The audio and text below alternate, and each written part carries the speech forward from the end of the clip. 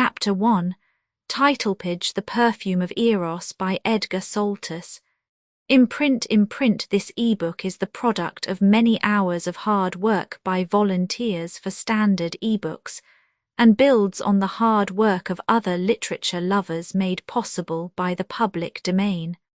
The source text and artwork in this ebook are believed to be in the United States public domain. That is, they are believed to be free of copyright restrictions in the United States. They may still be copyrighted in other countries, so users located outside of the United States must check their local laws before using this ebook. The creators of and contributors to this ebook dedicate their contributions to the worldwide public domain via the terms in the CC01. 0 Universal Public Domain Dedication. For full license information, see the uncopyright at the end of this ebook. Standard eBooks is a volunteer-driven project that produces ebook editions of public domain literature using modern typography, technology, and editorial standards, and distributes them free of cost. You can download this and other ebooks carefully produced for true book lovers at Standard Books. Org. The facts in the case I. A man of fashion, a man of fashion royal, said the man's mother that evening, "Are you still thinking of Fanny Price?" It was in Gramercy Park. As you may or may not know, Gramercy Park is the least noisy spot in the metropolitan Bedlam. Without being unreasonably aristocratic, it is sedate and what agents call exclusive. The park itself is essentially that. Its design is rather English. The use is restricted to adjoining residents. About it is a fence of high iron. Within are trees, paths, grasses, benches, great vases and a fountain, but none of the usual loungers, none of the leprous men, rancid women and epileptic children that swarm in other New York squares. Yet these squares are open to all. To enter this park you must have a key. By day it is a playground. Nursemaids come there with little boys and girls, the subdued, undemonstrative, beautifully dressed children of the rich. At night it is empty as a vacant bier. In a house that fronted the north side, Royal Loftus lived with his mother, a proud, arrogant woman socially known to all but who socially knew but few. Behind her in the shade of the family tree was her dead lord, Royal's father, and more impressively still, the latter's relatives, the entire Loftus contingent, a set of people super-respectable, supernally rich. She too was rich. She wore a wig, walked with a staff, spoke with a Mayfair intonation in a high-pitched voice, and in the amplitudes of widowhood and wealth, entertained frequently, but cared only for her son. On this evening the two were seated together in a drawing-room that faced the park. The walls, after a fashion of long ago, were frescoed. The ceiling, too, was frescoed. The furniture belonged also to an earlier day. The modern note in the room was the absence of chandeliers and the appearance of Royal Loftus, who, in a Paris shirt and London clothes, was contemplating his painted nails. At his feet was an Ardybill rug which originally had cost a small fortune and now was worth a big one. In allusion to it, a girl to whom he had handed out the usual "You don't care for me," had retorted, "Not care for you? Why, Royal, I worship the rug you tread on." That girl was Fanny Price. "No," he answered in reply to his mother's question. The answer was strangely truthful. Fanny Price had tantalized him greatly. Semi-continuously he had thought of her for a long time, but not matrimonially. To him matrimony meant always one woman more and usually one man less. He had no wish to dwindle. When he was 50 he might, perhaps, to make a finish, marry some girl who wanted to begin. But that unselfishness was remote. He was quite young. What is worse, he was abominably good-looking. Fancy Aramis in a Piccadilly coat, that was the way he looked. His features were chiselled. On his lip was a moustache so slight that it might have been made with a crayon. His hair was black, his eyes were blue. Where they were not blue they were white, very white. They were wonderful eyes. With them he had done a great deal of execution. At the time they rather haunted a young woman who moved in another sphere and whose acquaintance he had made quite adventurously. The name of this young woman was Marie Durand. It was of the latter, not of Fanny Price, that he was thinking. No, he repeated. But was it for Annandale that you asked her for tonight? How perfectly absurd of you, Royal. Have you forgotten that he is in love with Sylvia? I asked her partly for you, partly for Orr. Is he coming too? Good Lord, it is going to be ghastly. But at the side of the room a portiere was being drawn and a servant announced. Miss Waldron, with the charming manner of the thoroughbred New York girl, a young woman entered. She was tall, willowy, with a face such as those one used to see in keepsakes, delightful things which now, like so many other delightful things, are seen no more. As she approached Mrs. Loftus, who had risen to greet her, she made a little courtesy. "Sylvia, this is so dear of you, and is your mother very well?" Again the portiere was drawn. A voice announced, "Miss Price." Then there appeared a girl adorably constructed too to be adored. She was slight and very fair. Her mouth resembled the red pulp of some flower of flesh. Her eyes were pools of purple, her hair a turban of gold. Cannibalistically Loftus looked the delicious apparition up and down. He could have eaten it. "Mr. Annandale," the voice announced. A man, big and blond, with a cavalry moustache and an amiable, aimless air, strolled in. "Mr. Melanchthon Orr." On the heels of Annandale came a cousin of Miss Waldron, a lawyer by trade, a man with a bulldog face that was positively attractive. There were more how-do-you-dos, the usual platitudes, interrupted by the opening of doors at the further end of the room, where a butler, a squad of lackeys behind him, disclosed himself in silent announcement of dinner. After the general move which then ensued and hosts and guests were seated at table, Orr created an immediate diversion by calling to Fanny Price and telling her that shortly she was to marry. "Yes," he continued, "and my cousin Sylvia is to marry also, though not so soon, but either Annandale or Royal will never marry at all." Bombarded by sudden questions, Orr gazed calmly about. "How do I know? Miranda told me, Miranda the spook. She charged $5 for the information. If you like to make it up to me, I shall not mind in the least. On the contrary. You see, Mrs. Loftus," Orr added, turning to his hostess, "I happened, when I went to her, to have your very kind invitation for this evening in my pocket, and as she wanted something to psychometrize, I gave her that." She held it to her forehead and said, "I see you in the house of an elegant lady. That is you, Mrs. Loftus. Yes, there is no doubt about it, and there are present 2 young ladies, one fair, one dark, and 2 gentlemen. One of the gentlemen will never marry, but the dark young lady will marry in 2 years, and the fair young lady in 1. $5. Thank you. Next.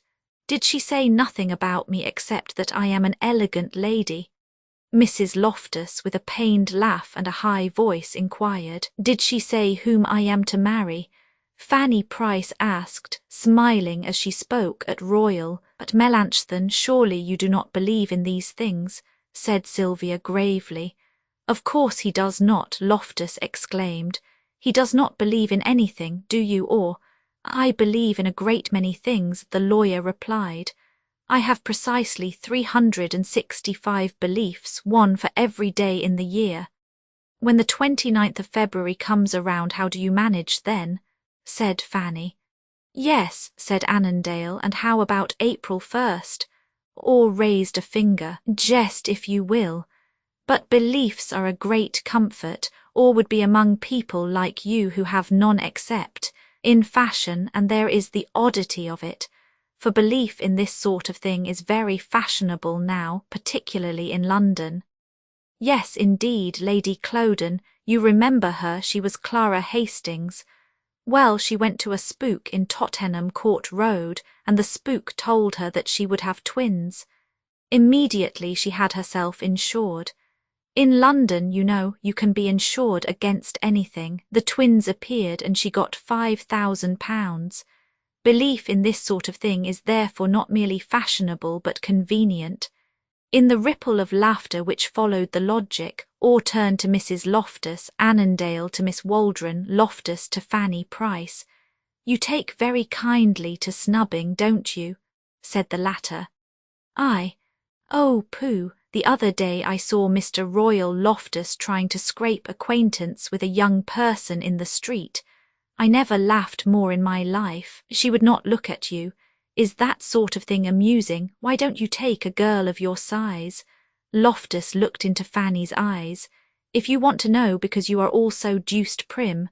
"Ah," and Fanny made a tantalizing little face, showing as she did so the point of her tongue. "Now tell me what makes you think so." Across the table Annandale was talking to Sylvia Waldron. His manner was rather earnest, but his utterance had become a trifle thick.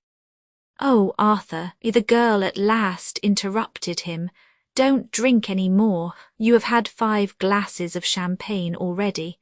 Heroically Annandale put his glass down. "Since you wish it, I won't, but it does not hurt me. I can stand anything. I am afraid it may grow on you." Annandale laughed. "Grow on me," he repeated. "I like that. Why, I am cultivating it." Miss Waldron laughed too. "Yes, but you know you must not. I won't let you." Then at once, with that tact which was part of her, she changed the subject. "Doesn't Fanny look well tonight?" "Very. She is the prettiest girl in New York, but you are the best and the dearest. What is more, you are an angel. To you I want to try to be." "Only," resumed Annandale with a spark of the wit which is born of champagne, "don't try to be a saint, it is a step backward." "Yes, Mrs. Loftus, Orr was saying, Miranda is fat, very fat. All mediums are. The fatter they are, the more confidence you may have."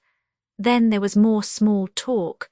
Courses succeeded each other. Sweets came and went. Presently Mrs. Loftus looked circuitously about and slowly arose. When she and the girls had gone and the men were reseated, Loftus turned to Orr. "Did the spook say anything else?" Orr was selecting a cigar from a cabinet on wheels which a servant trundled about.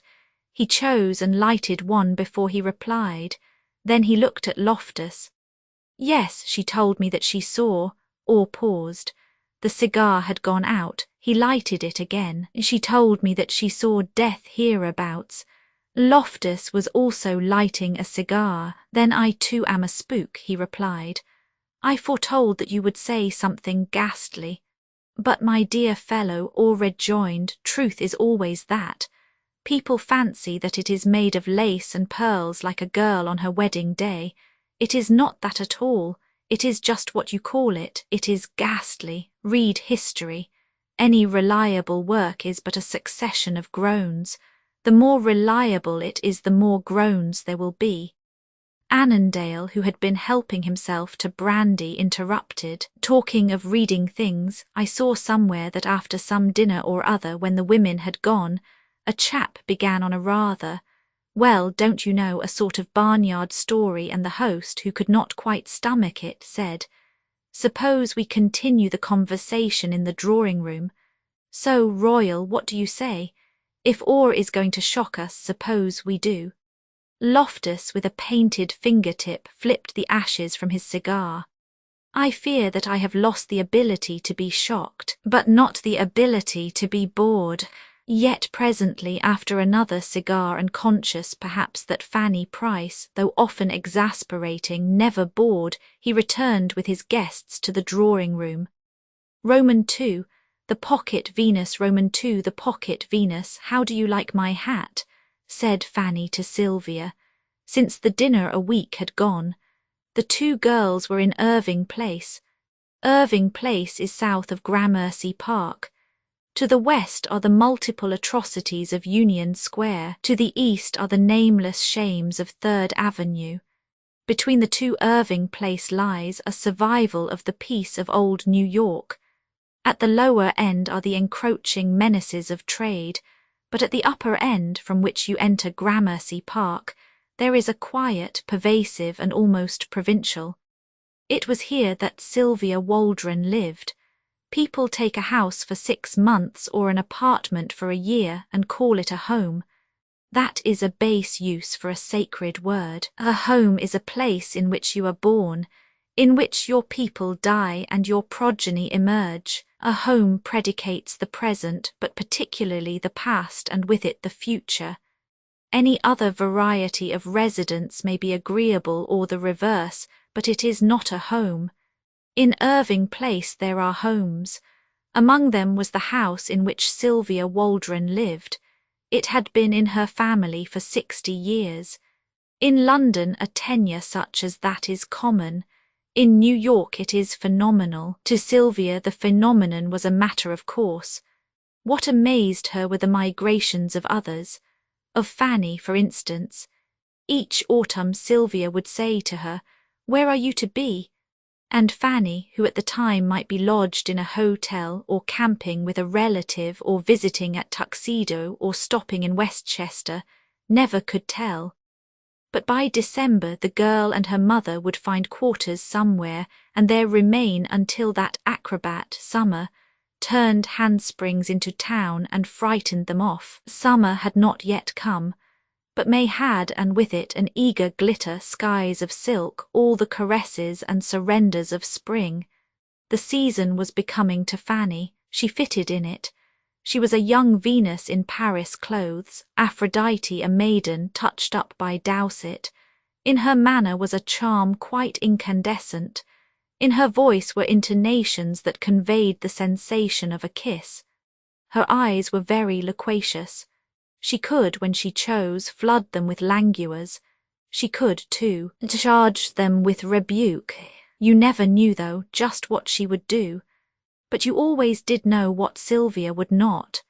Sylvia suggested the immateriality that the painters of long ago gave to certain figures which they wished to represent as floating from the canvas into space. You felt that her mind was clean as wholesome fruit, that her speech could no more weary than could a star, that her heart, like her house, was a home.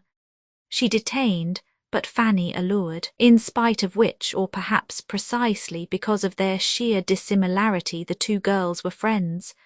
But association weaves mysterious ties. It unites people who otherwise would come to blows. Fanny and Sylvia had been brought up together. The mesh woven in younger days was about them still, and on this particular noon in May they made a picture which, while contrasting, was charmful. "You really like my hat." The hat was grey.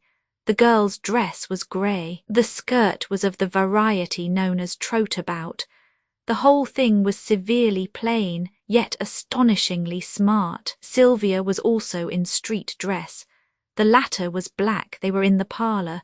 For in New York there are still parlours, and why not? A parlour or parloir is a talking place, yet in this instance not a gay place. It was spacious, sombre, severe.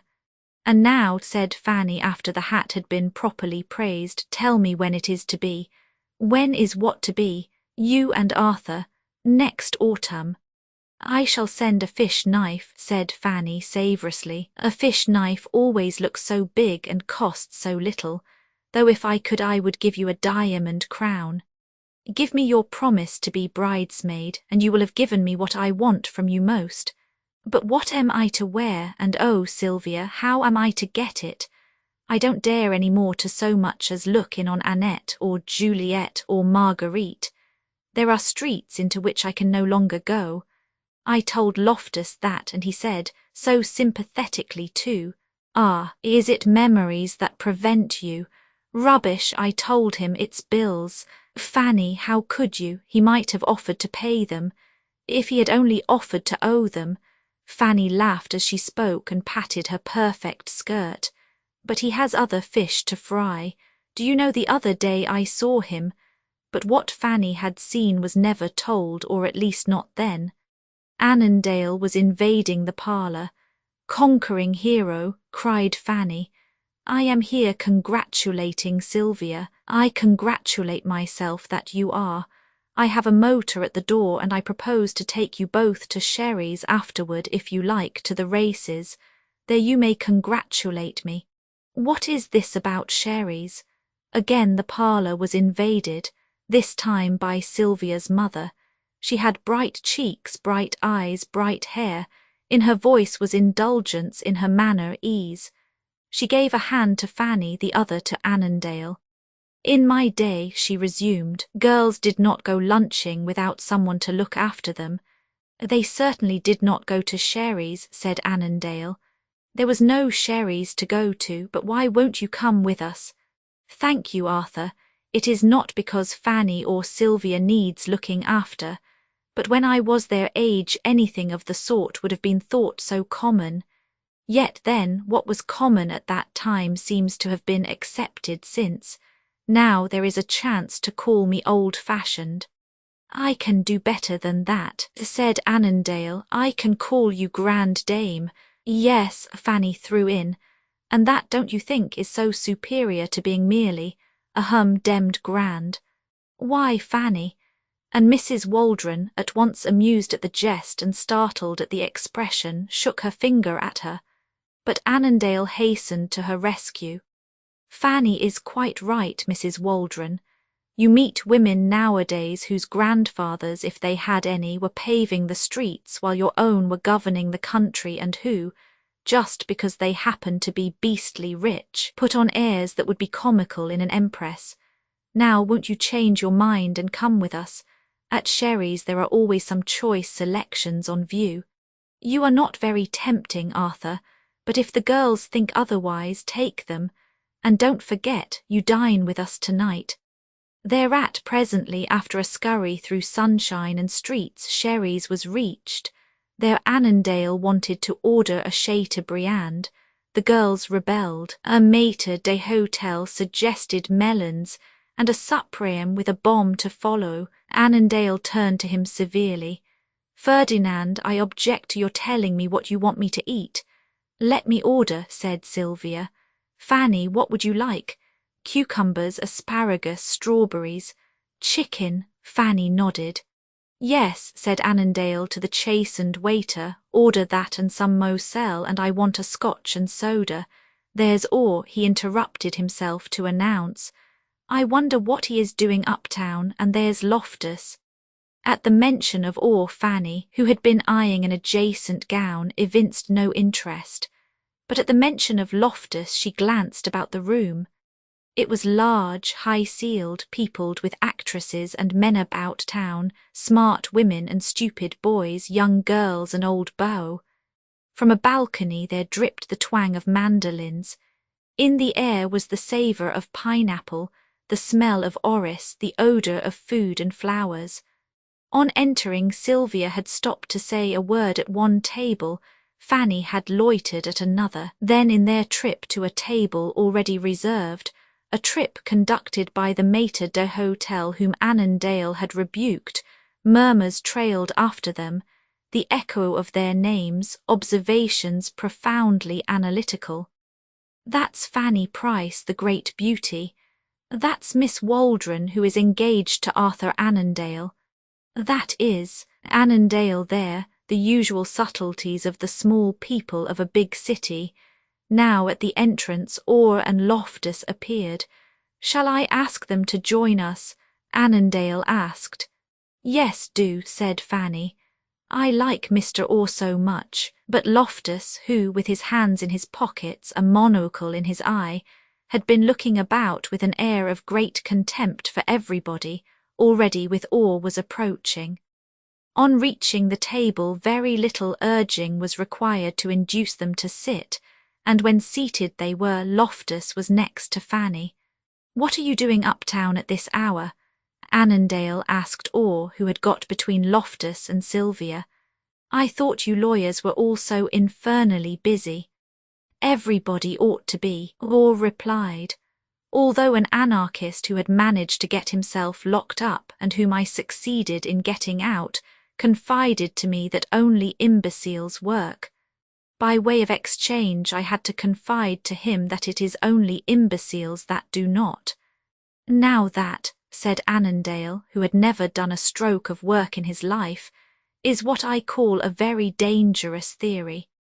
A theory that is not dangerous or retorted can hardly be called a theory at all. With superior tact Sylvia intervened. But what is anarchy, Melanchthon? Socialism I know about, but anarchy. To put it vulgarly, I drink and you pay. But suppose I am an anarchist, then Sherry pays.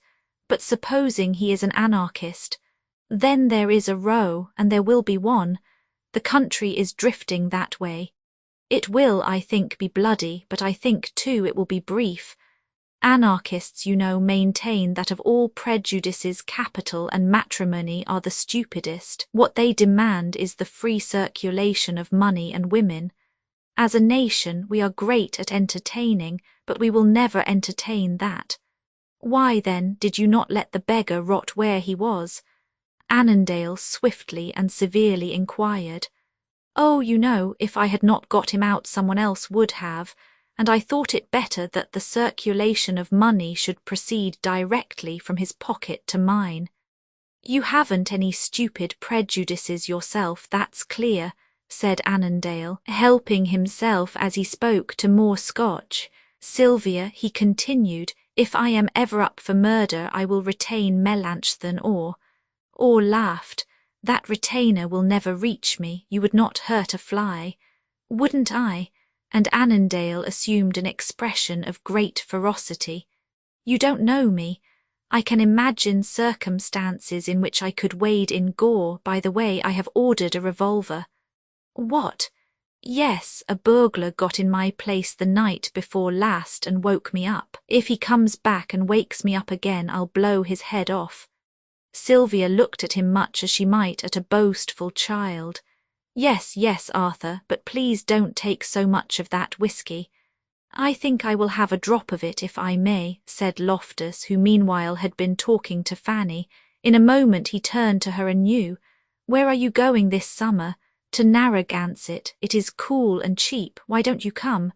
It is such a beastly hole. Well, perhaps, but do you think you would think so if I were there? That would rather depend on how you treated me. You mean, don't you, that it would rather depend on how I let you treat me? Fanny, as she spoke, looked Loftus in the eyes and made a face at him. That face Loftus, after a momentary interlude with knife and fork, tried to mimic. If a chap gave you the chance you would drive him to the devil. On Fanny's lips a smile bubbled. She shook her pretty head. No, not half so far, not even so far as the other end of Fifth Avenue where I saw you trying to scrape acquaintance with that girl. Apropos, you might tell me, how are matters progressing? Has the castle capitulated? I haven't an idea what you are talking about. That's right. Assume a virtue though you have it not, it's a good plan. It does not appear to be yours. Appearances may be deceptive, and even may not be. Sylvia interrupted them. What are you two quarrelling about? Mr. Loftus does not like my hat. Don't you like it, Mr. Orr? I like everything about you, everything, from the crown of your head to the soles of your feet. There, exclaimed Fanny. That is the way I like to have a man talk. It is dreadfully difficult, Loftus threw in. You seem to find it so, Fanny threw back. Sylvia raised a finger. Mr. Loftus, if you do not stop quarrelling with Fanny, I will make you come and sit by me. If I am to look upon that as a punishment, Miss Waldron, Loftus with negligent gallantry replied, what would you have me regard as a reward? Arthur, Arthur, Fanny cried. Did you hear that? This man is making up to Sylvia. But Annandale did not seem in the least alarmed. He was looking about for Ferdinand. Here he began when at last the waiter appeared. You neglect us shamefully. We want some more Moselle and more Scotch." "None for me," said Loftus, rising. "I have an appointment." "Appointment," Fanny announced, "is very good English for rendezvous. And taisez-vous, mademoiselle, is very good French for I wish it were with yourself." "I have not a doubt of it." "Fanny," Sylvia objected, "you are impossible." "Yes," Fanny indolently replied. "Yet then to be impossible and seem the reverse is the proper caper for a debutante. Heyo, I wish girls smoked here. I would give a little of my small change for a cigarette. Are you really off, Royal? Well, my love to the lady. Roman 3, the ex-First Lady Roman 3, the ex-First Lady Loftus, letting himself into a hansom, sailed away.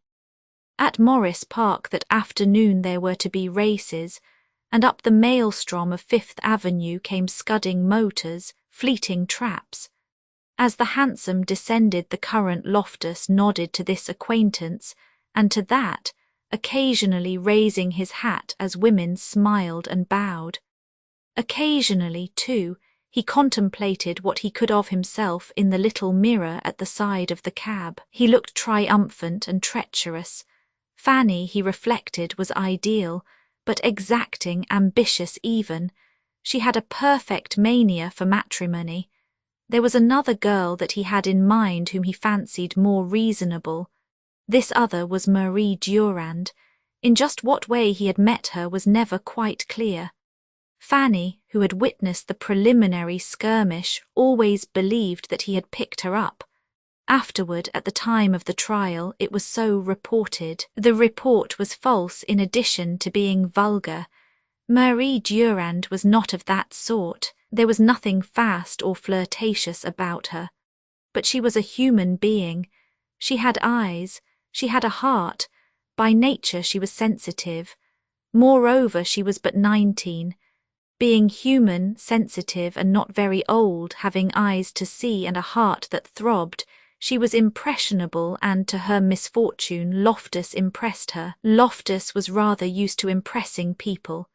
He saw the girl on Fifth Avenue, followed her home, learned her name, or thought he did, and sent her flowers every day until he saw her again, when he presumed to accost her.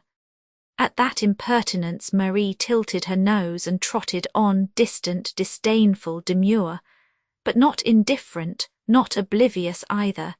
Often she had seen him, occasionally on a high drag behind a piebald four-in-hand. In crowded Fifth Avenue drags, with or without piebalds, are infrequent. This drag Marie had seen not merely tooling along the street but pictured in the press, with, of course, full accounts of the driver. As a consequence she knew who he was, knew that he was one of the rich young men of New York and that he moved and had his being in the upper circles. Marie's own sphere of life was obscure. She lived with her father in Gay Street. Her father, a tailor by trade, was a naturalized Frenchman. A gaunt Gaul who had a sallow face, walked with a stoop, complained of his heart and adored his daughter. To him she was a pearl rather, for though he had been long in New York and spoke English well, he had never quite acquired the accent. Marie spoke English without any accent whatever. She also spoke French, sang in it too, sang in Italian, and with a view to the lyric stage, or more exactly, with the hope of studying for it abroad, was, at the time when this drama begins, taking lessons in what is termed the bel canto. But her aspirations, in so far as they concerned Europe, her father was unable to gratify. He could not let her go alone, and he could not afford to throw up what he called his beastness. Here, then, was this girl, pretty as a picture, with a lovely contralto voice, with aspirations entirely worldly, with wings, you might say, cooped in Gay Street, spiritually and mentally starved there. Gay Street lies back of Jefferson Market. In shape a crescent, it curves briefly in a lost and dismal way through a region which, though but a block or two from Fifth Avenue, is almost squalid. At one end of its short curve is a saloon, at the other an apothecary. It was from this apothecary that Loftus learned Marie's name, or thought he did, for inadvertently the man got things mixed as his drugs and supplied Loftus with the name of a young woman who lived in a house next to the one in which Loftus had seen the girl enter. What is more interesting is the fact that, though while he was following her there, she had looked neither to the right nor to the left or anywhere save straight ahead, she had been fully aware that he was behind her. How? We cannot tell. It is one of the mysteries of femininity. But once safely in, boldly she peeked out. Loftus was crossing the street. Presently he entered the shop. For what, it did not take Marie more than a minute to conjecture. Later in the day a motor van appeared in that street. On it was the name of a Broadway florist. Since the memory of man never before had such a thing happened. From the van a groom had hopped, and if you please, with roses. That too was phenomenal. Yet thereafter every day for a week there was the motor, the groom and flowers at $1.50 apiece. The recipient of these attentions was Miss Rebecca Cohen, the daughter of Mr. Abraham Cohen, who also, like Marie's father, was a tailor. Marie saw the van, divined the mistake, and being as full of fun as a kitten, greatly enjoyed the continued humour of it. For still into that sordid street the flowers poured. Every day, to the unhallowed surprise of Mr. Cohen, and to the equal bewilderment of his offspring, a box of radiant roses was handed out. In that surprise and bewilderment the neighbourhood joined. Scandalised at the scandal, Cohen questioned the groom, questioned the chauffeur. He might have saved himself the trouble. Then he inquired at the florists, but there no one could be found who knew anything all about anything whatever. Already he had questioned Rebecca. It seemed to him that in spite of her protests she must be engaged in some fathomless intrigue. But Rebecca, whose commercial instinct was beautifully developed, not only protested but appeased. She told her father that the roses were worth money. Furthermore, that which is worth money can be sold. Thereupon sold they were, but quite as inexplicably as the van had appeared so did its visit cease. When that happened, Mr. Cohen felt and declared that he was robbed. He had come to regard the roses as assets. Marie, meanwhile, whom the humour of the situation had amused, ended by worrying over it. She was a good girl, as such conscientious, and it troubled her at first only a little and then very much to think that Loftus must believe that she was knowingly accepting his flowers. Moreover, her father had commented upon them. In commenting he had wondered. Marie began to fear that Loftus might discover the mistake and turn in and inundate her. She did not know quite what to do. She thought of writing to him very distantly in the third person or else anonymously. But the letter did not seem to get itself framed. Then, from thinking of that, she fell to thinking of him. To see him she had only to close her eyes. Once he visited her in dream. He came accompanied by butterflies that fluttered about her and changed into kisses on her lips. Again she fancied him much sought after by ladies and became hotly and unaccountably vexed at the idea. It would be so lovely to really know him, she always decided. But she did not see at all how that ever could come about.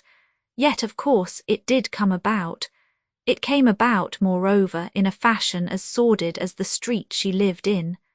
That street, though sordid, is relatively silent. It is beyond, in 6th Avenue, that you get a sample of real New York noise. The slam-bang of the trains overhead, the grinding grunt of the surface cars, the demon draymen, the clanging motors, the ceaseless crowds, collaborate in an uproar beside which a bombardment is restful.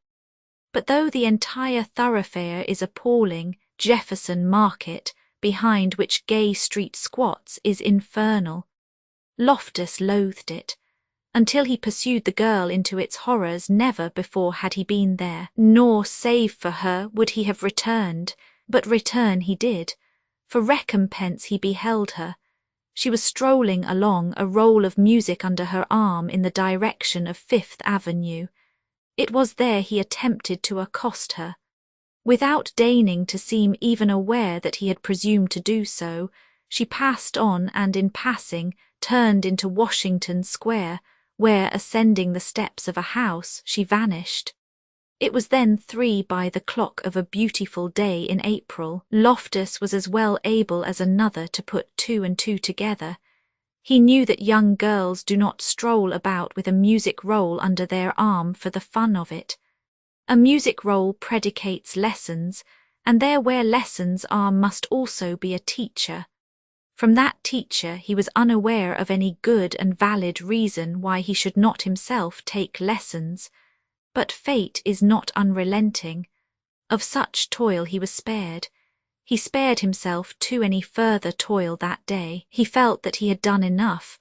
He had quarried the girl again, stalked her to what was obviously a boarding house. He turned on his heel. The next day he was back at that house, inquiring at the door. As a result, he was shown into a shabby back parlour where he made the acquaintance of Mme. Machin, a tired old Frenchwoman, who, with rouge on her yellow cheeks, powder on her pointed nose, confided to him that she had been prima donna, though whether assoluta or dissoluta she omitted to state, but her antecedents, her possibilities as well, Loftus divined at a glance, and while he was at it, divining too that, personally, she was no better, and financially no better off than the law allows, asked point blank about the Miss Cohen who had come there at 3 the day before. Learning then from the ex-First Lady that the girl's name was not Cohen but Durand, he damned the apothecary and offered $100 to be introduced. Poverty is not a crime, but it is rumoured to be an incentive, the crime which Loftus proposed to Mme. Machin is one which the code does not specify and the law cannot reach, knowing which the woman may have been guilty of it before and, the opportunity occurring, was guilty again, salving her conscience, if she had a conscience, with the convenient mon Dieu il faut vivre. Anyway, at the offer she did not so much as blink. She smiled very receptively and declared that she would be charmed. When, therefore, 2 days later Marie re-entered that shabby back parlour, she found Loftus there. Generally the girl and the ex-First Lady got to work at once, sometimes with the Brindisi from Lucrezia Borgia, sometimes with arias from Aida. Save themselves, no one was ever present. Now, at the unexpected spectacle of the man, the cream of the girl's delicate skin suffused. It was as though there were claret in it. She had not an idea what to do, and before she could decide, ceremoniously, with due regard for the pomps of etiquette, Loftus had been introduced. If abrupt, the introduction was at least conventional, and Marie, who had not the remotest suspicion that it was all bought and paid for, and who, if consciously startled, subconsciously was pleased, attributing the whole thing to accident and, flushing still, smiled and sat down. "I think," said Loftus, "that I have had the pleasure of seeing you before." At this inanity Marie looked first at him, then at the carpet. She did not know at all what he was saying, but in his voice was a deference, in his manner a sorcery, and in his bearing and appearance something that went to her head. It was all very novel and delightful, and she flushed again. "Yes," Loftus resumed, "and when I did see you I committed a very grave offence. Can you forgive me?" For countenance sake the girl turned to Mme. Machin, but the ex-First Lady, pretexting a pretext, had gone. "Can you," Loftus requested, "can you forgive?" Forgive indeed, had she not so forgiven that she had almost wished a renewal of that grave offence? She did not answer. It was her face that spoke for her, but the silence Loftus affected to misconstrue. "Couldn't you try?" "Yes." The monosyllable fell from her softly, almost inaudibly, yet for his purpose it sufficed. "Thank you, I hoped that you would. But will you let me tell you now how I came to behave as I did?" To this, timorously, with the slightest movement of her pretty head, the girl assented. "Because I could not help myself, because at the first sight of you I knew that I loved you, because I felt that I could never love anyone else." Marie started, she was crimson. Starting, she half got from her seat. Loftus caught at her hand, she disengaged it, but he caught at it again. "I love you," he continued, burning her with his words, with the contact of his fingers that had intertwisted with hers. "Look at me, I love your eyes, speak to me, I love your voice." But the door opened. Preceded by a precautionary roulade, the ex-First Lady reappeared. "Allons," she remarked to the ceiling, "et main-tenant Mademoiselle au travail." Loftus stood up, took Marie's hand again, held it a second, nodded at the woman. In a moment he had gone. "Au revoir," the ex-First Lady called after him. She turned to the girl. "A gallant monsieur, and good to look at." Then, seating herself at the piano, she attacked the Brindisi from Lucrezia. "Ah, the segreto," she interrupted herself to exclaim, "il segreto per essa feliz, the secret of happiness. Mais, there is but one, c'est l'âme, and with a gallant monsieur like that. And rich, c'est le rêve, n'est si pas mon enfant."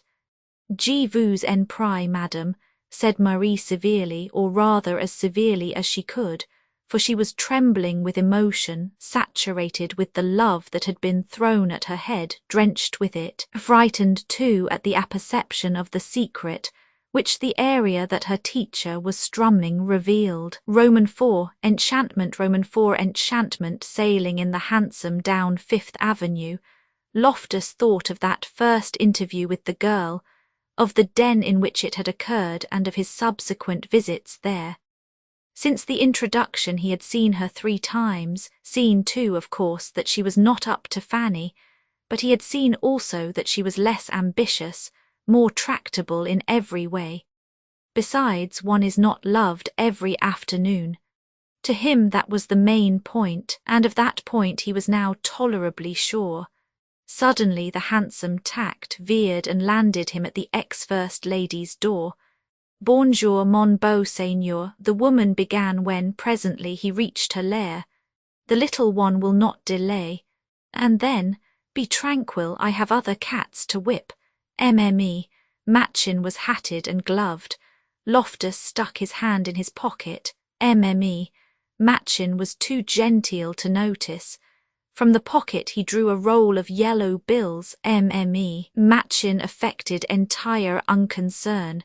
The bills he put in her paw. MME. Machin was so entirely unconscious of the liberty that she turned to the mantel, picked up a bag of bead, opened it, took from it a little puff with which she dusted her nose. Then the puff went back into the bag. With it went the bills. "I run," she announced. She moved to the door. There, looking at Loftus over her shoulder, she stopped. "You come again." For reply Loftus made a gesture. "Yes," said the woman. "Naturally it depends, but let me know, it is more commodious. Pas de scandale, eh?" To this Loftus made no reply whatever, but his expression was translatable into "What do you take me for?" "À l'aise," the ex-First Lady resumed. "I have confidence." She opened the door and through it vanished. Loftus removed his gloves, seated himself at the piano, ran his fingers over the keys, struck a note which suggested another and attacked the waltz from Faust. The appropriateness of it appealed to him. As he played he hummed. Then, passing upward with the score, he reached the Salve dimora, Faust's salute to Marguerite's home. But in the den where he sat the aria did not fit. He went back again to the waltz. Then, precisely as on the stage Marguerite appears, Marie entered. Loftus jumped up, went to her, took her hand. It was trembling. He led her to a sofa, seating himself at her side, her hand still in his. He looked at her. She had the prettiness and timidity of a kitten's grace as well. Like a kitten, she could not have been vulgar or awkward had she tried. but association and environment had wrapped about her one of the invisible yet obvious mantles that differentiate class from class. Loftus was quite aware of that. He was, though, equally aware that love is a famous costumer. There are few mantles that it cannot remove and remake. That the girl loved him he knew. The tremor of her hand assured him more surely than words. None the less he asked her. It seemed to him only civil, but she did not answer. The dinginess of the den oppressed him. It occurred to him that it might be oppressing her. Again he inquired. Only the tremor of the hand replied. "Tell me," he repeated. The girl disengaged her hand. She looked down and away. "Won't you?" he insisted. "I ought not to," she said at last. "But why?" With her parasol the girl poked at the carpet. "Because it is not right. It is not right that I should." But at once, with a little convulsive intake of the breath, she added, "Yet I do." Then it seemed to her that the room was turning around, that the walls had receded, that there was but blankness. His lips were on hers. In their contact everything ceased to be save the consciousness of something so poignant, so new, that to still the pain of the joy of it she struggled to be free. Kissing her again, Loftus let her go. Dizzily she got from the sofa. The parasol had fallen. Her hat was awry. To straighten it she moved to a mirror. Her face was scarlet. Instantly fear possessed her, fear not of him but of herself. With uncertain fingers she tried to adjust the hat. "I must go." But Loftus came to her. Bending a bit he whispered in her ear, don't go ever." Do what she might, she could not manage with her hat. In the glass it was no longer that which she saw, nor her face, but an abyss suddenly precipitate that had opened there. "No, don't go." Loftus was saying, "I love you and you love me." It was, though, not love that was emotionalizing her then, it was fear. A fear of that abyss and of the lower depths beneath. "Don't go," Loftus reiterated. "Don't, that is, if you do love me, and if you do, tell me, will you be my wife?" At this, before her, in abrupt enchantment, the abyss disappeared. Where its depths had been were parterres of gems, slopes of asphodel, the gleam and brilliance of the gates of paradise. "Your wife," the wonder of it was in her voice and marvelling eyes. "Come," taking her hand, Loftus led her to their former seat. But what? How can I be your wife? I am nobody. You are perfect. There is only one thing I fear." Loftus hesitated. Nervously the girl looked at him. "Only one," he continued. "I am not and never shall be half good enough for you." "Oh, never half enough." "Oh, how can you say that? It is not true. Could I care for you if it were? And you do. Don't you know it? Then don't go. Don't go from me ever." "But—" "Yes, I know, you are thinking of your father of whom you have told me, perhaps too of my mother of whom I told you. When she knows you and learns to love you as she wills, we can be married before all the world. We could now were I not dependent on her. Yet then am I not dependent too on you? Come with me and afterward." "I cannot," the girl cried. "It would kill my father." "You have but to wire him that you have gone to be married, and it will be the truth." "I cannot," the girl repeated. "Oh, what are you asking me to do?" "I am asking you to be my wife. What is the ceremony to you? What are a few words mumbled by a hired priest? Love, love alone is marriage. No, to you perhaps, but not to me. And the ceremony shall follow as soon as we can manage. Can you not trust me for that?"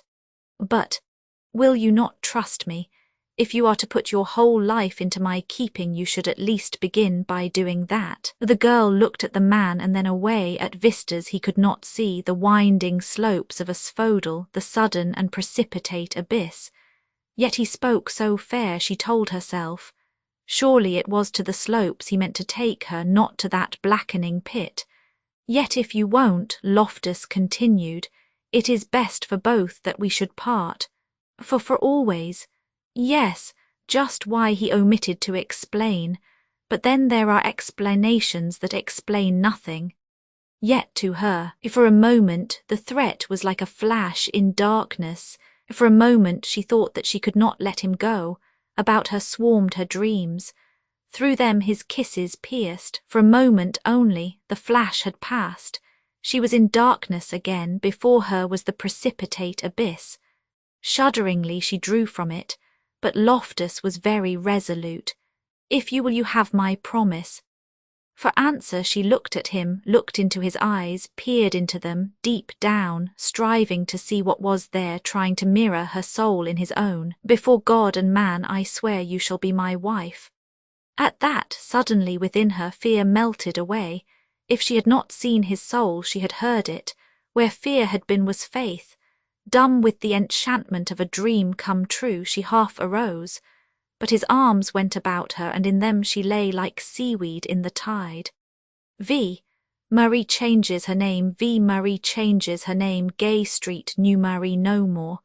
22nd Street made her acquaintance. There in the Arundel, an apartment house which is just around the corner from Gramercy Park, Loftus secured quarters for her. These quarters, convenient for him, to her were temporary. She regarded them as a tent on the road to the slopes.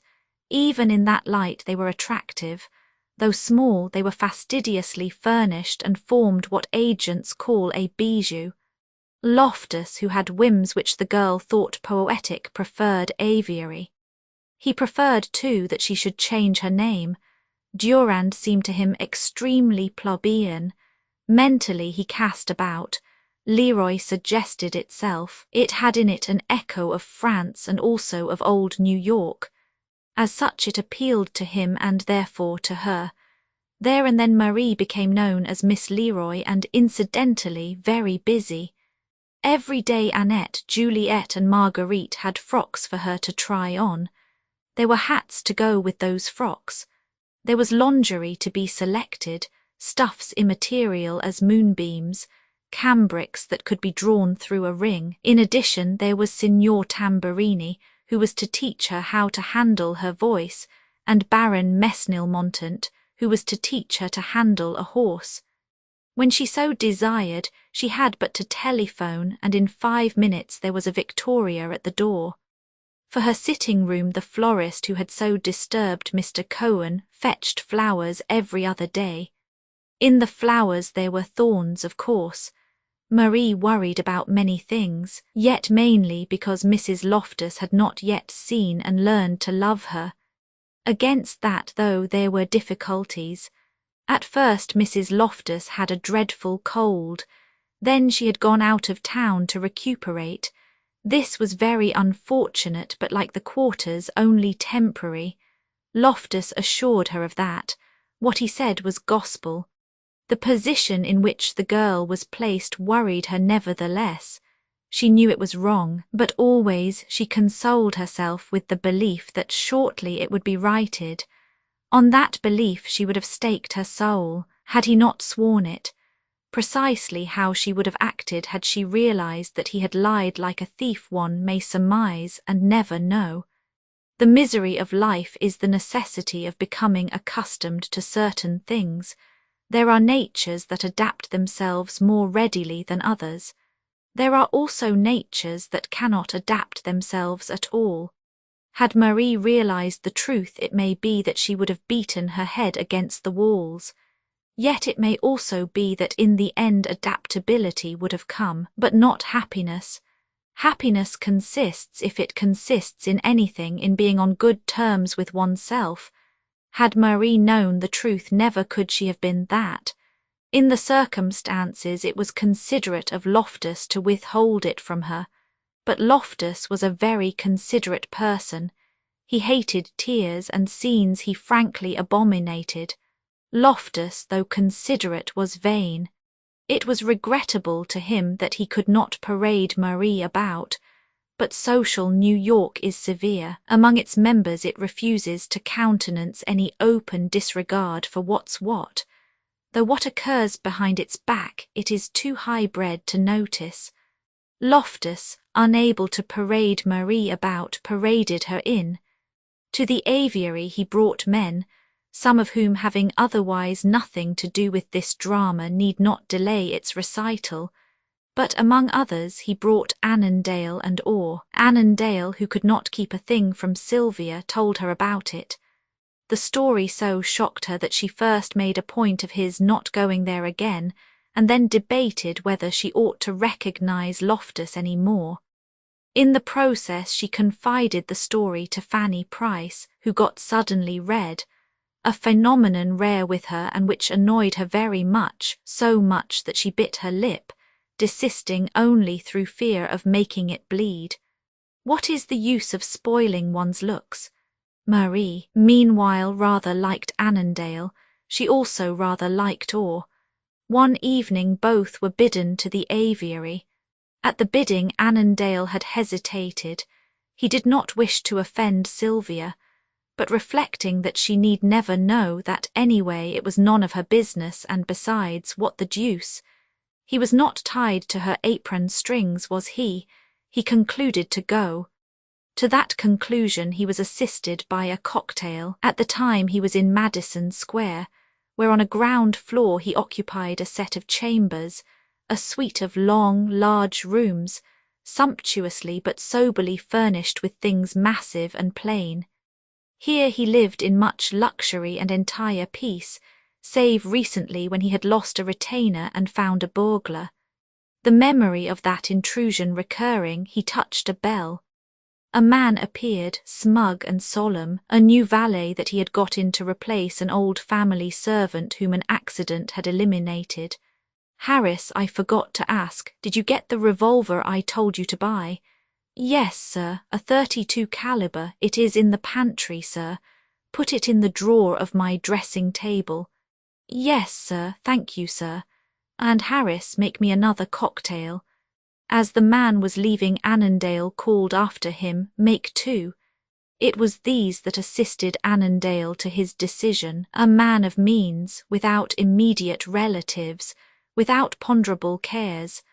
Under their influence he felt rather free to do as he saw fit. The bidding to the aviary, telephoned for him to Harris, was for that evening.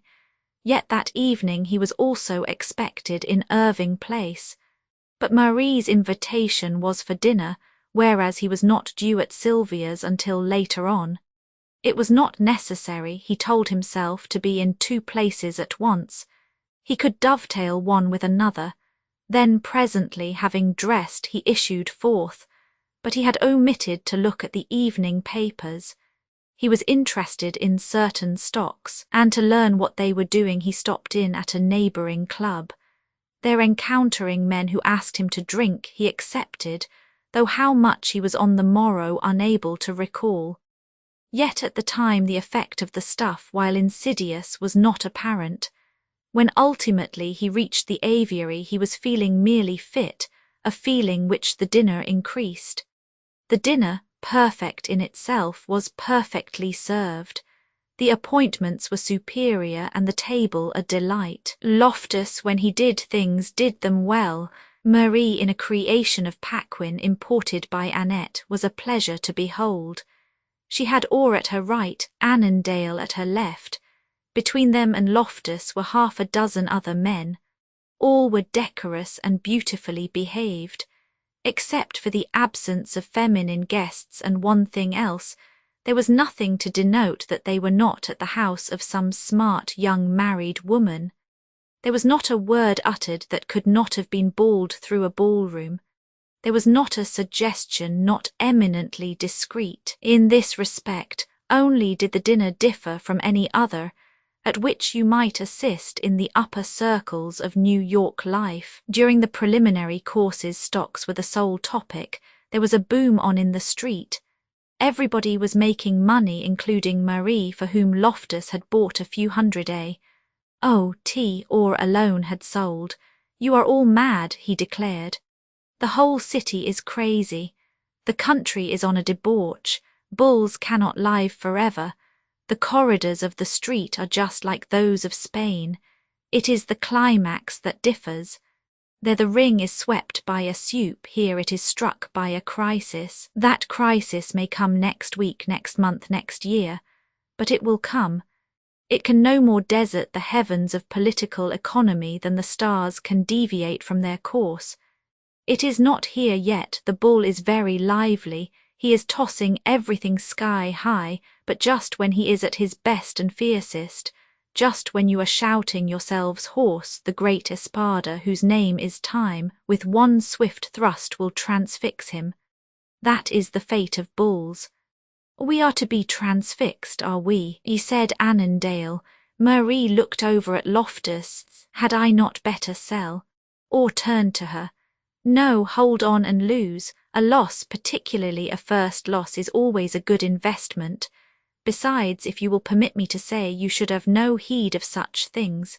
No, Miss Leroy, you should content yourself with continuing to be. A woman who does only that acquires a charm almost supernatural. This was the occupation of the young goddesses of old Greece. How delightful they were! The rose was their model. They had learned the secret of its witchery. They charmed and did nothing. To charm is never easy, but to do nothing is the most difficult of all things, as it is, too, the most intellectual. Yes, or added after a moment, it is also a thing which the rest of us sadly neglect. Oh, I say, Loftus threw in, it is not so long ago that I heard you maintaining that only imbeciles were idle, that everybody should have something to do. You are rather contradictory, don't you think? No, not a bit, and for the reason that then I was speaking of the generality of people and now of the exceptional few. The idleness of the imbecile is always imbecilic, but the dreams of a poet have spells that enthrall. Try to fancy a busy poet. You cannot. It is an anomaly at which the imagination balks. By the same token, you cannot fancy a useful Venus. You cannot fancy Psyche occupied with anything but love. Love is, or rather should be, woman's sole occupation. The perfume of Eros should be about them all. The perfume of Eros, muttered Annandale, to whom the phrase appealed. The perfume of Eros, he repeated and helped himself to wine. I say, or what the dickens is that? Only the motor force of the universe. What? Yes, indeed, it is the sublimate of love, and love is the source of human activity. It has no other. Without it, civilization would retrograde and society return to the woods. Love is the basis of tragedy, the woof of romance, the incentive of commerce, of crime too, of heroism as well. My, said Marie, whom the brief deluge of words amazed. My, I must get that off, Annandale muttered. In the sotto voce of thought he added to Sylvia. Obviously he had had his fill. He stood up, making an excuse, imperceptibility lurching as he did so. It was after 10. Long since coffee had been served. Or, too, got up. He thanked his hostess. The other men imitated him.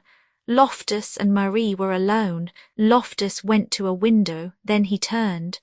Put on your hat, little girl, and we will go out, though after all I do not see that you need bother with a hat unless you prefer. I will do as you wish, dear. Presently they were in Lexington Avenue, a moment more in Gramercy Park. Loftus, after fumbling for his key, opened one of the little gates. Within was silence. Occasionally, from the pavement without came the sound of footsteps. Loftus and Marie seated themselves on a bench near the gate through which they had entered. Loftus was smoking. A boy passed, stopped, and sticking his nose through the railings, called, "Hi, mister, will you give me a light?" Loftus made no answer. The boy called again. "Will you, and a cigar with it?"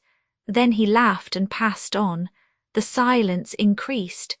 In the air was a fragrance, the clinging odour of the honeysuckle, the clean smell of fresh turf. Beyond, the great dim houses that front the park gave the place, and the hour an accent of their own. "I like it here," said Marie. "It is so elegant. Never let me hear you use that word again. It is provincial, suburban, and worse, it is shop-girl." "Yes, dear. This evening I saw you eat an ice with a spoon. Never do that, use a fork." Yes, dear.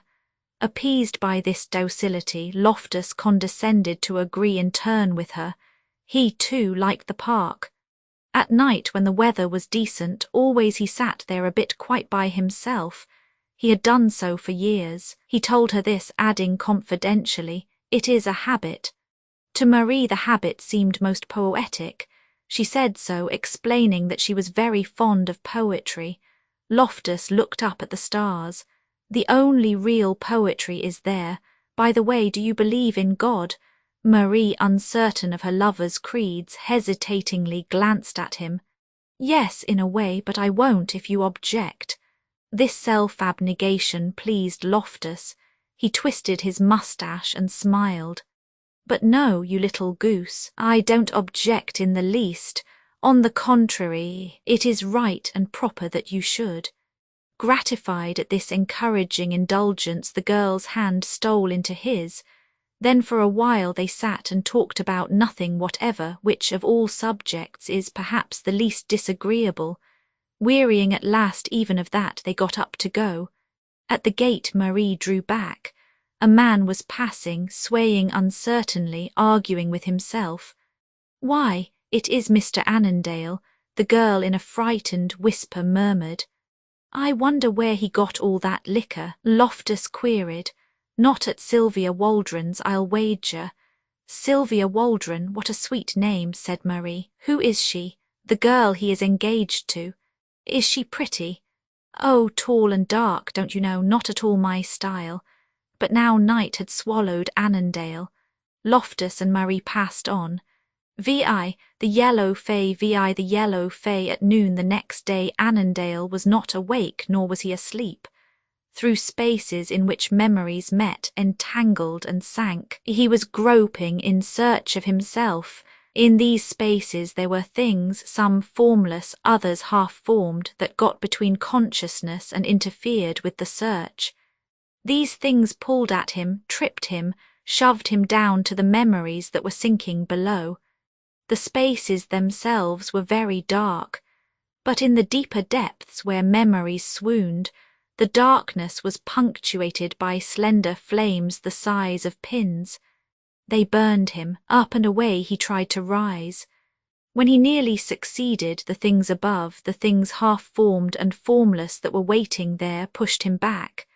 Again he tried, but the darkness was thick, the depths were thunderous, the things above pounded on his head, the thin flames lapped at him. A force took and lifted him high, very high, and suddenly dropped him. In the abrupt descent he clutched at the things, but he was whirled through them to receding planes and up again, higher, still higher. There a ray filtered, in the light of which a memory staggered. He saw himself drinking in the rooms of that girl of Loftus. From there he passed into blankness, at the end of which stood Sylvia, her face white and drawn. The vision vanished. Then it seemed to him that he was drinking with a fat man who had prominent teeth which he took from his mouth and changed into dice. But where? In hell, perhaps. Annandale was uncertain. He knew merely that he had been beastly drunk and that his head was simply splitting. It continued to split. Hours later, sedatives and his servant aiding, the splitting ceased.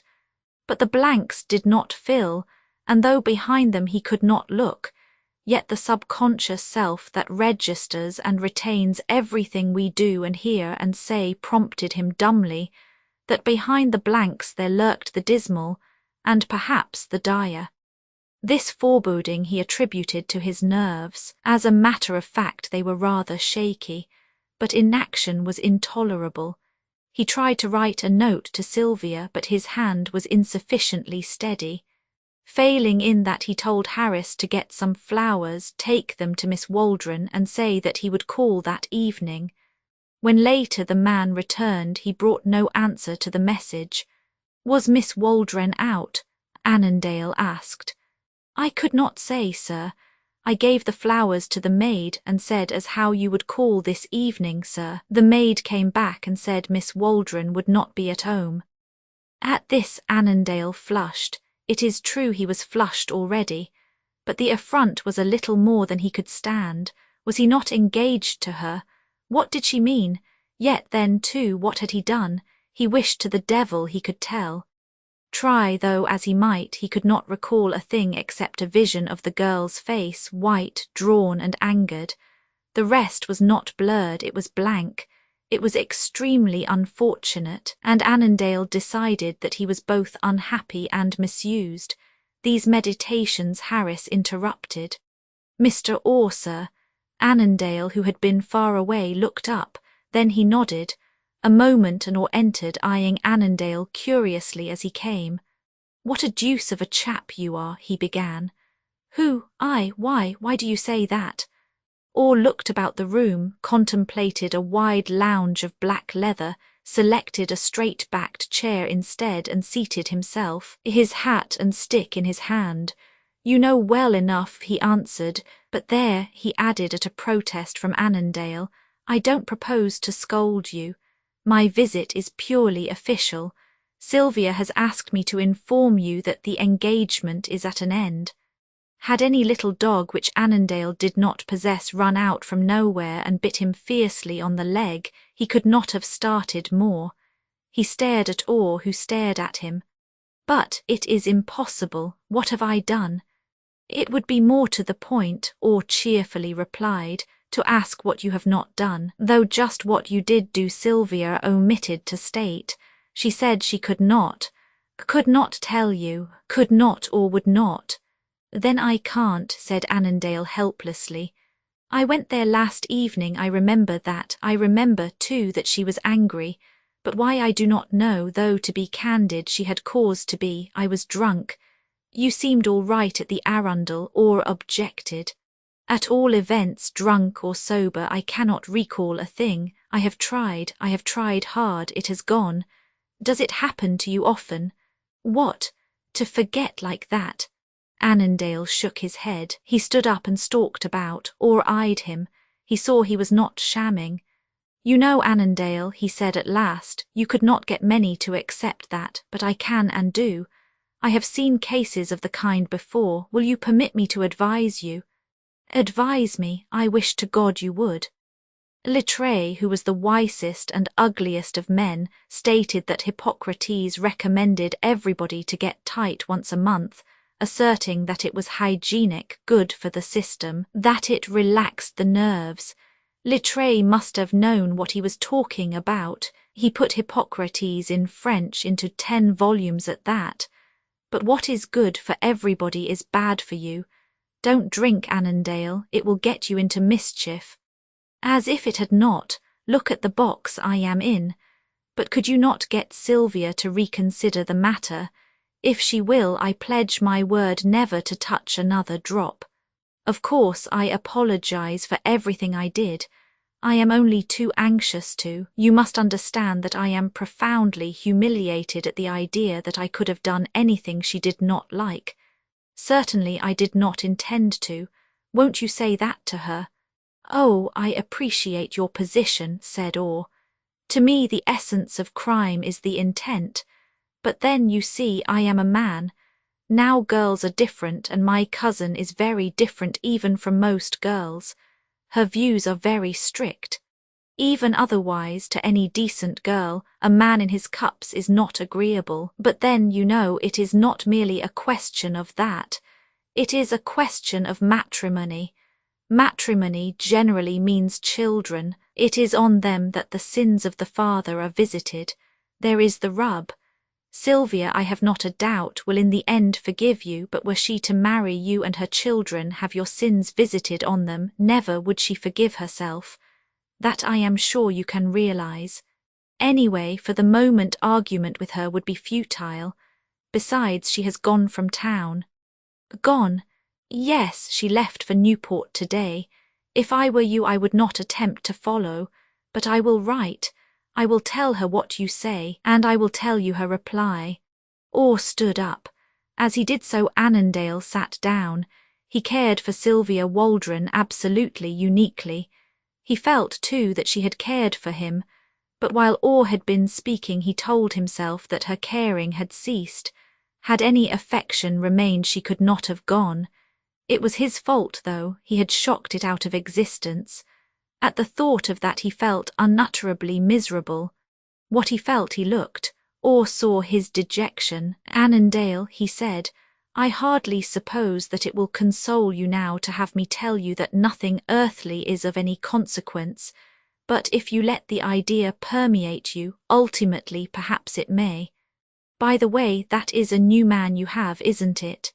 In the wreckage amid which Annandale was floundering, the question was like a rope. He caught at it and swam up. "Who? Harris? Yes, the other poor devil I had was run over and died in an ambulance, or tapped at his foot with his stick." "I may be in error," he said, "but I think I have seen him before. Then it must have been in London. He has been here only a short time. He tells me he used to be with Catty."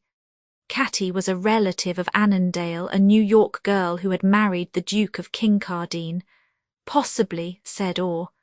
"Well," he added, reverting to the episode that had brought him there, "I am sorry for all this, I know you are. I will write to Sylvia and tell her so." "Please do." Annandale stood up and accompanied him to the door. When he turned, life seemed blank as the blanks of the night. Romans 7, Sweetan 20, Romans 7, Sweetan 20. What Sylvia replied to Orr's communication, whether indeed she replied at all, Annandale was not informed. He himself wrote to her. The letter was long, it was also abject, but he got no answer. He wrote again. The result was the same. Then both at her and at himself he rebelled. He had supped on humiliations. He had no appetite for more. With some bravery, yet without bravado, he tore a leaf from his life and on it wrote Finney's. The epitaph was figurative, but he thought it final. He thought that he could dictate to fate. It is a mistake that many make. Presently it surprised him to find how laborious is the task of putting people out of your life. If you have cared for them, they will come back.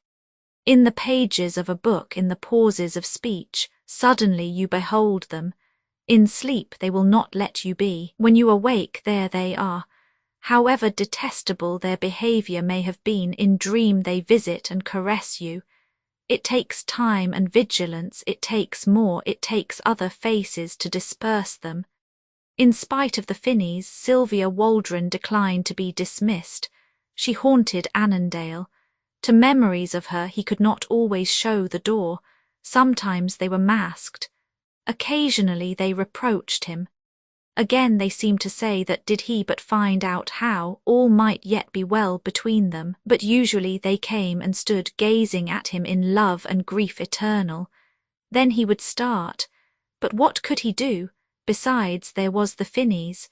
June meanwhile had come and gone. Summer, with a frenzy quasi-maniacal, had battened on the town.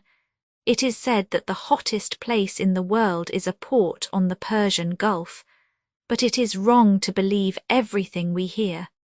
When New York decides to be hot, the temperature of the Persian port must be agreeable by comparison. One fetid noon Annandale fled. When he stopped it was at Narragansett. Before August comes and with it the mob, Narragansett is charming. There is a mile of empty hotels, a stretch of sand fine as face powder, a heaving, heavenly desert of blue and an atmosphere charged with ozone and desire. In August the hotels are packed. The stretch of sand is a stage. Every day a ballet is given there. The coryphees are the prettiest girls in the world, girls from Baltimore, girls from Philadelphia, girls from everywhere, girls with the Occident in their eyes and lips that say, "Drink me." At high noon from the green room of the bathhouses, Sweetan 20 floats down, clasps the sea to the hum of harps, breasts the waves to the laugh of brass and re-emerges to the sound of trumpets. After the dip, other diversions. Primarily flirtations on the lawns, later polo at the country club, at night dancing in the ballrooms, more flirtations on the galleries of the casino, supper on the terrace below. The terrace resembles, or more exactly on this particular summer did resemble, a roof garden on the ground floor. From a kiosk, a band of Hungarians distributed selections of popular rot, sometimes their own delirious czardas.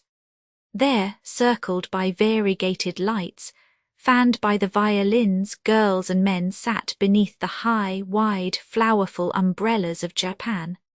Sometimes some of them, wearying of that, wandered into silences and shadows and lingered there, occupied with the crops, with strikes and other subjects of national interest which young people always discuss when holding hands in the dark. To Newport, which squats disdainfully over the way, this is all too free and easy. To Annandale it was distressing. Everywhere there was love, yet none for him. He had come to the pier, as Narragansett is locally termed because of Newport's propinquity. If Sylvia so much as signalled, he could join her at once. As yet no signalling was apparent. In its place was an influx of a reflection of fashion. The influx made Annandale swear. He hated to be seen stalking moodily about. He hated still more to have the rupture of his engagement discussed. The ballet on the beach irritated him. He told himself that he had come to the wrong shop. One day he thought of joining friends in Canada. The next he thought of joining friends who had gone abroad. The day after he thought that still he might be signalled. In these uncertainties he loitered, annoyed but sober. Since the visit from Orr he had not touched a drop. Then it so fell about that one evening he looked in at a dance at the casino. Madness was in the air. The savours of the sea, the tonic of the dip, the stare of the harvest moon go to the head, stir the heart, excite the pulse in a manner really Bacchaxian. Madness is contagious. It seemed particularly catching that night. The hall was filled, the gallery flushed. On a stage at the end of the ballroom, musicians were tossing out in trailing rhythm the sorcery of Il Bacio, the invitation of the Saint Vierges, the muffled riot of El Capitan. To these incentives couples turned. Beneath the gallery where Annandale stood there was a vision of white arms, bare necks, slender waists circled by the blackness of men's sleeves. 300 girls and men were waltzing together, interchanging partners, clasping hands, gazing into each other's eyes. Behind Annandale a group had gathered. They were talking, yet of what he did not heed.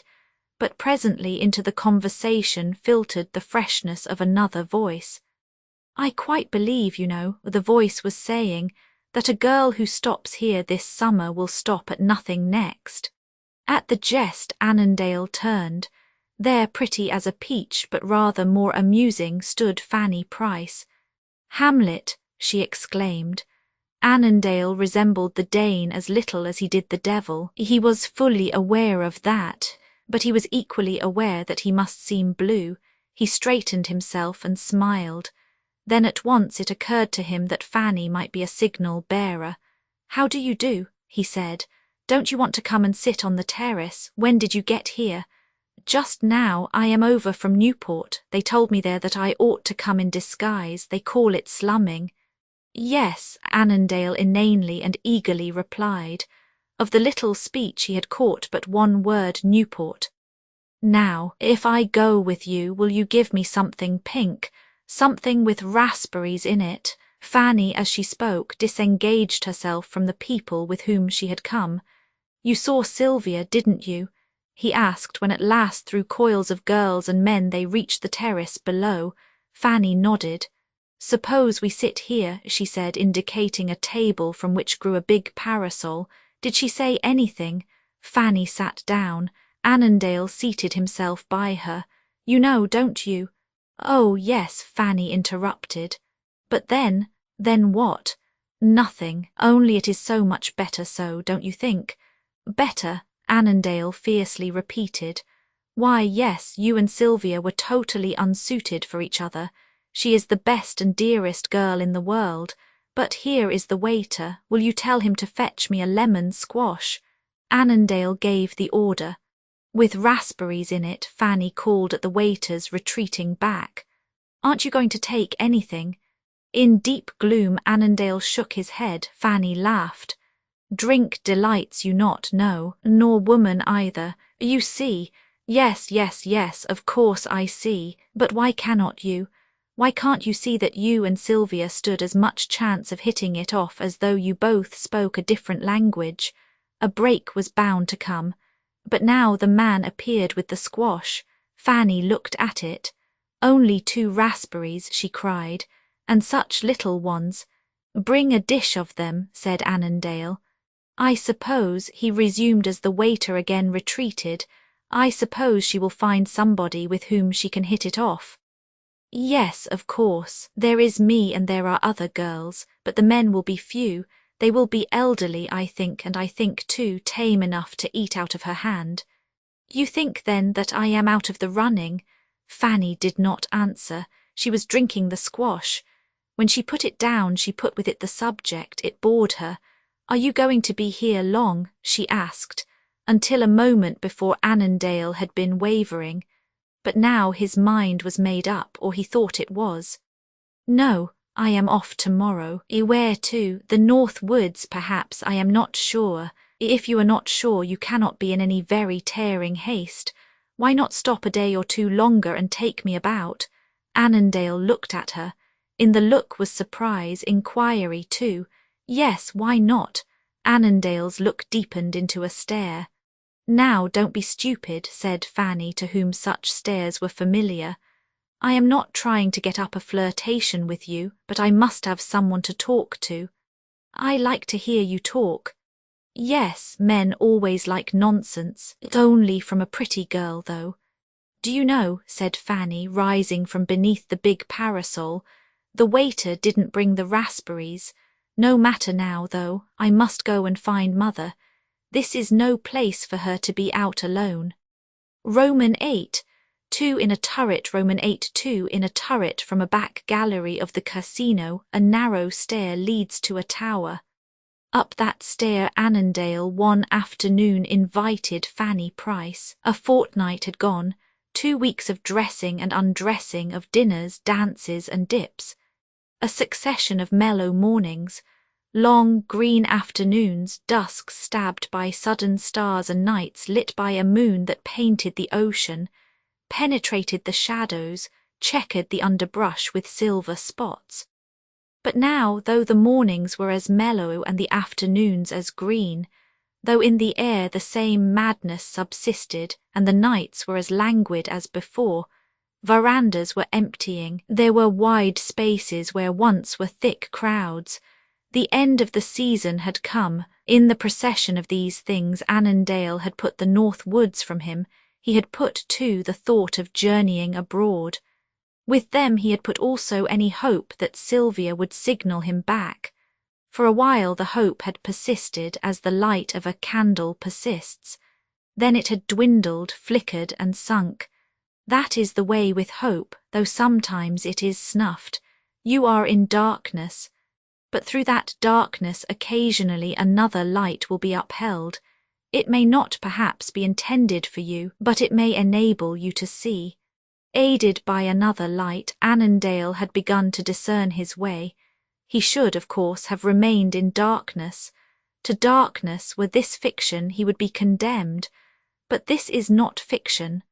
The drama with which these pages deal is documented from life. It was Fanny who held the light. During the month that had gone he had been almost constantly at her side. The fact that one light may be replaced by another had not at first occurred to him. Presently the ease with which such substitution can be effected had mystified him very much. He was not prepared for anything of the kind. He had arranged to be a gloomy, disappointed man. He kept telling himself that if Sylvia had stuck to him, he would have been true to her his whole life through. But she had not stuck to him, and the withdrawal of herself had left existence so empty that, unknown even to him, nature had been filling the vacuum which she abhors. In this, nature had been greatly aided. Fanny Price was a remarkably fetching young girl.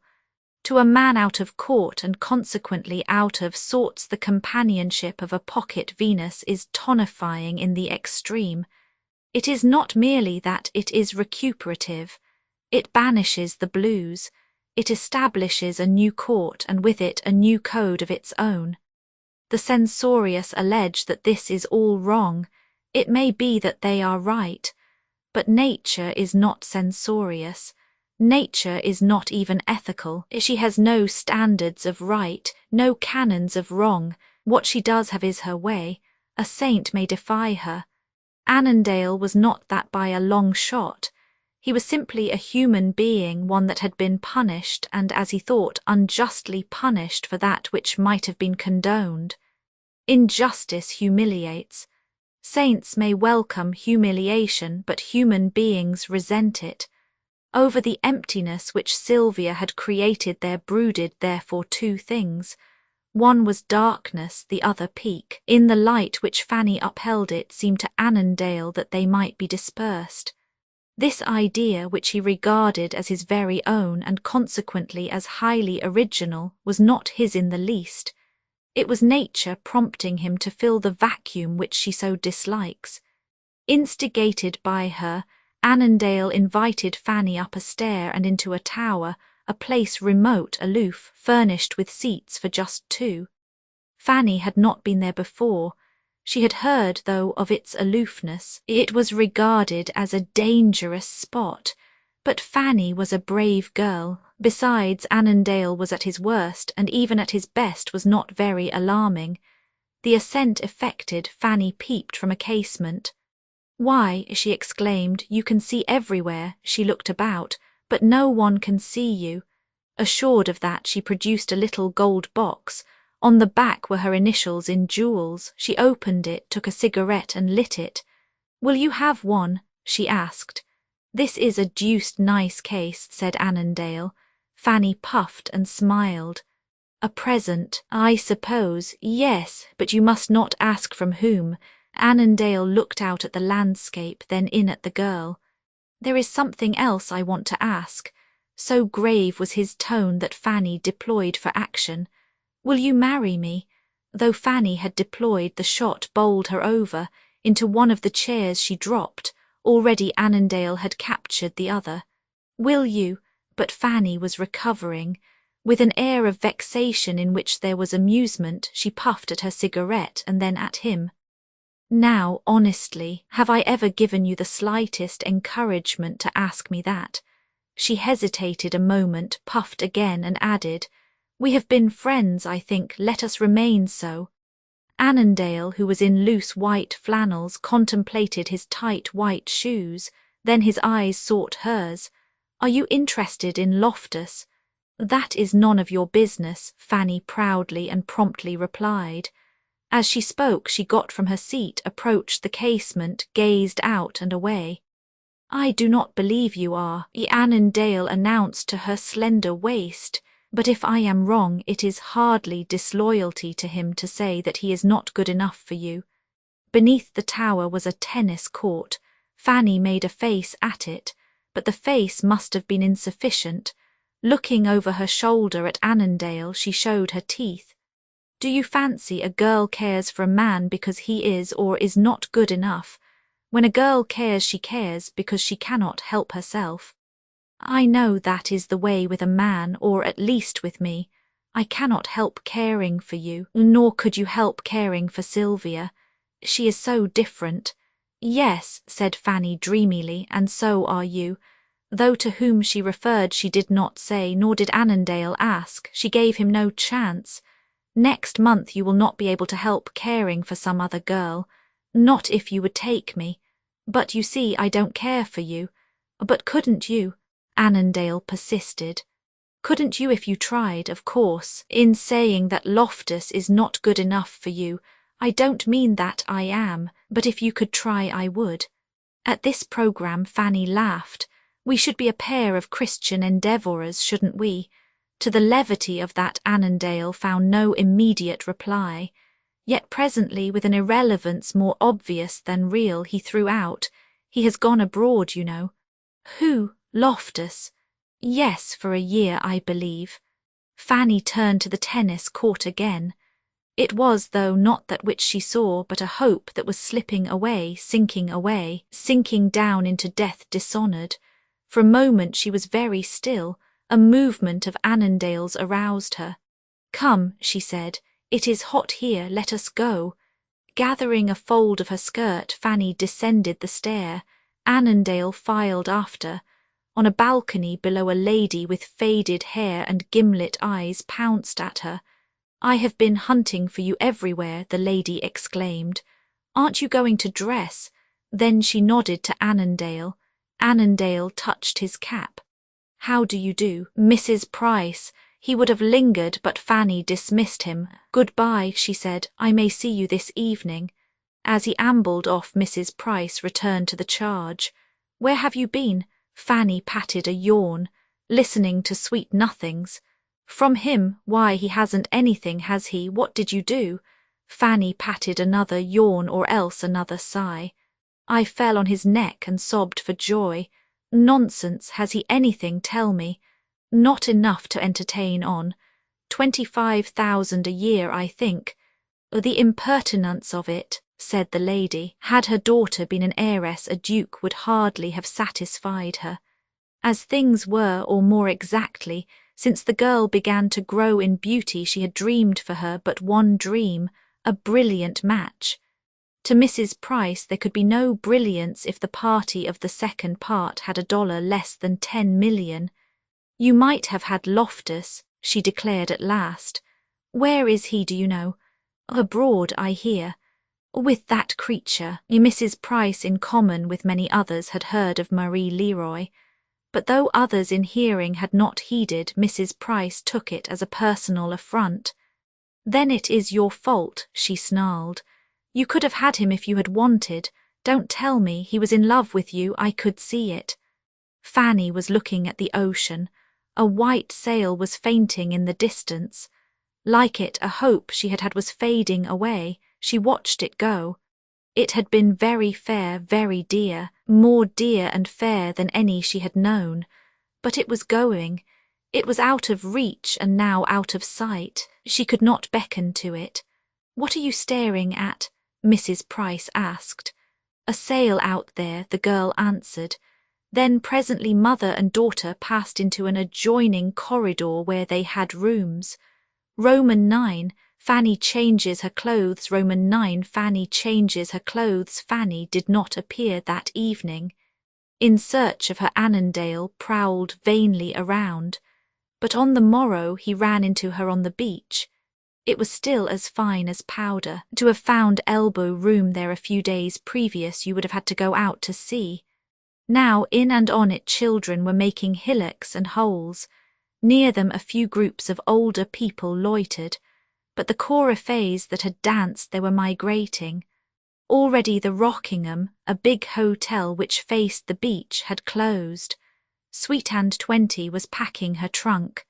The morning itself was of the quality which Lowell has catalogued as from the Gulf adrift. In the air was a caress. Fanny in a frock the colour of pale pastel pink, a wide hat in which that colour was repeated, her eyes blue as the sea and bluer, added to its charm. As Annandale approached she smiled and gave him a finger, but at once the smile fell from her. With the finger which he had released she pointed at the big hotel. Annandale turned. Other people were turning. Some were running. A child that had been at play in the sand jumped and clapped his hands. About one side of the hotel a sheet of flame was climbing, crackling in and out. A cry of fire, caught up and renewed, mounted in the crystalline air. "Damn," said Annandale. "If that goes," Fanny said nothing, her eyes widened. Through the windows that front the beach more flames were leaping. From the side the first flames passed to shops over the way, passed back with fresh ones created and joined the others beyond. Above was smoke. Higher yet the tender blue of the sky, but below was a whirlwind of ochre, scarlet and gamboge, a fierce yet compact tornado of oscillant hues, shot with green and shuttled with black. Then suddenly with a roar the tornado doubled, the roof had fallen. The child that had jumped and clapped his hands feebly now was beginning to cry. "It is glorious," said Fanny. "I am afraid," Annandale muttered. Fanny glanced at him, yet at once she understood. On the other side of the hotel across the road the casino stood. Her mother, of course, would be safe, but her clothes, at thought of them her hand went to her throat. "Do you think the casino will catch?" she gasped. Annandale nodded. "Oh," she continued, "I shan't have a stitch, not one." "Yes, you shall," Annandale heroically retorted. "I will see to them, but I must run. Find your mother if you can and take her to the inn." The inn, a hotel half a mile away, was where Annandale lodged. At once he was off. Shortly, by a detour, he got to the other side of the fire. As he swung about he saw that the casino's ballroom had caught, but that part of the place was of wood. The other end, where Fanny lodged, was of wood also, but it was also partly of stone. To this part as yet the flames had not reached. As Annandale ran he told himself that he would have time to get in and get out, but he told himself too that it was a ridiculous job. Fanny's clothes a stroke of his pen could replace. But now the crowd impeded him. Lines had formed. Buckets were being passed. There were throngs of natives and resorters. Through them he pushed. At the further entrance to the casino, above which he knew the prices lodged, a fat policeman stood, blocking the way. Annandale shoved him aside, sprang up the stairs, reached the room, fumbled with the door. It was locked. Annandale swore deeply, tried the door with his shoulder, kicked at it till it cracked, kicked again, throwing himself against it with all his weight. Then not the door, but the fastenings of the lock broke, and he went sprawling in. Through the open window he could see the flames. He could hear them, he could hear too the cries of the crowd, but he had no time to waste. He tore around the room. In one corner was a deep closet full of clothes. He took them and threw them in armfuls on the bed. In another corner was a bureau, the drawers packed with scented lingerie. These on the bed he emptied also. What else did women wear, he wondered? Oh, yes, he remembered, hats certainly and probably shoes. Around the room he tore again. But already the bed was mountainous. He turned it all over on the floor, gathered up as much as the coverlid would hold and made a hasty bundle of it. Beneath was a blanket. He filled that, made a bundle of it also, repeated the operation with a sheet. Into another sheet he threw hats which meanwhile had loomed in boxes on a shelf, and dragging a curtain down filled that with shoes which also he had found, changed his mind and stuffed them into a pillow-case, tossing in after them articles from a dressing-table, brushes and combs, odds and ends helter-skelter. But in dragging the curtain from the window he had noticed a writing desk. After he had finished with the pillow-case he returned to it. Like the door it was locked. He kicked at it, kicked it open, discovered in it loose money and trinkets, stuck them in his pockets, grabbed at the bundles and dashed from the room just as with a roar the flames leaped in. In the corridor he tripped, but he was up again with the tightly tied bundles and down the stair before the flames and the smoke of them could catch him. Once on the road without he turned to look, but the flames pirouetting in increasing size made it too hot to linger. Down the road he went, not overweighted but impeded by the awkward bundles, and staggered first into an engulfing, shouting crowd, then into a convenient hack, in which he reached the inn, minus his cap and perspiring profusely. The prices as yet had not turned up. Annandale secured rooms for them, had the bundles taken there, went to his own quarters, re-emerged shortly fresh as paint, hungry as a wolf. It was high noon. From beyond drifted the sound of cries, the smell of smoke, the commotion of flight. The Rockingham had gone, the adjacent shops and bath houses with it. The casino had fallen. Hurrying to the railway station beyond came people with handbags, wagons with trunks. From the air the caress had passed, there was panic in it, but presently the flames showed less voluminous. After devouring all that they conveniently could, they were subsiding. It was apparent that the worst was over. Then at last Fanny and her mother drove up. From the veranda where he stood, Annandale ran down to meet them. "I have your things," he cried. "I have rooms for you also."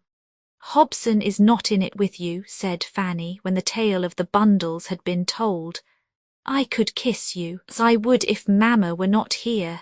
For that, ordinarily, Fanny would have been promptly sat upon. But here was the exceptional. Mrs. Price recognized it, or appeared to. Instead of rebuking the girl and snubbing the man, Mrs. Price condescended to tell Annandale that he was too good. This was very nice. Annandale felt over-rewarded. Then, shortly, the midday meal ensuing, he conducted mother and daughter to the restaurant, sat with them at table, ordered Ruinart cup and assumed family airs. Later, in a motor, he took Fanny to view the ruins, hummed her over the country, and later still procured for her a lemon squash with plenty of raspberries in it, which she consumed on the porch, to the sound of the waves, by the light of the stars.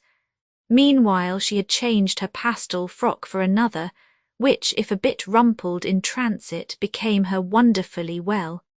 Annandale commented on it. "By the way," he suddenly interrupted himself to remark, "I have more of your things. I stuffed them in my pocket and forgot them entirely. I will go and fetch them now." "Don't bother, tomorrow will do. What are they, do you remember?"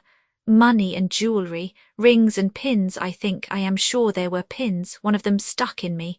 "Any clothes?" "Clothes," Annandale echoed in surprise. "Why, no, are any missing?" "My mother's, they were in the room next to mine." "The Lord forgive me, I never thought of it." "It does not really matter, only we will have to go to town tomorrow. Mamma has not a stitch." "The devil," muttered Annandale in fierce self-reprobation. "Hang my stupidity, I am a fool." "You are nothing of the kind. If it were not for you I would not have a stitch either." "That is all very well, but I have bungled matters dreadfully. I don't know what your mother can think of me. I do know, though, that I wish she would let me replace the things which she has lost through my fault." In the sky a star was falling, swiftly, silently, like a drop of water on a window pane. Fanny watched it. She had been lolling back in a chair, but at Annandale's suggestion she sat up. "That is absurd," she announced. "Well then, it would be only nice and fair of you to put me in a position where, without offence, I could do so." But Fanny was rising. "It is late," she announced. "I must go." Annandale caught at her. "Say yes," he implored, "or at least don't say no, say something." "Something, then, there, let me be." At that Annandale, who still held her yet tighter. "You are the dearest girl in all the world." Fanny gave him a little shove. "Don't do that, anyone might see you." "Yes, and see too that you belong to me." "I am not so sure. You shan't go then till you are." Annandale, as he spoke, planted himself uncircuitously before her. "Oh," said Fanny in a little sugary, demure voice, "if you are going to use brute force." "I am." "Then I give in, if for keeps." "Don't, there's my mother." In the doorway beyond, Mrs. Price had loomed. Fanny joined her. Annandale followed, denouncing himself to the lady for the oversight that noon. Yet, whether because of that oversight of his or because of some foresight of her own, so grim was Mrs. Price that Annandale, concluding that it would be more cheerful elsewhere, turned tail, ambled out to the road and across it to the sea wall, where he sat and kicked his heels and told himself that he was engaged. In the telling he lost himself in impossibilities and wondered how it would fare with him and how with Sylvia could the past be mended and the old plans mature. For though Fanny allured, Sylvia enchained. Fanny was delicious, but he fancied that other men had found her so. He fancied that her heart had been an inn, and he knew that Sylvia's was a home. Yet from that he was barred. To those that lack homes, hotels are convenient. Across the way, meanwhile, Mrs. Price was very busy. In looming on the veranda, it had seemed to her that her daughter and that man were occupied with certain ceremonies. Regarding them, she attacked the girl at once. "You have not taken him," she began by way of reconnaissance. That afternoon Fanny had visited ruins. There were others more personal that she was viewing then, the ruins of fair things not dead but destroyed. "Answer me," Mrs. Price commanded. The girl started, but she had been far away, in that lovely land where dreams come true and then, it may be, turn into nightmares. Through the dreams, hand in hand with Loftus, she had been strolling. Now she must put them all away. "Answer me," Mrs. Price repeated. "I am afraid so." Into a misty and deserted parlour of the inn Mrs. Price pulled the girl, and they let fire. "Afraid? You ought to be. What will your father say?" The father here projected was a gentleman who resided abroad and who seldom opened his mouth except to put something in it. And Fred was Fanny's brother, a young chap whose opinions were of no value to anyone, himself included. And everybody was the upper current of social life. And Sylvia, the earlier shots had not inflicted any visible damage, but this must have told. "I shall have to write to her," Fanny with unusual meekness replied. "Yes, do by all means. Tell her you have taken her leavings, and why, merciful heavens, why? If you were as staid and stiff as she I could understand. But a girl like you, with your tastes, your extravagances, a girl with a national reputation for beauty, to go and accept 25,000 a year is sinful, that's what it is. Your own father has that, and on it we are out at elbows. It is just about enough for you to dress on. Oh, Fanny, Fanny." Hysterically the old lady waved her hands. "Oh, Fanny, I have so prayed that you would make a brilliant match. I have scrimped and saved that you might, and you go and take a blonde beast of a pauper. It is too cruel." Fanny winced. It was cruel, but the cruelty was not hers, it was fate's. She too had hoped for the very marriage her mother had so ardently desired, but Loftus had not cared. Occupied elsewhere, he had sailed away. As well then Annandale as another. "You see, you know," she said in a wretched effort at smoothing things over, "he is quite a hero." But this was too much. Mrs. Price shook her head like a battle horse and fairly neighed. "Because he saved your clothes. If it had been your life and you had said thank you, it would have been ample. But your clothes, not mine, the beast had not sense enough for that, but yours. I do hope you will give that as an excuse to Sylvia." A victim Sylvia had gone from Newport. She was then at Lennox. It was there the previous autumn that her interest in Annandale had begun. The interest had so deepened that she gave him her heart. Never before had she given that to anyone. Annandale had taken it, and then one night he had so bruised it that she thought it broken. He had written that he had not meant to. His letter had been full of regrets, of protestations, of bad grammar. Such things may palliate, but they do not cure. Only time can do that. Time is a strange emollient. In its mysterious potency it softens without our knowledge. Suddenly a whisper, a breeze that passes, shows that it has done its work. With Sylvia time was having its will. Furtively she had found herself wondering, as Annandale had wondered, how it should fare with her, and how with him could the past be effaced and the old days renewed. But those days were gone, she decided, though into that decision a doubt would creep, not indeed concerning the departure, but concerning her attitude and the justice of it. Annandale had sinned. He had sinned wantonly, grievously, from an atmosphere of vice, an atmosphere from which, under pain of her displeasure, she had distinctly warned him. He had staggered to her, its pollution about him, reeking with drink, talking abundantly about nothing imaginable, and at her just remonstrance had become instantly irritable, refusing almost to leave the house. So had his condition and the spectacle of it shocked her that, for a while, memory of him and of it was repellent. In her own eyes she felt degraded. That men drank she knew, but in her sphere of life they drank either moderately or else in haunts invisible to her, and it was precisely from such a haunt he had come, a shameless haunt, one that sullied her even to know of. Yes, he had sinned wantonly, grievously, almost unforgivably. Almost, she reflected, but perhaps not quite. In his letter of protest and regret he had told her that he remembered nothing, nothing whatever, absolutely nothing at all, save one vague, brief vision of herself. The rest, the beginning, the end, the interspaces were, he assured her, blank. At first she had thought that sheer nonsense, but later the earnest way in which it was put impressed her. Then on the heels of that communication there had followed one from Orr, endorsing what Annandale said, declaring that it was all quite possible, adding that in certain temperaments, memory when influenced by toxics will play tricks stranger than the average mind can comfortably credit. These letters she had not answered.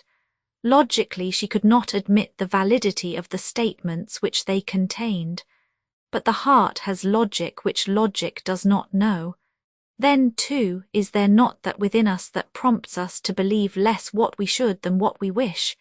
Sylvia's reason, guided by her inexperience, refused at first to accept the idea that any sane man could act as Annandale had and afterward be oblivious of it. That remorse there should be was only natural, but that there should be no memory of anything whatever seemed to her absurd. But there was her cousin's assurance to the contrary. Then imperceptibly, little by little, that assurance, filtering through the saddened girl, took possession of her, insisting on recognition, telling her that though her lover had erred, yet in erring, he was more to be pitied than condemned. Dominated by drink, which Orr added he had promised to renounce, he had gone to that haunt and contaminated there, knew not what he did, but she, instead of realizing that, she who was to have been his in sickness and health, for better, for worse, she in her pride had dismissed him. He had erred, Sylvia told herself, deeply, grievously, but so too had she. She had condemned when she should have condoned. She had spurned him when it was her solicitude that he needed. At the sure cognition of that, it was as though from her eyes a bandage had fallen. Then at once in her tender conscience she beheld herself, detestable in pride, a girl without a heart, one of whom he, no doubt, was well rid of. It was during the process of this awakening that the conflagration at Narragansett Pier occurred. Sylvia read of it. She read, too, of certain prowesses which the dismissed had displayed. The account, very inexact as such accounts always are, was also highly coloured, spun out for space purposes for much more than the space was worth. Had you not known better you would have taken it for granted that the heroism of Annandale was on a par with that of Leonidas at Thermopylae and even of Roosevelt at San Juan. It quite stirred you. It stirred Sylvia. The paper fell from her, but the past returned. At once it seemed to her that it might be mended and the old days renewed. The hero of whom the paper told she knew now that she had wholly loved, and she knew, too, that wholly she still loved him. Time had done its work ridiculously, inopportunely, yet effectively at last. But the gates of life are double. On one stands written too soon, on the other too late. It is unfortunate to get wedged between them. Of that fact Sylvia became rapidly aware. On the morrow she began a letter to Annandale. Before it was finished there came one from Fanny, announcing that she was to be Annandale's wife. In certain crises of the emotions there is a certain sense of unreality. Even as Sylvia read what Fanny said she could not grasp it, When presently she did, she could not believe it. But there it was. Then immediately she experienced the agony which comes when we battle in dream with the intangible and the dread, when we know it is dream and yet feel it is death. "It is all my fault," she cried. She found but that. At the moment she was in that condition which precedes the great commotion of tears, when the strangulation of agony is subsiding and contracted nerves distend. But the tears did not come. The pain was infinite.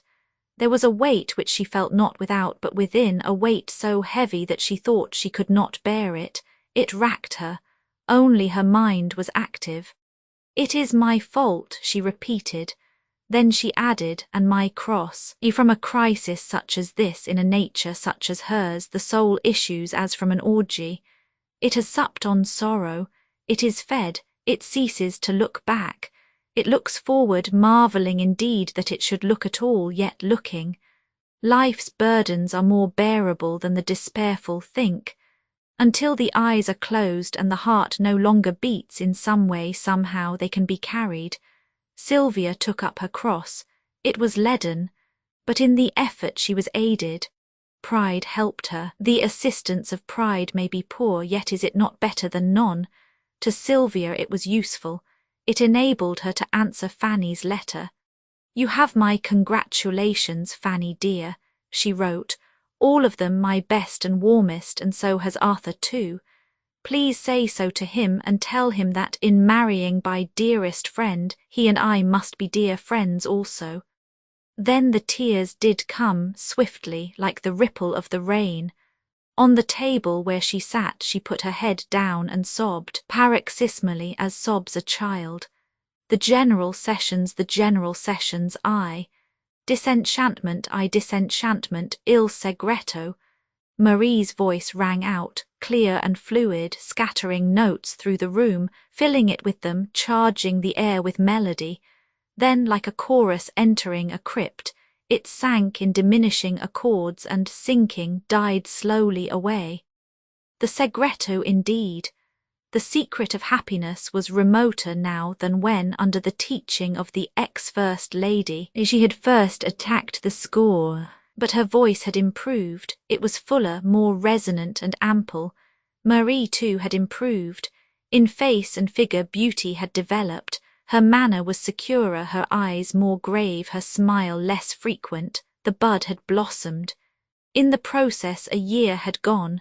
From high Norman downs she had watched the summer pass. Autumn had met her in the Elysian fields. There the wolfish winter had approached. At the first bite there had been a flight to Havre, the return to New York. Now it was spring again. Through the open windows of the Arundel came the city's hum, and with it the subtleties and enticements of May.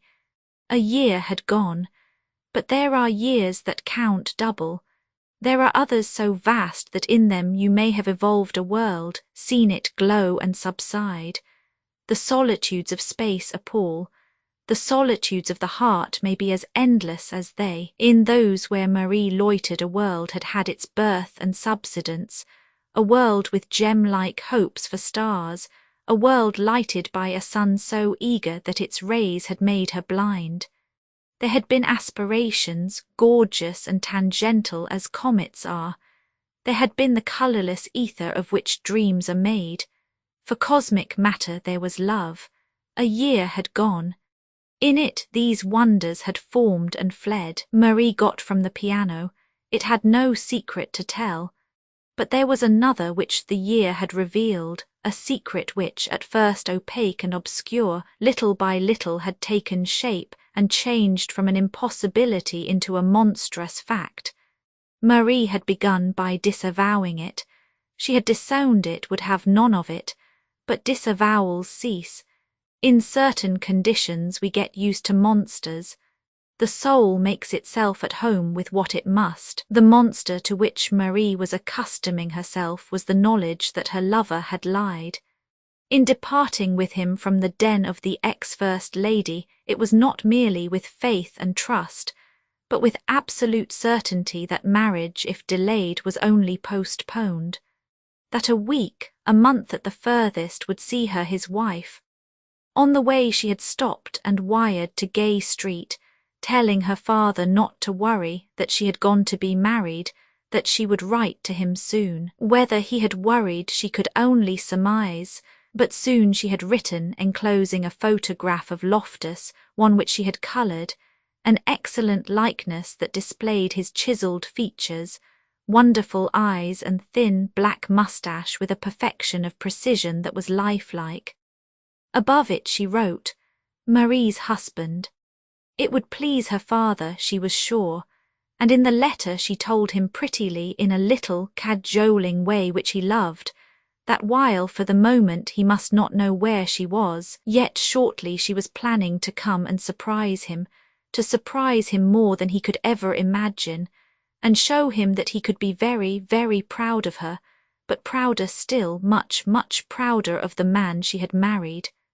The plan, delightful to her, first the illness of her lover's mother, then the lady's absence from town, prevented her from at once effecting. Then, greatly to her uneasiness, she found that the plan must be yet further delayed. Mrs. Loftus had gone to her manor on the Hudson, where her son declared he could not take Marie like that. Financially it was stupid to rush things. Gradually his mother must be prepared. Moreover, as preparation could be decently managed only in town, to which she would not now return until autumn, it would be a good idea to run over to Europe. So spoke Royal Loftus. It was all false as an obituary. Financially he was entirely independent of his mother, who, at the time, was not at her manor but just around the corner and never better in her life. But Marie, wholly infatuated, quite willing to believe that the moon was made of green cheese if only he took the trouble to so inform her, accepted it all for gospel. The delay, of course, was a deep disappointment. She felt it and felt it acutely. But in Europe she supposed that people would not know and would not care a rap if they did, Loftus hastened to assure her. To his project, therefore, she yielded. Presently she was glad that she had. The journey itself was a joy. At the Arundel he had come and gone. Often she had been lonely. Often she had sat through hours that limped themselves away, waiting for him, waiting fruitlessly. But during the journey and after it, on the high Norman downs, always she had him with her. Therein was the joy. The places, new to her and fragrant, to which he took her interested her very much, but very much, too, as accessories might. It was from him that their real charm emanated. He also enjoyed himself, but less rapturously, in a fashion more detached. He found time to busy himself with the news of the world, with menus, with wines, occupations which to her were extraordinary. Marie did not know what she ate. As for the world, it was sublimated in him, a fact which she confided to him, of which, if she had not, he would have been perfectly aware, and which he accepted at first as but a proper tribute to himself, but which ended by boring him distinctly. An excess of anything disagrees with the best. The first symptoms of indigestion declared themselves in Paris. They had there a large suite in a big hotel. So large was the suite that frequently Marie could not find Loftus in it. He was off, returning when he saw fit, refusing to be questioned, yawning at reproaches, but otherwise perfectly civil, agreeing with her that it was not nice to be left alone, yet leaving her alone whenever he felt like it. On the Norman downs the fresh fragrance of life had put a higher colour on her cheeks, marking them with the flush of happiness and health, but in this game of hide and nowhere to seek her face became pallid as the curious white sky which in autumn stretches itself over Paris. Then stealthily, like a wolf, winter approached. The cheerlessness of it Loftus hated, as all New Yorkers do. To Marie, however, it was welcome. It meant a return to the Arundel, where she felt that the marriage so long delayed could not be further postponed. The illusion was pleasant but not permanent. On re-emerging in the noise and sunshine of New York, Loftus ceased to bother himself with the invention of excuses. He told Marie that his mother would not listen to anything of the kind, a statement which, while frank, was not exact. Mrs. Loftus had never heard of it, or for that matter of the girl, and Loftus saw no reason whatever why she should. Yet if not frank, he was patient. Marie, on the other hand, took it all very hard. Humiliation possessed her. By day it confronted her spectrally. At night it came to her, sat by her side, plucked at her sleeve, awoke her. It was a thing she could not get away from, could not forget. What is worse, she could not understand. It tortured her, and concerning it she tormented him constantly, displaying a persistence that was annoying and pathetic, the persistence of a child. It was as such that he treated it with yawning indifference, quite as though it were but a whim which, other things intervening, she would forget. Other things did intervene. Among them was an adventure in Central Park. One afternoon a brougham in which she was driving crossed a Victoria where sat a remarkably pretty woman with Loftus at her side. Marie's eyes filled. Had he struck her he would have hurt her far less. When next she saw him she told him so. The idea amused him. He was not a ruffian, only a cad. Like the whim he waved the little tragedy away. That was Mrs. Annandale, he announced unabashedly, a very old friend of mine. I have known her all my life. Mrs. Annandale, Marie exclaimed. Not the wife of the Mr. Annandale whom you brought here last year. Loftus stared at her. He did not understand, yet then neither did she. Why, she continued, you told me he was to marry a dark young lady. Yes, said Loftus, fumbling as he spoke for a cigarette. But I told you also not to use that expression. Say girl or young woman. If you want to be fantastic, say young gentlewoman, but never young lady. You are right, though. Annandale was to have married a Miss Waldron, but she threw him over and he married somebody else. To Marie all this was inexplicable. She did not understand how a man thrown over by one girl could so speedily marry another. She did not understand, either, what Loftus could be doing with her. To her mind, driving presupposed an intimacy which acquaintance might explain but did not excuse. The matter perplexed her, and not unnaturally. It is only through our own heart that it is possible to attempt to read the heart of another. In her heart Marie knew that nothing earthly could induce her to appear as intimate with a man as Loftus had with that woman. Yet though she knew that, she knew also that many of her views, like many of her expressions, were not in tune with the tone of the set in which Loftus moved. None the less a fact remained. To her other men did not exist. To him other women existed. However she tried to console herself with difference in breeding, that fact remaining pricked. It pricked perhaps the harder because of this particular woman's looks. The woman herself was hateful. How, she wondered, could Loftus drive about with her when, with herself, he would barely be seen? And why wouldn't he? In those days Marie's whys were many. But at the end of every one of them, the answer which she always found was that it was all because she was not his wife. Yet there always another why recurred. Why was she not what he had sworn she should be? The possible disinheritance which hitherto he had imaginatively displayed had no terrors of any kind for her. On bread and kisses she would have lived with him joyfully in a slum. To luxury she was unused. That with which she was surrounded she would not have missed in the least. On the contrary, it had grown odious to her. It suggested a form of compensation the very thought of which was sickening. It was not for this that she had left Gay Street, but for him and an honest name. In the prolonged absence of the latter, there were times when her soul seemed to slink into the obscurities of her being and swoon there for shame. There were times when she could not look at herself in the glass, quite as often she had found it difficult to look at her servants.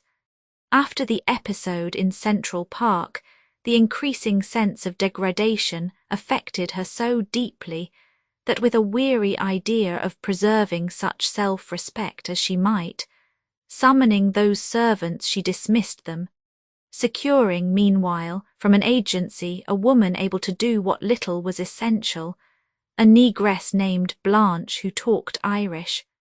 When Loftus discovered what she had done, he was for having the servants immediately back. He liked to have the girl entertain for him. He liked to have his friends come to the aviary and hear the birds sing. But Marie, with an air of determination that was new to him, refused. "They do not respect me," she said. "I don't blame them for that, nor can you. When we are married it will be different." "When we are," she added with slow scorn. Roman 2, the mote in the eye. Roman 2, the mote in the eye. A philosopher has noted that at certain periods, a great many stupid people have a good deal of stupid money. This condition, describable as plethora, is succeeded by another catalogued as panic. The number of stupid people who at this time stalked the streets unchecked was phenomenal. Among them was Annandale. It was not a beggarly 25,000 a year that he had, but 50, with in addition more to come. This, though measurably satisfactory, was not brilliant. Not brilliant, that is, as Mrs. Price used that term. Still, it was sufficient to remove him from the menagerie of paupers in which she had classed him. Assured whereof Mrs. Price, pocketing further objections, gave in. 2 months by the clock after the episodes at Narragansett, she assisted at his marriage to her daughter. A little later Annandale took a house in Gramercy Park. This house, leased fully furnished from November to June, Fanny selected. She liked the neighbourhood. Annandale, whose bachelor quarters had of course been given up, liked it too. It was convenient. He had got an idea that he ought to have something to do. The something which he hit on consisted in going downtown every day and standing in a broker's office over a ticker.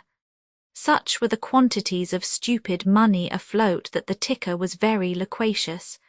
It talked and talked, generally in jumps. As it jumped, Annandale bought. As it continued to jump, he made. Whereupon he regarded himself as a born financier. It was an illusion which that year very many men shared, but the illusion was agreeable to him. It was equally so to Fanny. It took him out of the way and induced pleasant dreams. He talked of drags and yachts. On 50,000 a year these things are impossibilities. But Annandale, believing himself a born financier, believed, too, that the day was not remote when they would solidify into facts, pending which Fanny, from her own carriage, distributed to Annette, Juliet, and the rest of them such orders as she liked. It was in this carriage that Marie had seen her with Loftus. Others also saw her, Fanny being a little more than a bride and Loftus a good deal more than a beau. The spectacle caused comment. There were, though, other things that the future had in charge which were to cause more, but among those who beheld the particular spectacle was Fanny's husband. Annandale was in a hansom with Mr. Skit, the broker in whose office he looked over the tape. As Fanny drove by, Annandale raised his hat then, with a mimic which he meant to be humorously indignant. He shook his stick at Loftus much as though he were saying, "Aha, making up to my wife." Loftus, entering into the spirit of the jest, ducked his head in feigned alarm. "That's a deuced pretty woman," remarked Mr. Skit when the carriage had passed. "It is Mrs. Annandale," his client returned with some hauteur. "Oh, beg pardon, I didn't know." "Yes," Annandale resumed, "and that was Loftus, an old friend of mine." "Any relation to the Loftus?" Mr. Skit, glad that the subject was out of the way, inquired. "He is the Loftus," Annandale, now entirely mollified, replied. Others, however, took the spectacle less lightly. To Marie it was distressing. To Mrs. Price it was absurd. Mrs. Price had not seen it, but she heard of it. To air a few views on the subject, she pounced in on Fanny the very next day. Loftus, however, was there at the time. She had to wait until he was gone. Then she let drive. "Do you fancy," she asked fiercely, "that this is London, do you?" She repeated and menacingly pulled off a glove.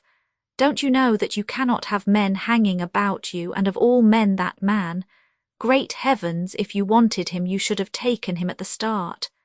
Fanny lit a cigarette, made a ring of smoke, poked a finger through it, and in a sugary, demure little way which she sometimes affected, answered serenely, "At the finish perhaps I may yet." "What?" cried Mrs. Price, but from the door a servant was announcing Miss Waldron. The girl swam in. Necessarily, for the time being, the subject was dropped. Later Mrs. Price got back to it, but without notable result, without obtaining either any elucidation of Fanny's rather curious remark, that though with graver things the future had in charge. Meanwhile Fanny, with 9 servants and a housekeeper to run them, led the life of any other young society woman, the life of an objet de luxe. This form of existence would have been quite to her liking if, yet is there not always an if? A poet declaimed on the subject 2000 years ago. Times have changed, customs with them, but not the human heart. Barring great wealth and its fanfares and accompaniments, Fanny had enough to throw the average woman into stupors of envy, enough also to even satisfy her, if only instead of one man she had married another. Annandale was very nice. He had but one defect, but that defect was fatal. He did not happen to be somebody else. This defect Fanny had fancied that she could overlook. She was young, therefore ignorant, and in fancying that she could ignore that fatal defect, fancied also that she had the ability to order herself about, to command her nature and dictate to her heart. The fallacy is common.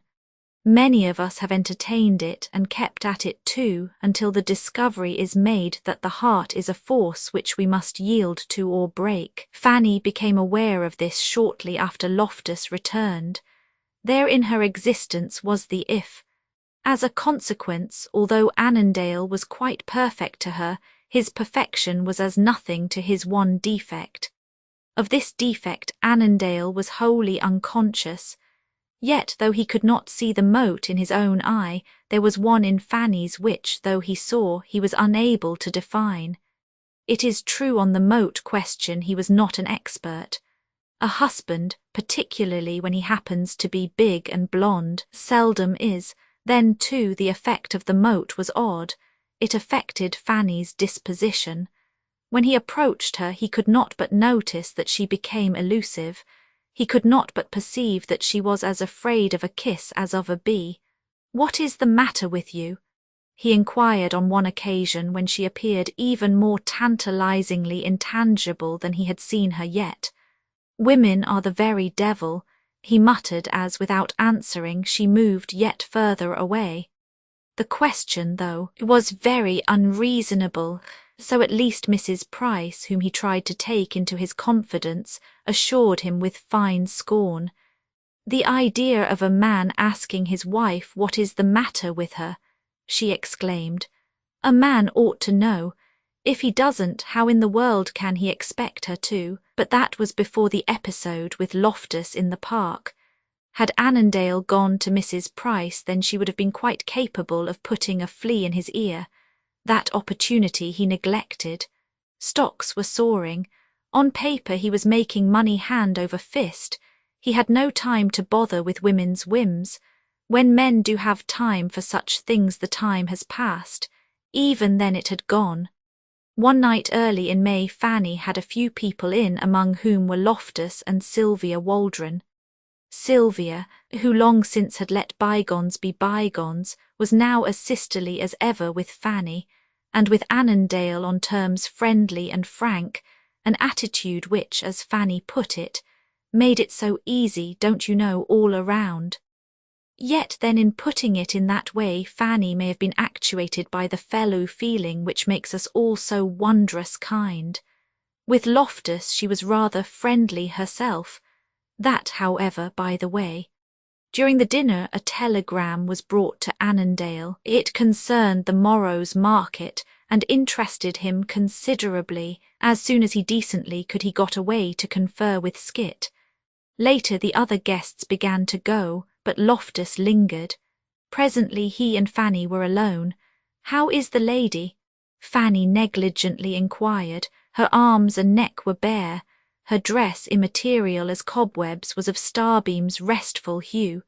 About her throat was a string of opals. They were colourful, though less so than her eyes and mouth. She was seated on a sofa. Loftus was standing. As always, he was superiorly sent out. Other men who got their things at the same places that he got his never succeeded, however they tried, in appearing half so well. "Do you know," Fanny continued, "she has improved vastly since that day when I saw you trying to pick her up. How did you ever manage, tell me?" Loftus, his hands in his pockets, shrugged a shoulder. "And she is so delightfully disdainful," Fanny ran on.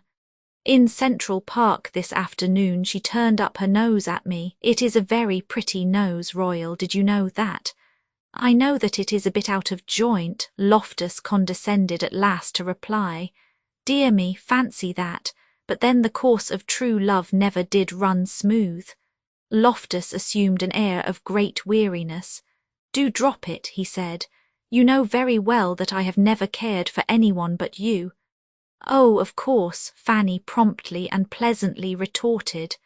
"I may have had a doubt or two about it, but when you put this lady in a flat around the corner, then naturally you convinced me. It was a rather circuitous way, though, to go at it, don't you think?" Beside her on the sofa Loftus flopped. "Why do you always go back to that?" he asked with the same affectation of weariness. Fanny turned from him. "I don't seem to be able to get away from it," she answered, but less promptly and pleasantly than before. Her fair face had grown serious. From her eyes the bantering look had gone. "Besides," she added after a moment, "you took her to Europe, and that did seem a trifle steep. Would you like her to go back there?" Loftus tentatively inquired. In and out from Fanny's skirt a white slipper, butterflied with gold, moved restlessly. "I should have preferred that you had let her alone. It was not nice of you, it was not nice at all." From him she had turned to the carpet. She was looking at it still. "I wonder," she presently resumed, "if you ever suspected how it hurt me." Pausing a bit she looked up. "But you have been so dense, Royal." Loftus was about to interrupt. She checked him. "The first time I saw you I was just 15. That is 8 years ago. Since then I can honestly say that until I accepted Arthur I had never thought of anyone but you. Never, not once. Can you realize now how this affair of yours affected me? It hurt. If it had not been for that, do you suppose I would have taken the prince in the fairy tale? You were my prince." "But," Loftus protested, "this affair, as you call it, came about only faute de mere, faute de toy. Why cannot we?" Fanny checked him again. "No, we cannot. 2 years ago you said the same thing to me. I forgave you then because I loved you. For the same reason I forgive you now.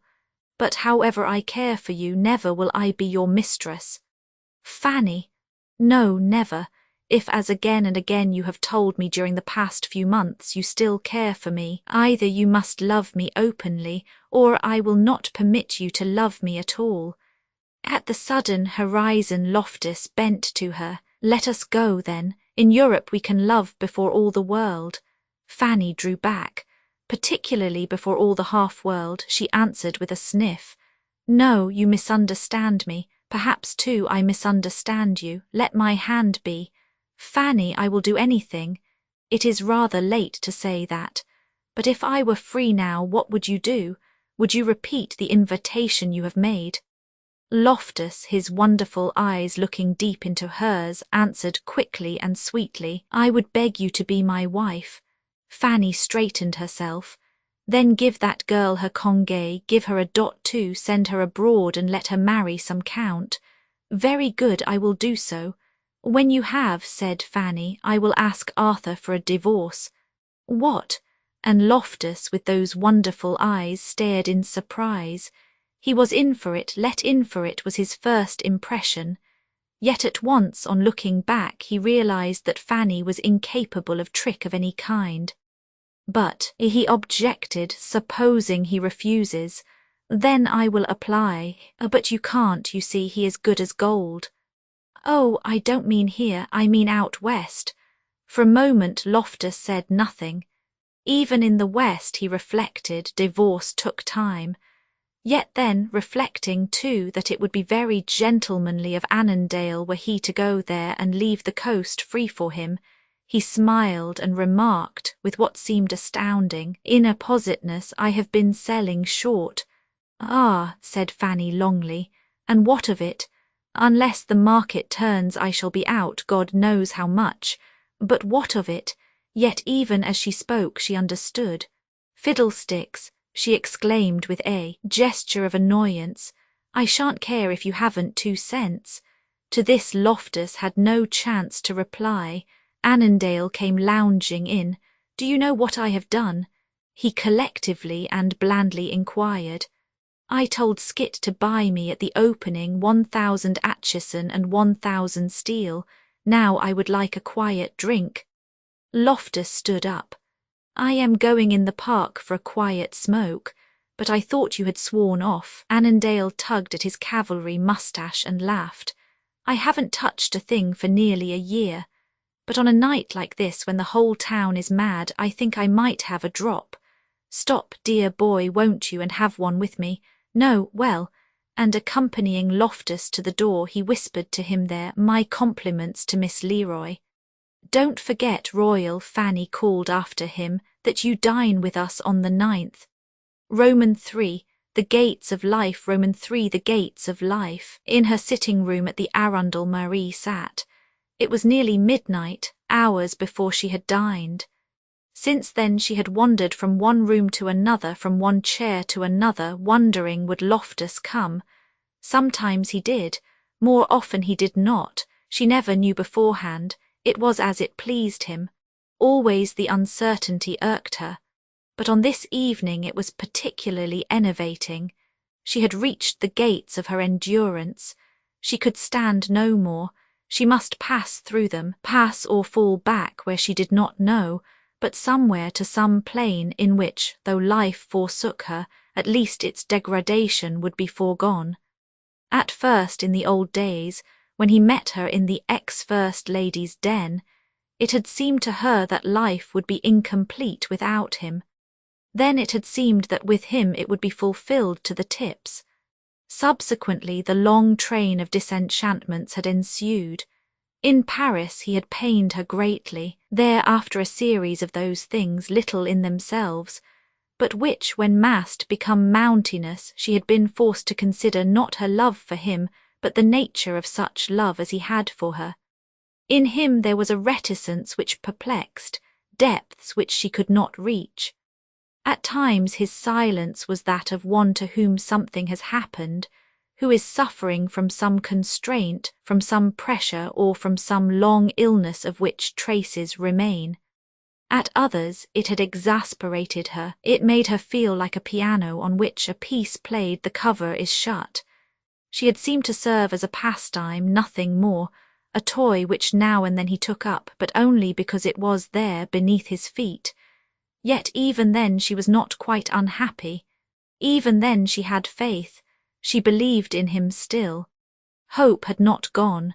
Hope has its braveries, its outposts patrol our lives. Until death annihilates it and us, always beyond is a sentry. The sentry which she still discerned was the promise he had made. Latterly it had not been much of a sentry. It had far more resembled a straw, but it was all she had. She had clung to it. Hope indeed has its braveries, but it has its cowardices as well. This hope, ultimate and forlorn, she knew now was craven, mated to her degradation, born of her shame. If it were to be realized, the realization must delay no more. She was at the gates, she must pass through. On that she had decided.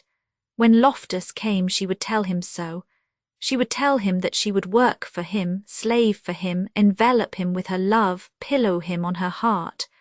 Though he lost his wretched money, what would it matter to her, and how should it matter to him? She could sing him, if not into affluence, at least into ease. Tamburini, with whom until recently she had studied, had told her not once out of politeness merely, but again and again that in her throat was a volcano of gold. With Italian exaggeration he had called her Pasta, Alboni, Malibran, predicting their triumphs for her.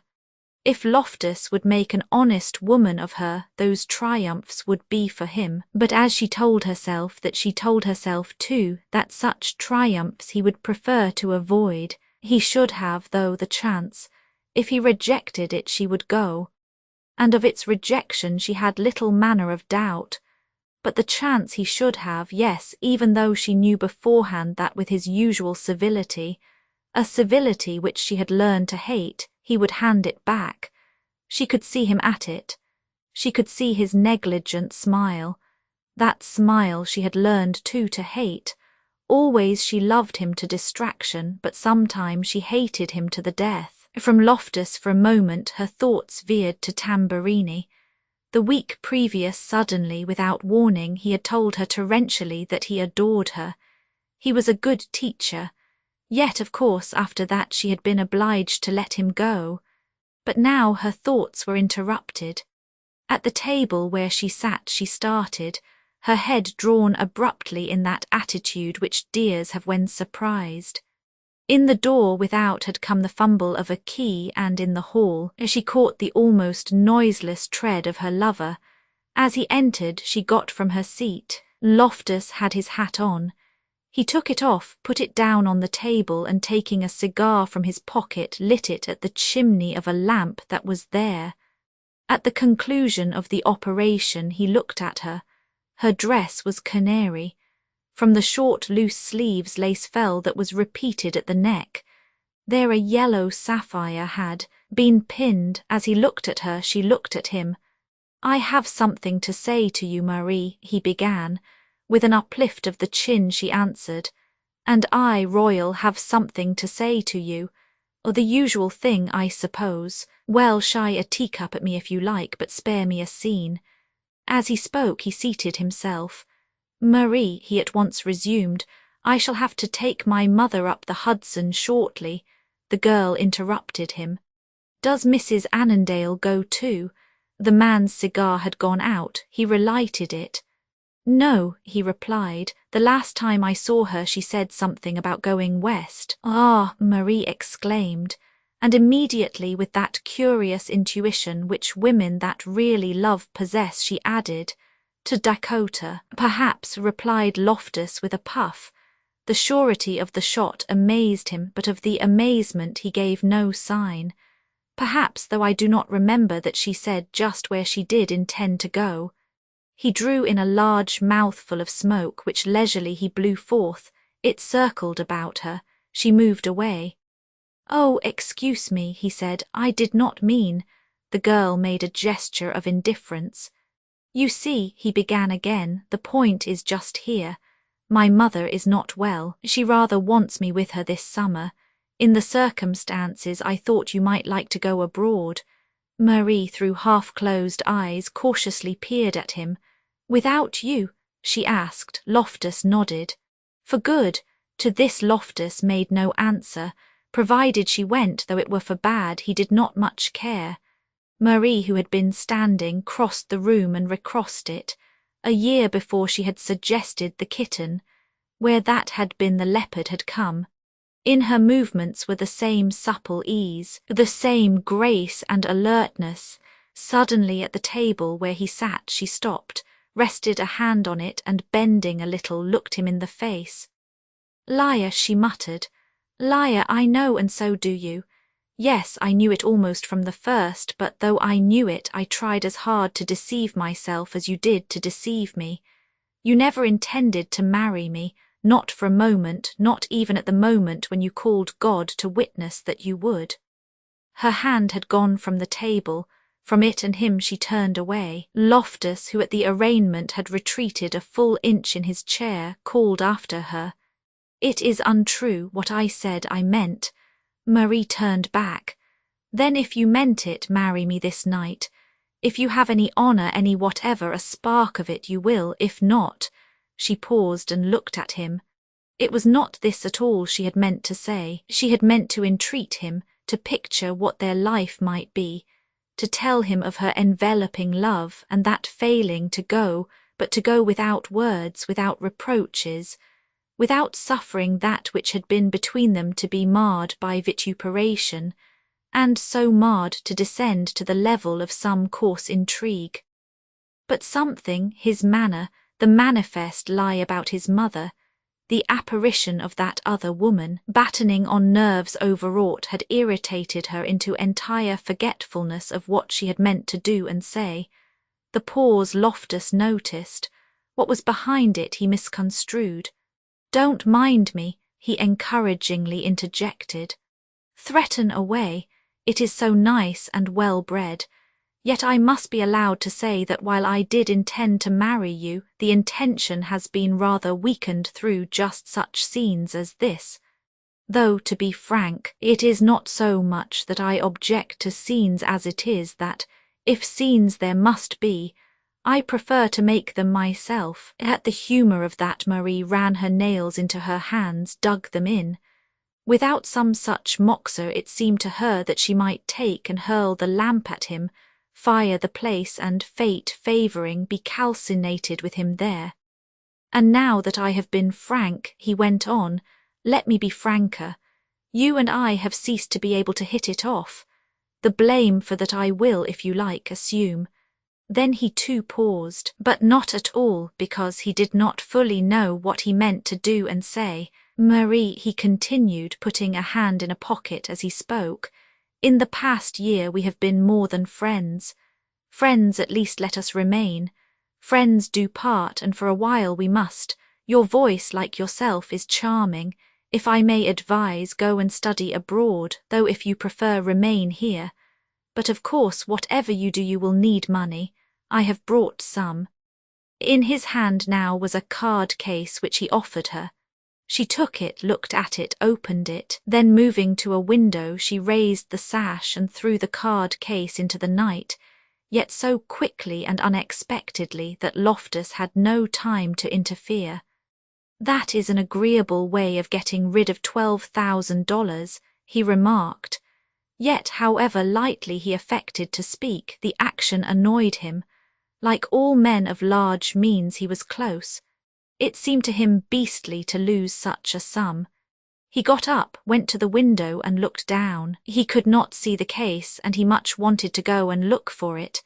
But that for the moment Marie prevented. "If it were 12 times 12 million, she exclaimed, "I would do the same. Oh, Royal," she cried, "don't you know it is not your money I want? Don't you know it is you?" Loftus did know, but he did not care. The flinging away of the money was all he could think of. It was an act which he could not properly qualify as plebeian, but which seemed to him crazily courtesanesque. He returned to the table and picked up his hat. "I am going," he announced. Marie sprang at him. "Is that your answer?" He brushed her aside. She saw that he was going, saw too, or thought she saw, that he was going never to return, saw also that now at last she was at the gates. "My God!" she cried. "My God!" So resonant was the cry that Loftus turned not to her but to the window. He closed it. But already the cry had passed elsewhere. From regions beyond a fat negress waddled hurriedly in. Her eyes rolled whitely from the girl to Loftus and then again to the girl. "Are you sick, miss?" "Go away," said Loftus. "There is nothing the matter." "Nothing," exclaimed Marie. "Nothing," she repeated in a higher key. "Nothing." Then visibly anger enveloped her. "Do you call it nothing to be cheated and decoyed? Nothing to have faith and love and be gammoned of them by a living lie, by a perjury in flesh and blood? Is that what you call nothing, is it? then tell me what something is. At the moment she stared at Loftus, her lips still moving, her breast heaving, her small hands clenched, her face very white, and Loftus stared at her. In the vehemence and contempt of her anger he did not recognize at all the kitten of the year before, but it was very vulgar, he decided. That vulgarity Blanche complicated at once. "What has he done, miss?" she asked, her hands on her hips. "Done," Marie echoed. "He has made me drink of shame. Now, tired of that, he is going." "Not to leave you, miss, to leave me for another woman. Then hanging is too good for him." Loftus gestured at the negress. "I say," he called, "did you hear what I told you? Go away and hold your tongue." Blanche's eyes, that had rolled whitely before, were rolling now not merely whitely but wildly. "I won't go away, sir. I won't hold my tongue, sir. I am as good as you, sir. I have a son that's better nor you, sir. He wouldn't treat a lady as you have her, sir. Staying away from her as you have, sir. Making her eat her heart out, sir. No, sir, I won't hold my tongue, sir." And Blanche, mounting in paroxysms of indignation, shouted, "For the Lord's sake, sir, hanging is too good for you, sir. You ought to have your ghost kicked." "Yes, sir." "Oh, hell," muttered Loftus between his teeth, and turning on his heel he stalked out, flecking from his sleeve as he went an imaginary speck.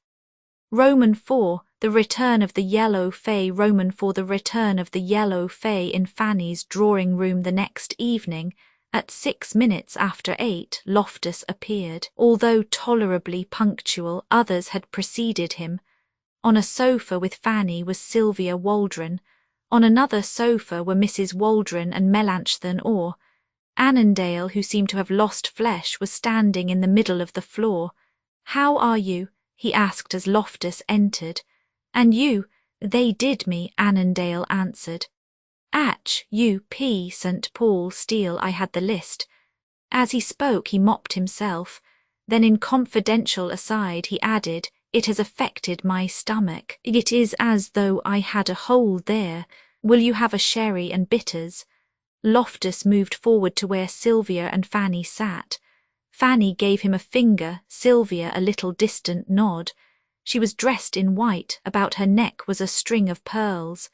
Fanny was in a frock of tender asparagus green fluttered with lace, very cool to the eye and cut rather low. "I hope Arthur isn't hurt much," said Loftus. "Are you?" Fanny asked. "No, I have been selling. Today I covered. It was not easy, though. Everybody was crazy. I have never seen a panic before.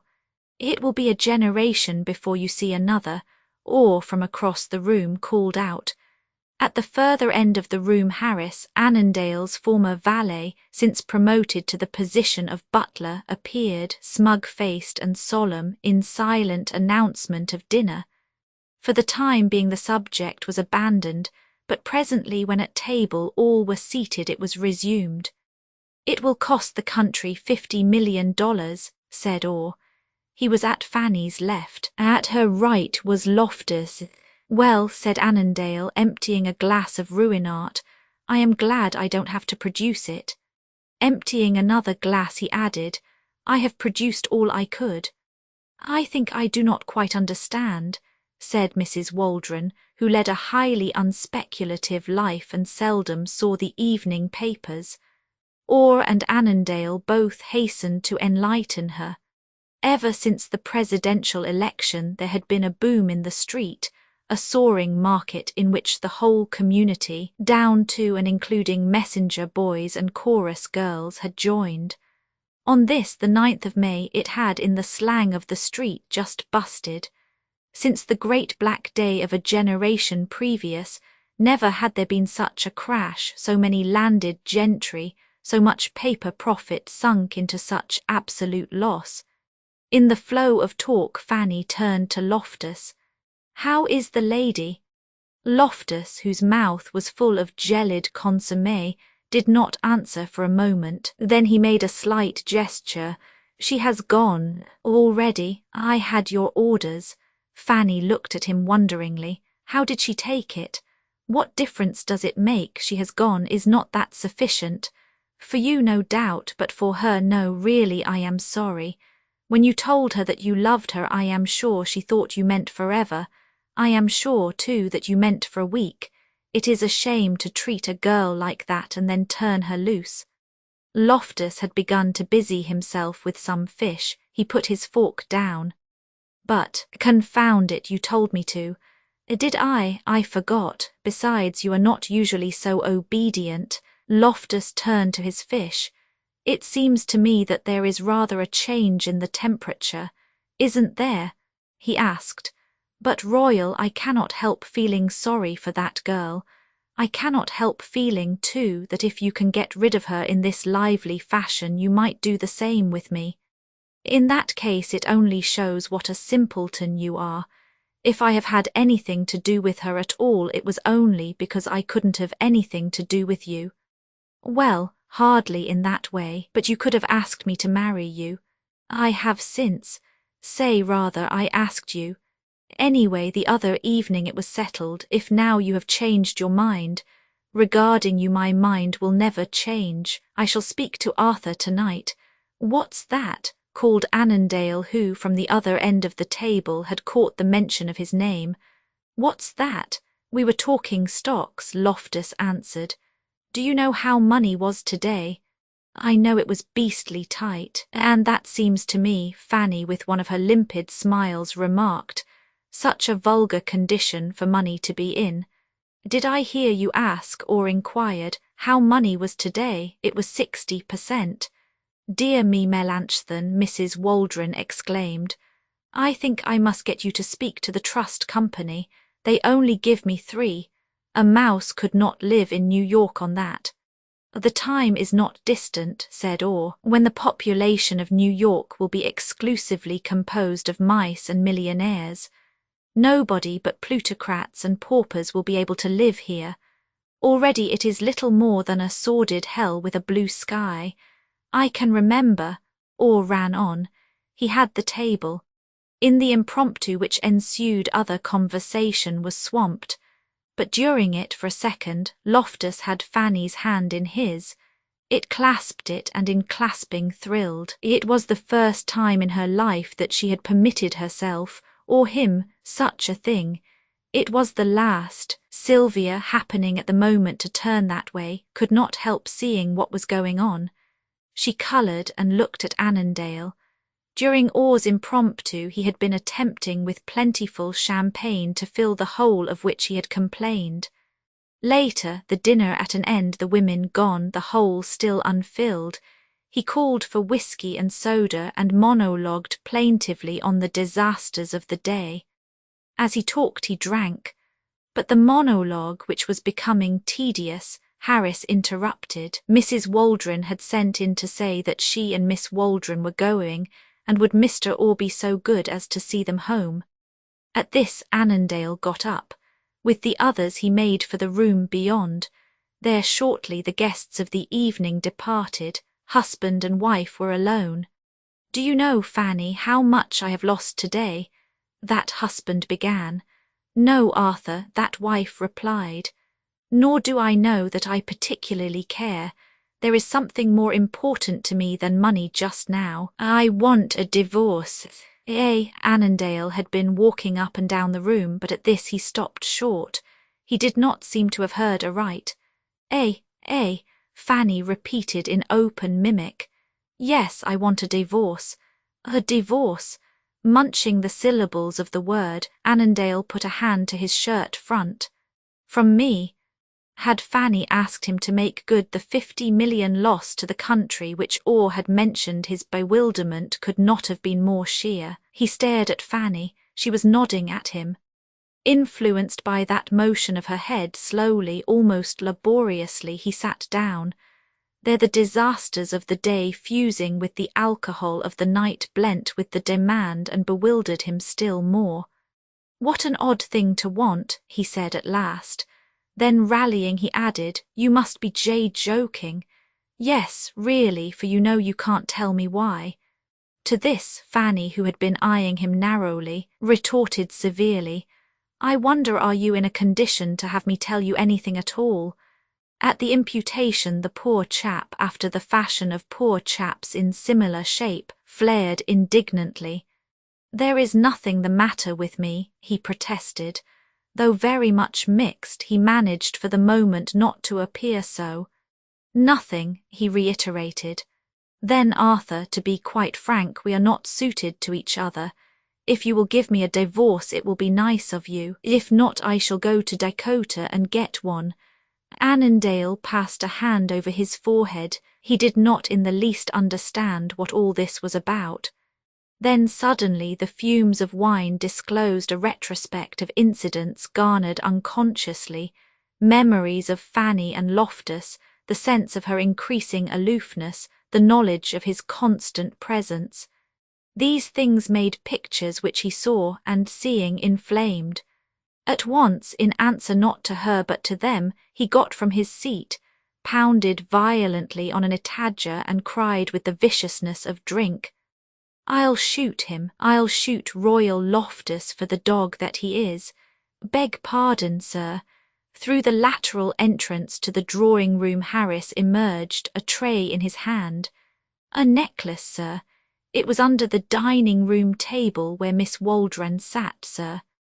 Annandale strangled an oath. He glared at Fanny, glared at the man, glared at the pearls, took the latter, thrust them in his pocket, motioned to Harris, strode from the room, went upstairs, then down and out from the house, slamming the door after him with a noise in which there was the clatter of musketry and the din of oaths. The night was black yet full of stars, the hour homicidal and serene.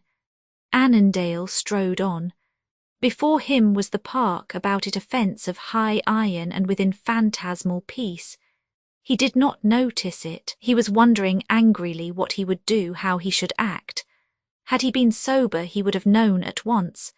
When in his sphere of life a woman wants to go, it is a man's mere duty to open the doors, open the windows, run ahead, get a divorce and bring it back to her on a salver.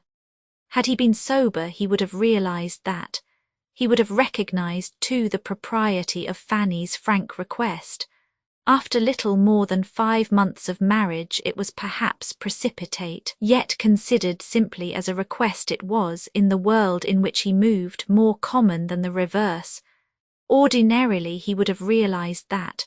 What is more, he would have realized that what Fanny had said was true. They were not suited for each other.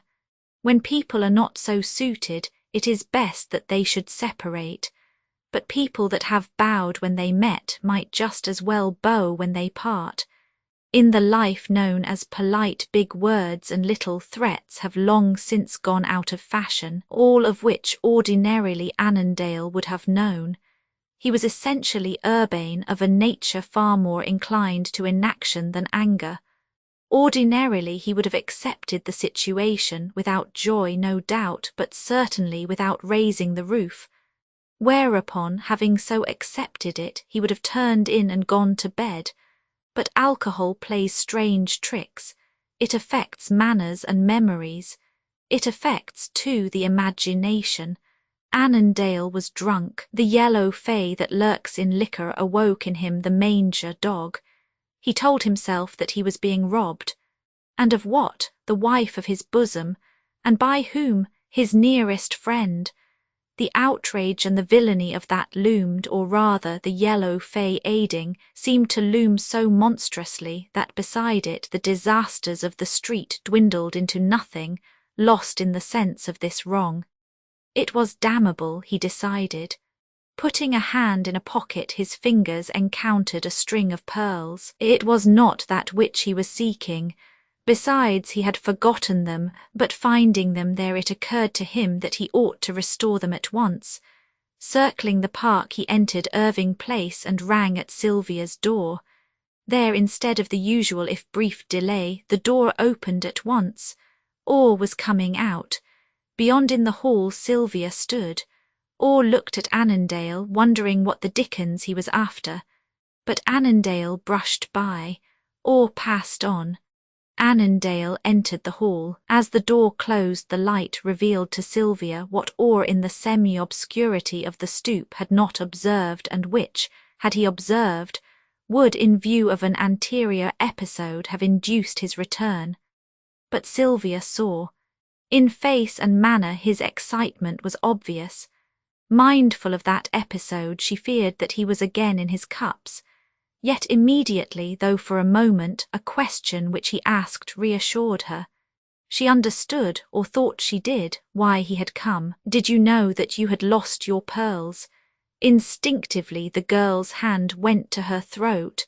"Here they are, they were found somewhere. In the hall, I think. Thank you, Arthur, this is very good of you, but tomorrow would have done." She did not ask him in, and this omission he did not appear to notice. He looked about the hall and then at the girl. At the look her fear returned. "Did you know about Fanny and Loftus?" he suddenly asked. "They're going to elope." As he spoke he leaned back heavily against the door. "I shall kill him," he added thickly. Sylvia wrung her hands. "Oh, Arthur, you have been drinking again. You promised that you never would." "I shall kill him," Annandale stubbornly repeated. "Oh, don't say such things," the girl pleaded. "Don't say them, go home." Annandale turned sullenly, opened the door, and looking back muttered, "I have no home." Closing the door after him, he started down the steps. They were few and wide, easy of descent, but they had become unaccountably steep. He caught at a rail. It steadied him. He stood there a moment. Then, a bit uncertainly, he zigzagged on. V. Exit Fanny, V. Exit Fanny, murder. On the morrow, through the thick streets, newsboys were shouting the word engagingly, as though it were something nice. For further temptation they bawled, "In Gramercy Park." Orr was leaving his office. It was 4 o'clock. He was on his way home, but the name detained him. Murder in Gramercy Park was a novelty which no one aware of its sedateness could comfortably resist. He bought an extra. There, for his penny, in leaded type it stood. In ink, appropriately read, meagre details followed. As these sprang at him, mentally he bolted. Other purchasers were absorbing them pleasurably. A good old-fashioned crime is so rare. Then, too, of all crimes, murder in Gramercy Park is rarest. Yet when in addition the victim is a man of fashion, what more would you have for a cent? To Orr the information was excessive. It concerned Royal Loftus, who, the paper stated, had been found early that morning near a bench in the park, doubled in a heap, a bullet through his handsome head. No clues, no arrests, that was all. But was it not enough? To Orr, while excessive, it was also incredible. Mechanically he read the account again. On his way uptown he bought other papers, less colourful but equally clear. Loftus had been identified, there was no mistake, but the incredibility of it persisted. A man young, rich, handsome, without apparently an enemy in the world or an idea in his head, to be done for like that was a matter which Orr could not immediately digest. He tried, however. In the effort he reached his house. There a telephone message awaited him. It asked would he please come to Irving Place. Presumably it concerned the murder. He went at once. In the sombre parlour Sylvia stood. "You know, I suppose," he began. Seeing that she did, he added, "It is very odd." Sylvia interrupted him. "There is worse." "How worse? What do you mean?" "Fanny was going to run off with him." "With Loftus?" Sylvia nodded. Her face, always pale, now was white. But Orr expostulated, "You don't fancy that Annandale—" "No." The monosyllable fell longly from the girl. "No," she repeated, "but others may. I don't see why. There is nothing to go on, is there, though?" Sylvia did not directly reply. She looked down at her hands and then at her cousin. "I think," she presently said, "that he must have learned of it last evening after we went away. At dinner I am sure he had no suspicions." "Had you any?" Sylvia raised her eyebrows. I don't know, she remarked, whether when you were going from here you noticed him particularly, but in the hall he had told her that he would shoot him. Or sniffed. That is rather awkward. Then almost at once he went, but where? Have you heard from him since? No, and it is for that reason I sent for you. Won't you go to him and let me know? But Orr did not like the errand. It seemed to him that Annandale might be the man. That too is rather awkward, he objected. Against the objection Sylvia pleaded. Manifestly she was nervous. If you won't go, she said at last, I shall. Oh, well, if you put it in that way, Orr reluctantly replied, I suppose I must, and you will come back, as quickly as I can. There is a line of Hugo descriptive of the earnestness with which people gape at a wall behind which something has occurred, or recalled it when he reached Gramercy Park. At one end of the park was a great crowd staring at the high fence of iron. It was behind the fence that Loftus had been found. The place itself was directly in front of Annandale's house. On entering that house, Orr was shown into the drawing-room. Shortly, from a room beyond, Annandale appeared. You have heard, have you not? He asked, but come in here. Orr followed him to the other room. In it was a sideboard on which decanters stood. Will you have something? Orr thanked him. Annandale helped himself to a liquor. As he did so, the decanter clicked against the glass, and as he raised the glass, Orr saw that his hand shook. It is very strange, said Annandale, repeating almost the words which Orr had used to Sylvia. I had no cause to love the man, but— I know, Orr interrupted. My cousin told me, but if I were you I would not talk of it. She seemed worried lest you might. Annandale put down the glass. He was quite flushed. But he exclaimed, she does not suspect me. Of course not. On the contrary. But then the fact suggests a motive which, coupled with any threat you may have made, might, in the absence of other clues, made a prima facie case which, to say the least, don't you see, would be nasty. Damnably so, Annandale muttered dumbly. Then, raising the glass again, he threw out, But what nonsense! A little after you had all gone from here, I went to your cousin's. Yes, I know you did. I met you on the stoop. Did you?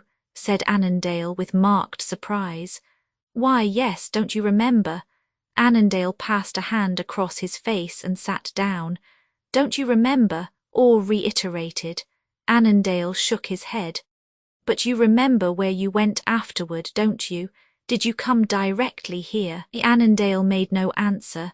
Can't you tell me? Orr asked, or is it that you don't wish to?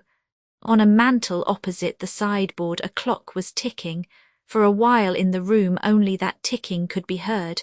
Can't you? Orr asked again. Annandale stood up. It was as though the question had prodded him. He moved to the sideboard, but Orr got in his way. Don't drink any more, try to think. I can't, said Annandale. He moved back and sat down. In his face the flush had deepened. It looked mottled. He himself looked ill, or a hand extended on the sideboard beat on it a brief tattoo. This is rather tedious, he said at last. It is only a little less than a year ago that you had a similar lapse. Oddly enough, it began as this has at my cousin's house. But we must try to keep her out of the matter. Were she asked what you said, it might be embarrassing, don't you think? What I said, what did I say? Annandale, as he spoke, looked so abject that Orr feared that he might go to pieces there and then. Humanely he changed the subject. Of course, whoever did it will be nabbed. Meanwhile, it is only to prevent any stupid suspicions that I venture to advise. By the way, have you any idea who could have done it? Annandale again ran his hand across his eyes, then, looking up at Orr, he replied, Not one unless he did it himself. Well, yes, that might be, but what does Mrs. Annandale think? She does not know, or at least she did not at noon. I heard it then from Harris. I told him not to say anything to her. Shortly after, as I understood, She went out to her mother's, I believe, though of course since then the sentence was not completed. Fanny was entering the room. Orr had always admired her very much, but never so much as then. She was dressed in black, which is becoming to blondes, and richly dressed, he afterward thought. He could not be sure, for he lacked the huckster's eye. But his admiration was not on this occasion induced by her looks, though a woman's looks, when she has any, are always notable if unnoticed factors. His admiration was caused by the way she took things. With the air of one inquiring the time of day, she glanced at Annandale and asked, almost with a lisp, "Why didn't you shoot me?" Or turned to Annandale. He was rising. From his face the flush had gone. He was lurid. The word lurid is used because it is more dramatic than its synonym, ghastly. And here was drama in real life. "Fanny, you don't think that real drama is an enjoyable rarity, or longed to stay and see it out. But obviously anything of the kind would have been worse than indiscreet." He picked up his hat. "Fanny," Annandale repeated, "you can't think—" "Oh," she interrupted, "you see you made it quite unnecessary for me to think at all. You told me beforehand, wasn't it considerate?" she added, turning to Orr. "But I did not mean it," cried Annandale. "As God is my witness—" "I am a witness," Fanny interjected, interrupting him again. But the interruption was effected without abruptness, without apparent emotion, sweetly, almost lispingly, with a modulation of the voice that was restful to the ear. "And," she added in the same sugary, leisurely way, but raising now a slender finger gloved in white, "I will swear to what you said." At this Orr swam or tried to swim to the rescue. "Surely," he protested, "you would not do that." "Wouldn't I?" she answered, addressing Orr and speaking in the same smiling, seductive fashion that she had to Annandale. "Wouldn't I, indeed? Really, believe me, you are quite in error." Annandale fell back in the chair from which he had arisen. "Fanny," he gasped, "I did not know a woman could hate like that." Fanny smiled afresh. "No, is it possible? But then perhaps you never knew how a woman could love." She gave a little nod. It was as though she were adding, "Take that." Orr was buttoning a glove, preparing to retreat. She turned to him. "Don't go, stay and have a drink with Arthur. He looks as though he needed one." She moved back. "Yes, stay," she continued. "I am going." Once more the slender finger gloved in white was raised. "Arthur Annandale, never willingly will I see you again, except in court. For to court I shall go, if only to see you sentenced." At the splendid ferocity of it, all looked at Annandale. When he turned to look at Fanny, silently, no doubt smilingly, she had gone. "Vi, what the papers said, there are occasions when speech is an intrusion and sympathy an affront." An occasion of this kind coincided with Fanny's exit. On the mantel the clock still ticked, otherwise there was silence in that room. Orr, finishing with his glove, made for the door. "If I can be of use," he said, "let me know." Annandale stood up. "You can," he answered. For a moment he hesitated. He seemed lost and dizzy. Then, with an effort, he got himself together. "Tell Sylvia it is not true." Orr passed out. But instead of returning at once to Irving Place, he went up the steps of an adjoining house. There he was told that Mrs. Loftus could see no one. He had not expected to be received, but he felt for her, felt too how she must feel. That a Loftus should die would, he knew, be enough. But that a Loftus should be murdered and that Loftus be her son, there was something which Orr thought might perhaps overwhelm her. And as Orr afterward learned, Mrs. Loftus was then sitting, her attendants about her, absently and ceaselessly shaking her head, nor did the motion of it ever cease. She was palsied. Before Orr learned of that other things supervend, primarily fresh extras. These, of course, were indicated. The imagination of the public had been stirred. Of all things, mystery affects the imagination most. Here was one agreeably heightened by subsequent editions announcing the projection of the eternal feminine. Then those that read these sheets felt that they were getting their money's worth. But the feeling was accentuated when one of the papers gratified them with a picture of a girl who they saw was an exceedingly fetching young woman, and who they were informed had vanished from her residence, the Arundel, where she was known as Miss Leroy. Her connection with Loftus, a connection which the neighbourhood generally understood, was shown with reportorial ease. With the same ease it was established that he had been with her the evening preceding the night of his death. Bag and baggage the next morning she had flown. That fact in itself was prodigiously interesting. A young and pretty assassin, what, it was quite like fiction. It was almost too good or too bad to be true. Besides, the picture displayed a girl not merely pretty but quasi-ideal, a face infinitely delicate, disdainful yet sad.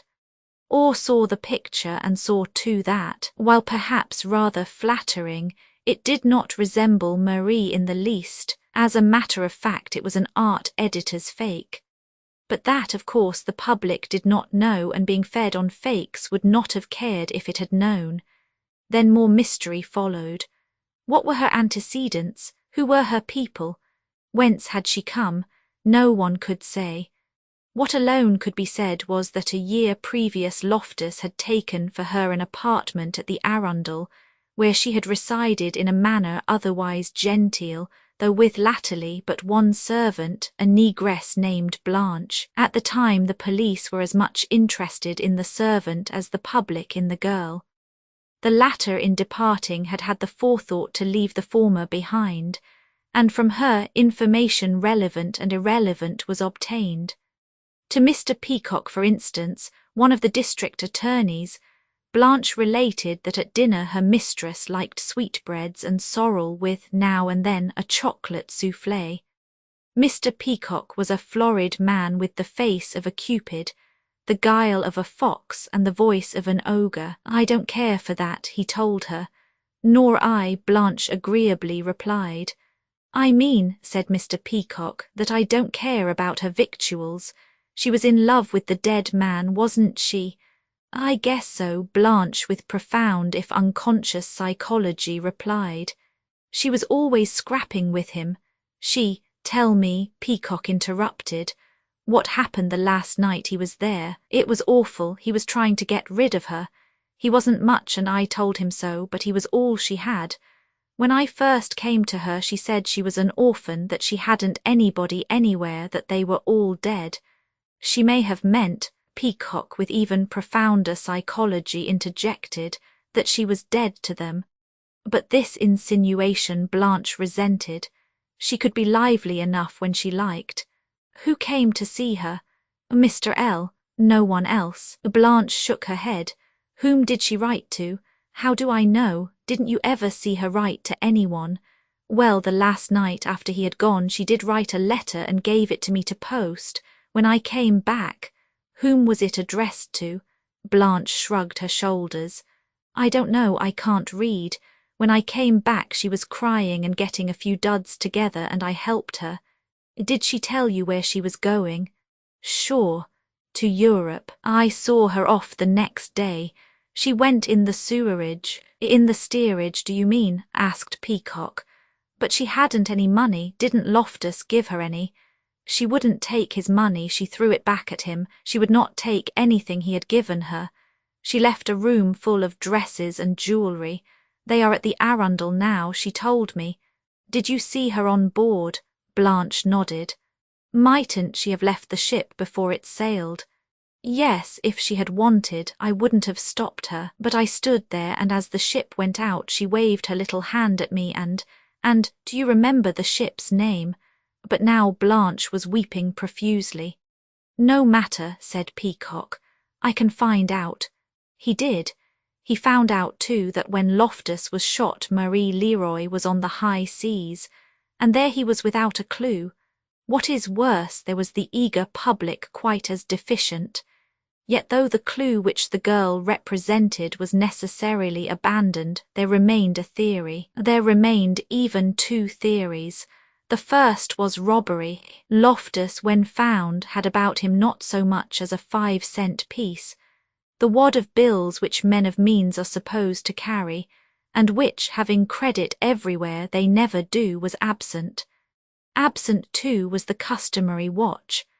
The precise use which a man of means and particularly of leisure can have for a watch the police and press did not stop to consider. The absence of watch and money suggested a theory. That was enough. The theory, however, like all theories, had its defects. Loftus had been found within the park, a few feet from the fence. The shooting might have occurred from without, but unless the assassin had a key or a ladder or a balloon or wings, he could not possibly have got in to go through him. Eliminating ladder, balloon and wings, a key the assassin could not have had unless he were a resident in the neighbourhood, the agent of a resident, or a caretaker of the park itself. People of this order are as eliminable as balloons and wings. The theory therefore had its defects. It had, though, this in its favour: the lock of one of the gates might have been picked. It had something else in its favour. It suited the Loftus clan. Mrs. Loftus, though childless now, was not otherwise alone. Behind her were all the Loftuses, a contingent of relatives socially eminent, ponderable politically, super-respectable, synonymous with the best. To them the death of Royal, however dismal, was not disgraceful, that is, assuming that it was a footpad's work. On their escutcheon it put a mourning band but not a blackening blot. That blot they feared. They had cause to. The dark, Denoir-esque story about Marie Leroy might have been followed by other stories darker still, dirtier if possible, that would begrime them all. The footpad theory they accepted therefore at once. Had they been able, had circumstances favoured them, had the man, for instance, been shot in some way or in some place unknowable to the police, they would have arranged to have had him die decorously.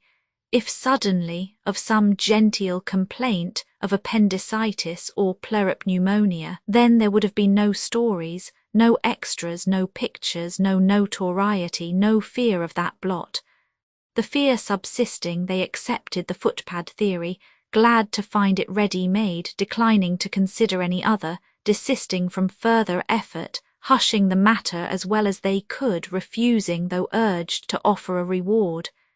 Yet, though the theory suited them, it did not satisfy the public. It was too tame. They demanded something else. That demand the press, as was its duty, attempted to supply. Through methods unfathomably vidicesque, the young gentleman connected with the Chronicle, one of the most enterprising sheets, discovered more about Loftus dead than Loftus living could himself have known.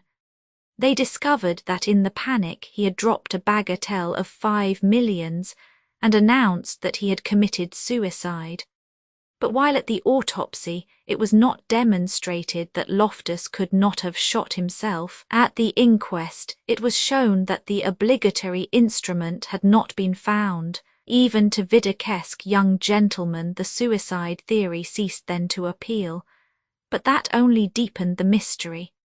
To dissipate it, and at the same time to display an endearing pro bono publicanism, the Chronicle offered a reward of $5,000 for such information as would lead to the arrest and conviction of the assassin. Immediately there was a clue. It was Harris who produced it. Under the guidance of a reporter he was led to the office of the Chronicle, where the young gentleman turned him over to the managing editor quite as though the clue were his own. Here Mr. Digby is a party that knows who shot Loftus. Mr. Digby was a small man with a big beard, very well dressed, remarkably civil. Yes, he said. And who did? Mr. Arthur Annandale. Mr. Digby smiled. He did not believe it, but it stirred him pleasurably. The Chronicle stood for the people. Annandale represented the predatory rich. Besides, it was in front of Annandale's house that Loftus had been found. At once he saw scoops, extras, headlines, also the possible libel. Meanwhile, at a glance he had taken Harris in.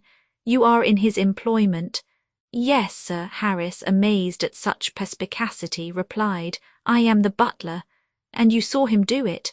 "No, sir, but I heard him say he would." "When?"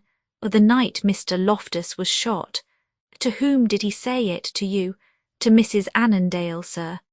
"Oh ho, how was that?" "It was after dinner, sir. I was in the dining room. The second man was with me cleaning up. On the floor under the table he found a necklace. I took it in through the hall to the drawing room. Mrs. Annandale was there with Mr. Annandale. When I was just at the door I heard him say, 'I'll kill Loftus.' I went in and gave him the necklace." "But why?" Mr. Digby interrupted. "What was he going to kill him for? What was the motive?" "Mr. Loftus had just gone, sir. He had been dining with us, he and several others. Well, sir, when I was in the hall I heard Mrs. Annandale say as how she wanted a divorce." "Aha!" exclaimed Mr. Digby. "The plot thickens. Was she in love with Loftus?" "She was that, sir. Anyone could see it." "Then what?" "Mr. Annandale went upstairs, came down again and went out." "Did you attach any importance to his going upstairs?" "He went to get his pistol, sir." "Oh ho, he had a pistol. Had he?" "Yes, sir, a 32 caliber. I bought it for him myself." "That is a very good story," said Mr. Digby, who was a judge. Romans 7. Held without bail. Romans 7 held without bail the theories and clues in the now celebrated case, all related to Sylvia one after another as they reached him through different channels. To the story of Marie Leroy she listened, her face averted without a word. The footpad theory she dismissed. It was absurd. But the suicide theory impressed her. Even to her mind it was not logical. Loftus was too cavalier, too supremely indifferent to make it plausible. On the other hand, it disposed of the whole matter. Moreover, as she put it to all, what is suicide but the sinful end of a sinful life? Who knows, she asked, what sudden remorse he may have experienced that last night when he was alone there in the park? Suicide, Orr had replied, is assassination driven in. It is the crisis of a pre-existing condition, a condition wholly pathological, one which remorse may complicate, but which it cannot directly induce. There was nothing whatever the matter with Loftus. He may have been sinful as you express it, but he was sound. Besides, the man had no more conscience than a tomcat. Nevertheless, Sylvia clung to the theory. She had no other. Hopelessly she hoped that time would verify it, but she suffered acutely. Orr's account of Fanny's attitude frightened her. What frightened her most was the tale that Harris told. The latter she learned from the press. Meanwhile she had gone to Mrs. Loftus. The old lady had not recognized her, or rather, had mistaken her for someone else. "My boy is away, Fanny," she said, her head shaking as she spoke. "He is away, I don't know where." She began to whimper. Sylvia, too, had wept. It was pitiful. The proud, arrogant woman fate had reduced to a cowering crone. Meanwhile, also Sylvia had tried to see Fanny. But at the hotel where Mrs. Price had been stopping she was informed that both were away. An address was given her to which she wrote. For a time no answer came. Finally, from a different address, Mrs. Price replied saying that Fanny was ill and asking that their whereabouts be a secret. In spite of the little threat, Fanny was not anxious to be subpoenaed. But that was much later, long after Harris had told the story which Mr. Digby declared to be very good. This opinion, editorial and offhand though it was immediately and officially endorsed, for the story had a double merit. It supplied not merely a clue but a case, a very clear case too.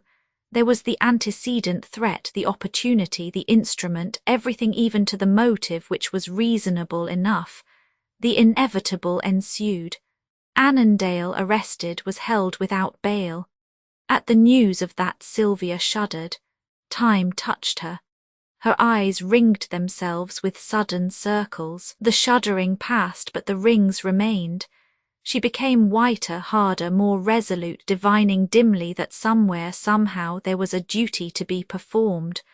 What the duty was to be the press disclosed. Against Annandale was public opinion. There he was convicted instanter. At the injustice, or what seemed to her the injustice of that she revolted.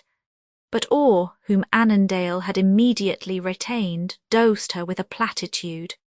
Public opinion be hanged, he said. What is it but the stupidity of one multiplied by the stupidity of all? Vox populi, vox stulti. The majority is always cocksure and dead wrong. In spite, though, of general stupidity, there were people sufficiently indulgent to accord Annandale the benefit of extenuating circumstances. The reputation of Loftus, which left rather a little to be desired, the coupling of his name with that of Annandale's wife, the report that for his sake the latter had been preparing to leave her husband, the further report that for the convenience of both Marie Leroy had been shipped abroad. These things reduced the case in the minds of the indulgent to what the French call a crime passional, and which, as such, is psychologically and even legally defensible. But French views are not our views.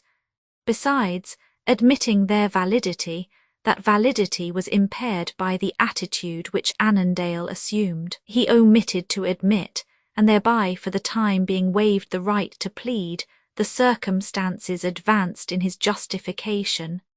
When charged had he said, "Oh, yes, I did it, and so would you or any other man, there, don't you see, might have been an excuse, but not a bit of it." Up and down he denied that he was the culprit. A denial such as that has, though, its merits. It puts on the prosecution the burden of proof. Moreover, if you have done anything you should not have, it is only common sense to say that you have not done it, to say it in spite of facts, in spite of evidence, in spite of everything and everybody. For if you own up, there you are, while if you don't, then no matter what is advanced you may succeed in raising a doubt and in planting it among the jury. But in this case the denial was more serviceable than ordinarily. It might have been for the reason that thus far no one had been produced who could say they had been about while Annandale was at it. These points all set before Sylvia. The sophistry of them displeased her. She did not like it and said so. "It will get him off, though," Orr confidently replied. "Unless," he hastened to add, "a witness to the act itself should pop up. Then, barring a miracle, he is a goner, but otherwise I will get him off. It may take a year or two, but I'll do it." "I don't want you to get him off," Sylvia scornfully retorted. "I want him vindicated. You see, though," Orr with unruffleable calm continued, "if a witness should pop up, a witness, let us say, whom I cannot discredit, vindication will be difficult. It will be difficult to make 12 imbeciles in a pen believe that when Annandale shot Loftus—" "He never shot him," Sylvia cried.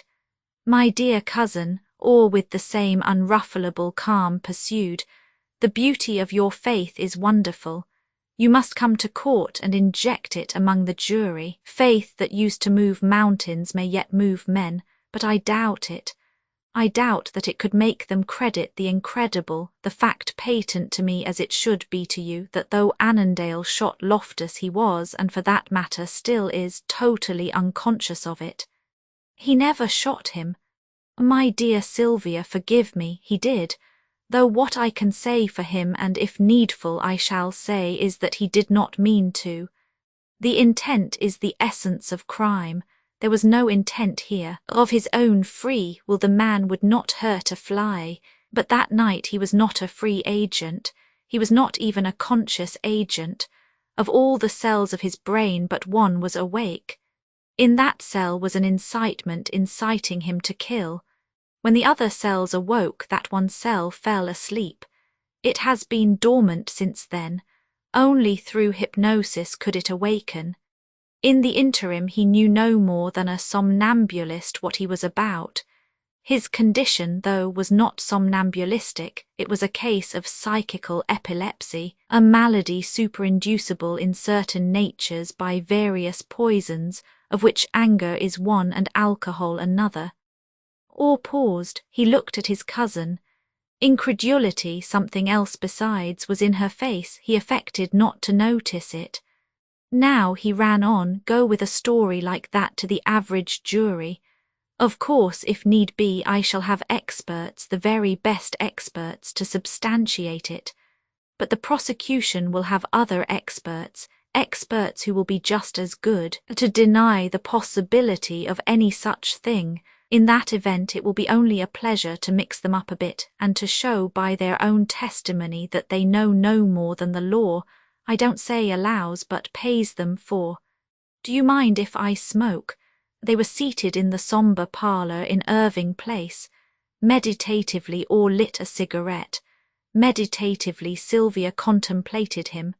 Would it not be better, she presently asked, to show that Loftus committed suicide? Yes, in the event that the pistol is found. It is rather late, though, for that. Sylvia bent forward. Melanchthon, she said, I have heard you say, have I not, that everything is possible? Indeed you have, and you will hear me again.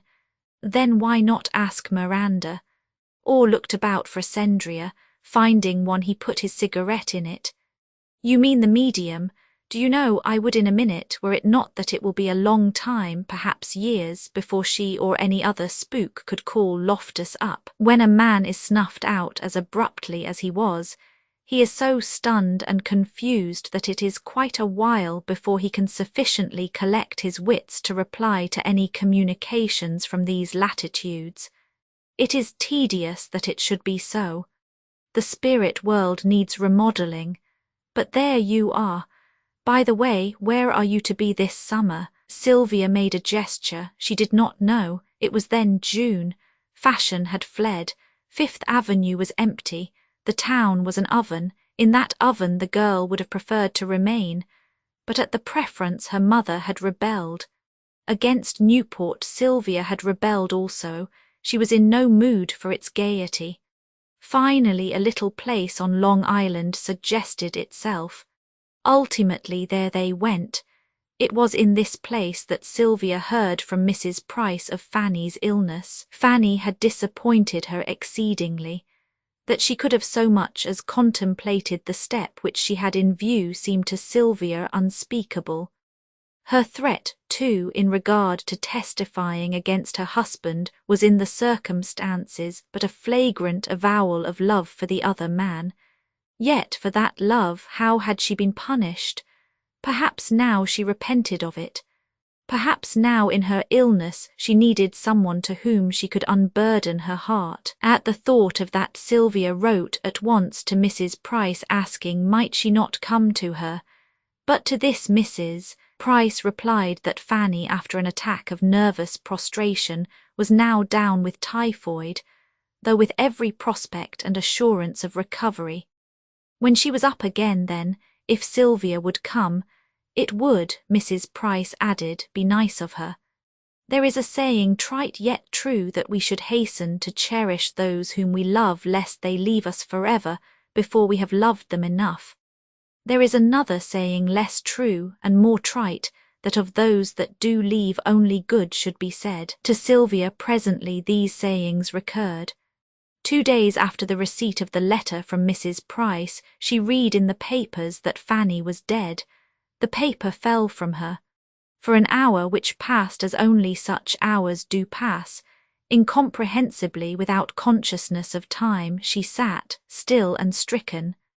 Through ravelled skeins of thought of which the tangled threads refused to wholly straighten, she blamed herself for all that had occurred. Not indeed for Loftus. The man, his life, his death, everything concerning him was abhorrent to her.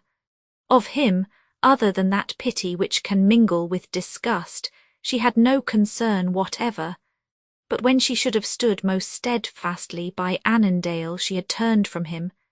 Had he not implored her forgiveness, and did she not know that all that God requires is that forgiveness be asked?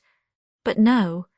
She had been too proud, and that pride she had nursed until it was too late, until Annandale had married, with this double tragedy for climax. It was all her fault, Sylvia told herself, all her own. Had she not abandoned Annandale, he would have had no cause to threaten, Fanny would have lived, there would have been no shock to debilitate her and leave her a prey to disease. Fanny's death was at her door. Companioned by these thoughts for an hour she sat, still and stricken. When she aroused herself, it seemed as though before her two figures stood. One said, "I am duty," the other, "I am grief." A message from the latter she imparted to Mrs. Price. Many messages not similar but cognate that lady received. Fanny had been very popular. Her popularity, the rumour connecting her with Loftus, had necessarily impaired. The arrest of her husband for shooting the man, and for shooting him as it was generally understood on her account, impaired it still more. In the upper circles the scandalous may be relished, but it is not endorsed. Had Fanny lived, those circles would have visited their displeasure in not visiting her at all.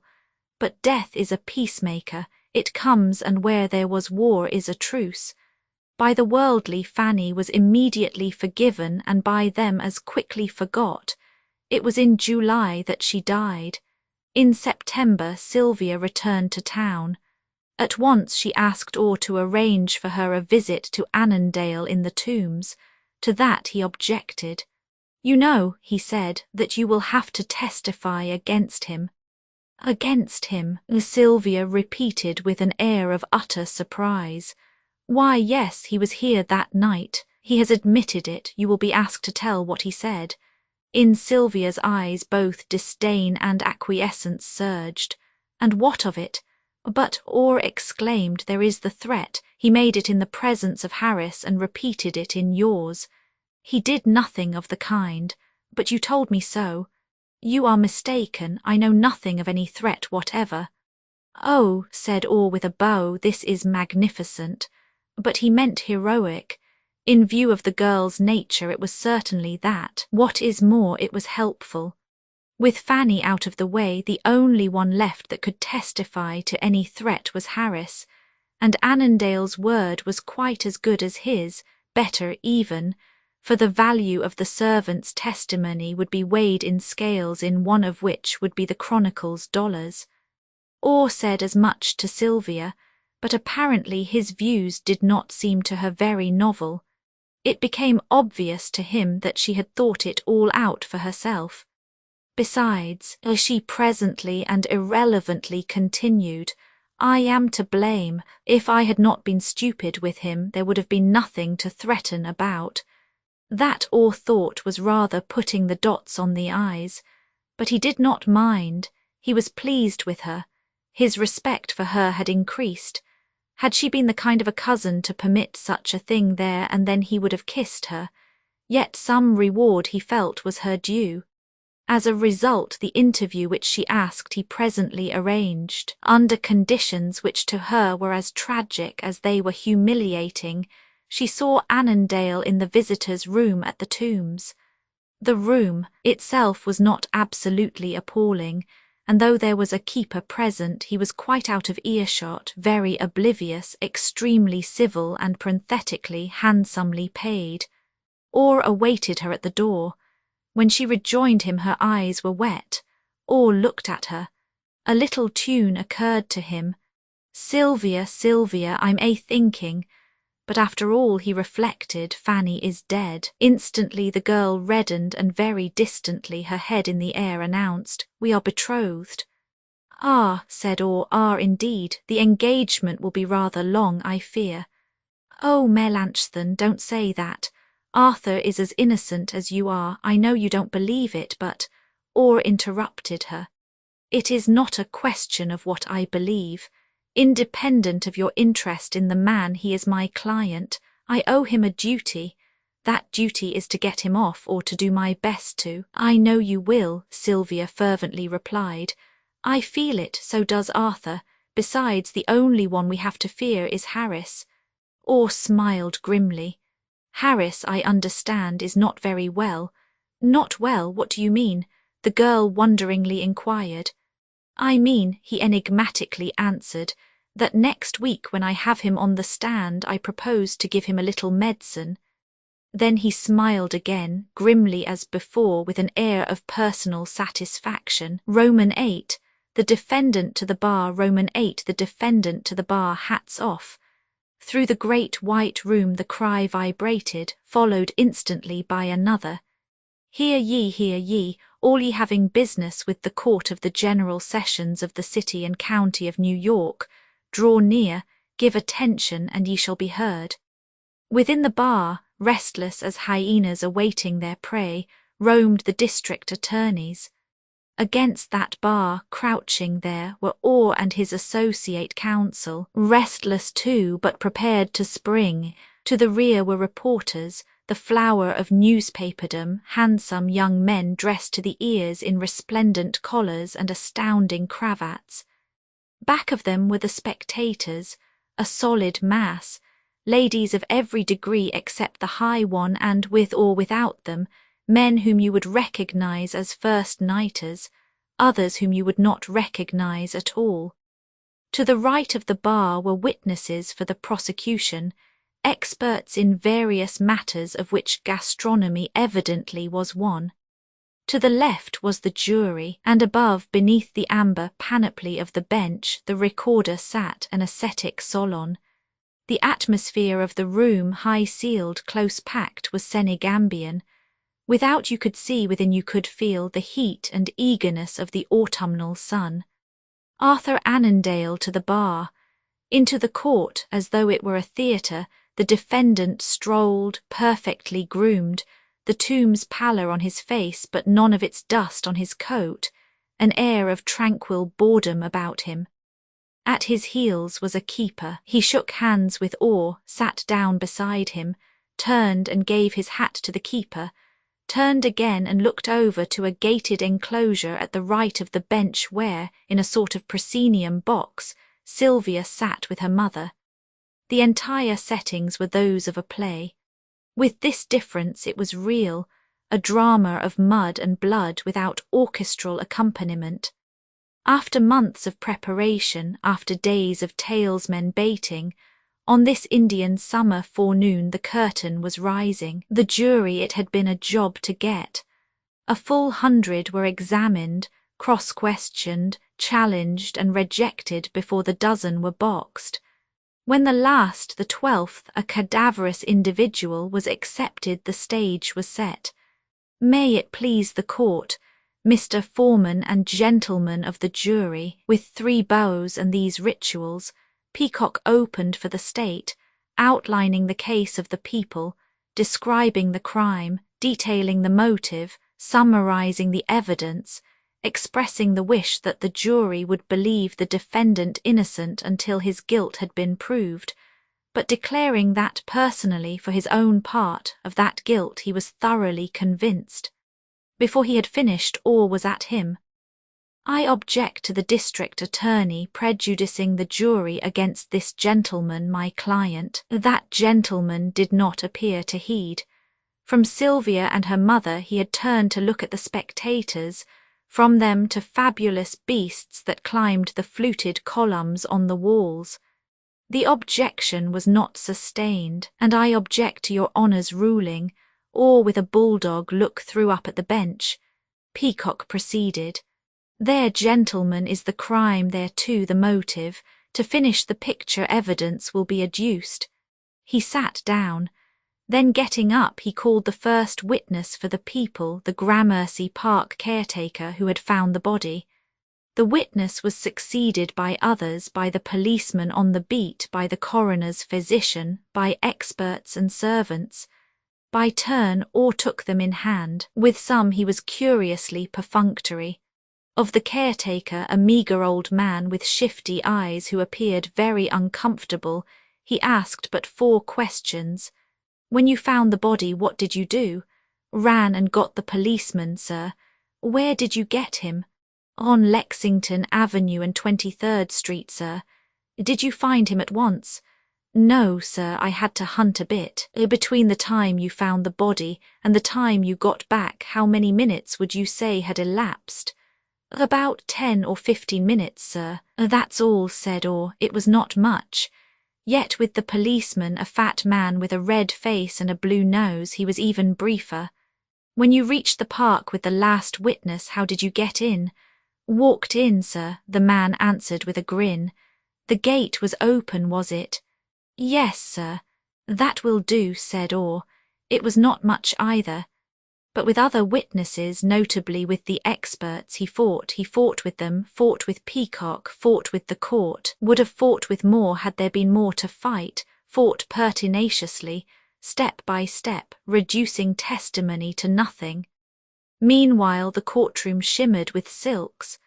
Wanderers from Fifth Avenue who never in their lives had been in the general sessions before begged and badgered their way there. It is great fun to see a man tried for his life. But when you have known him, when in addition elements super-sensational blend like a halo about him, what more could be decently asked? Yet one thing disappointed.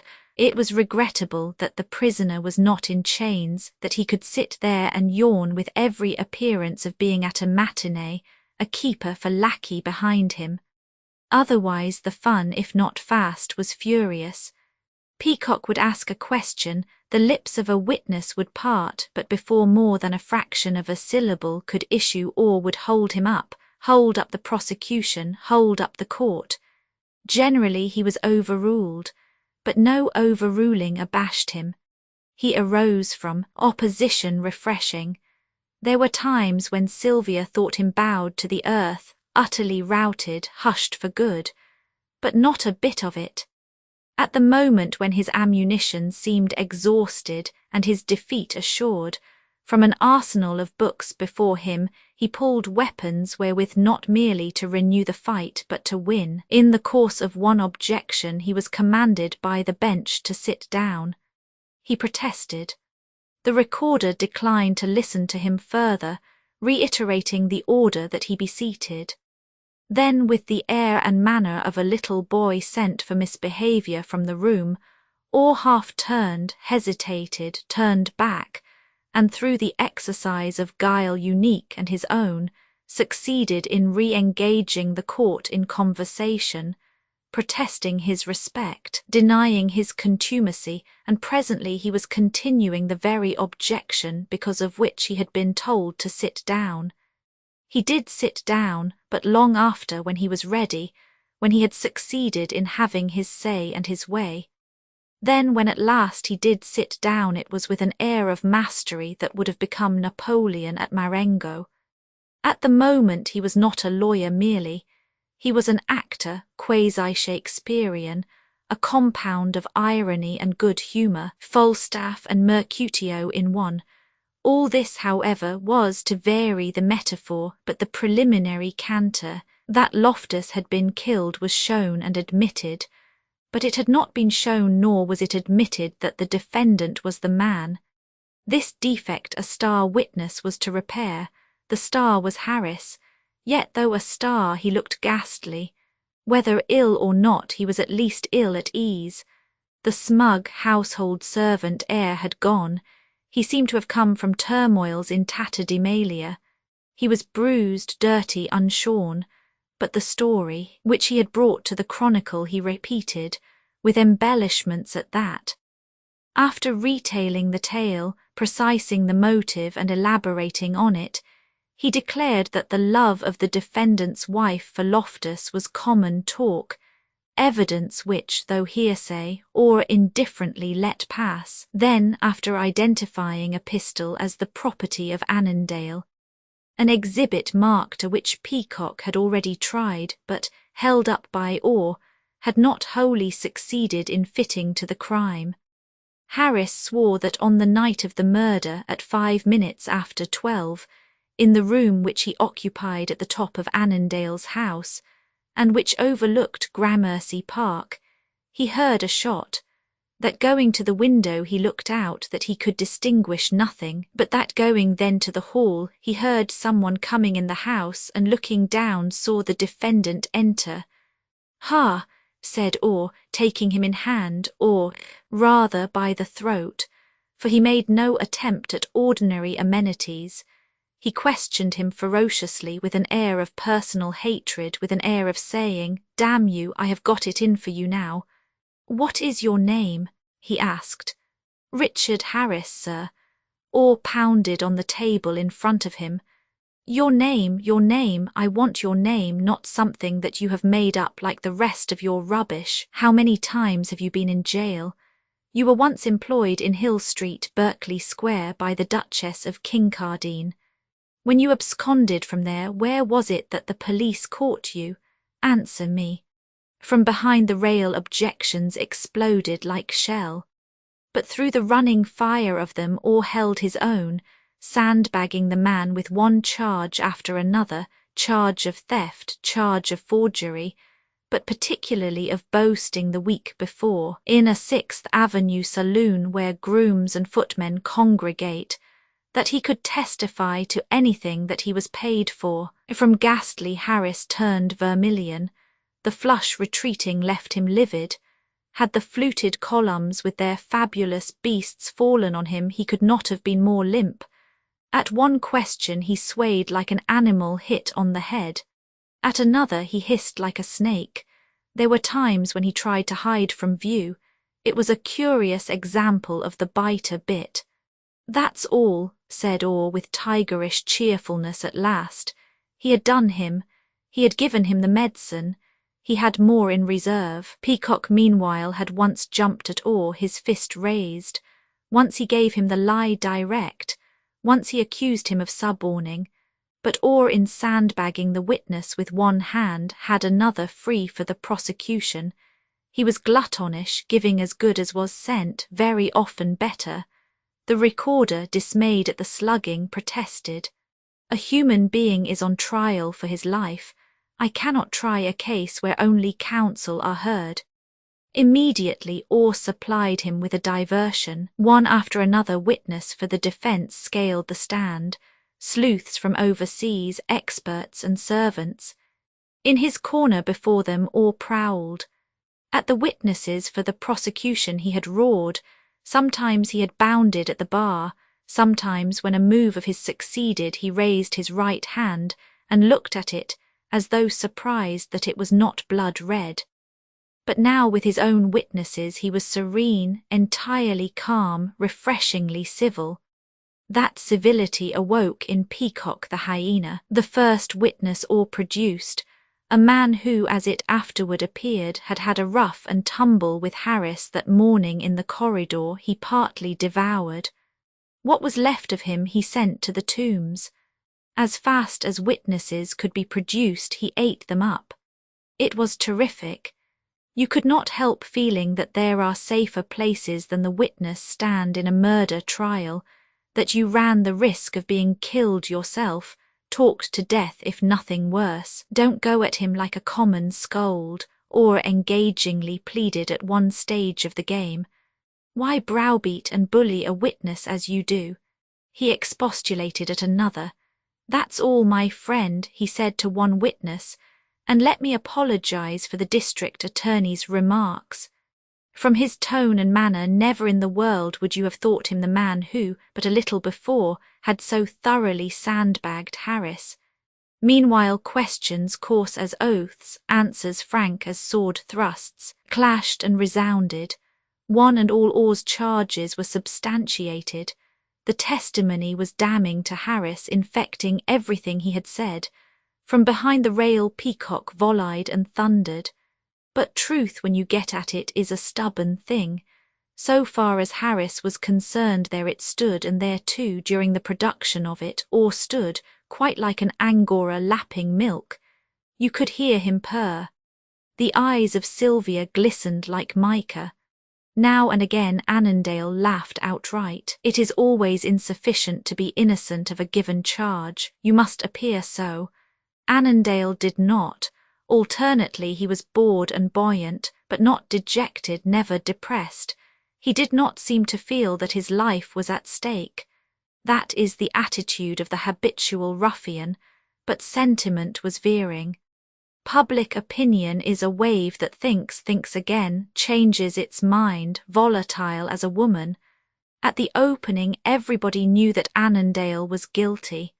Now nobody was quite so sure. The recorder caressed his beard. "I think," he announced, "that I will give the jury a recess.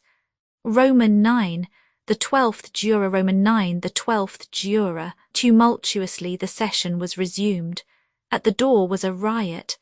There a squad of police fought back surging nondescripts clamouring for admission, fighting for entrance to the continuous show. A woman fainted. Another had her gown torn off. One man retired with a blackened eye.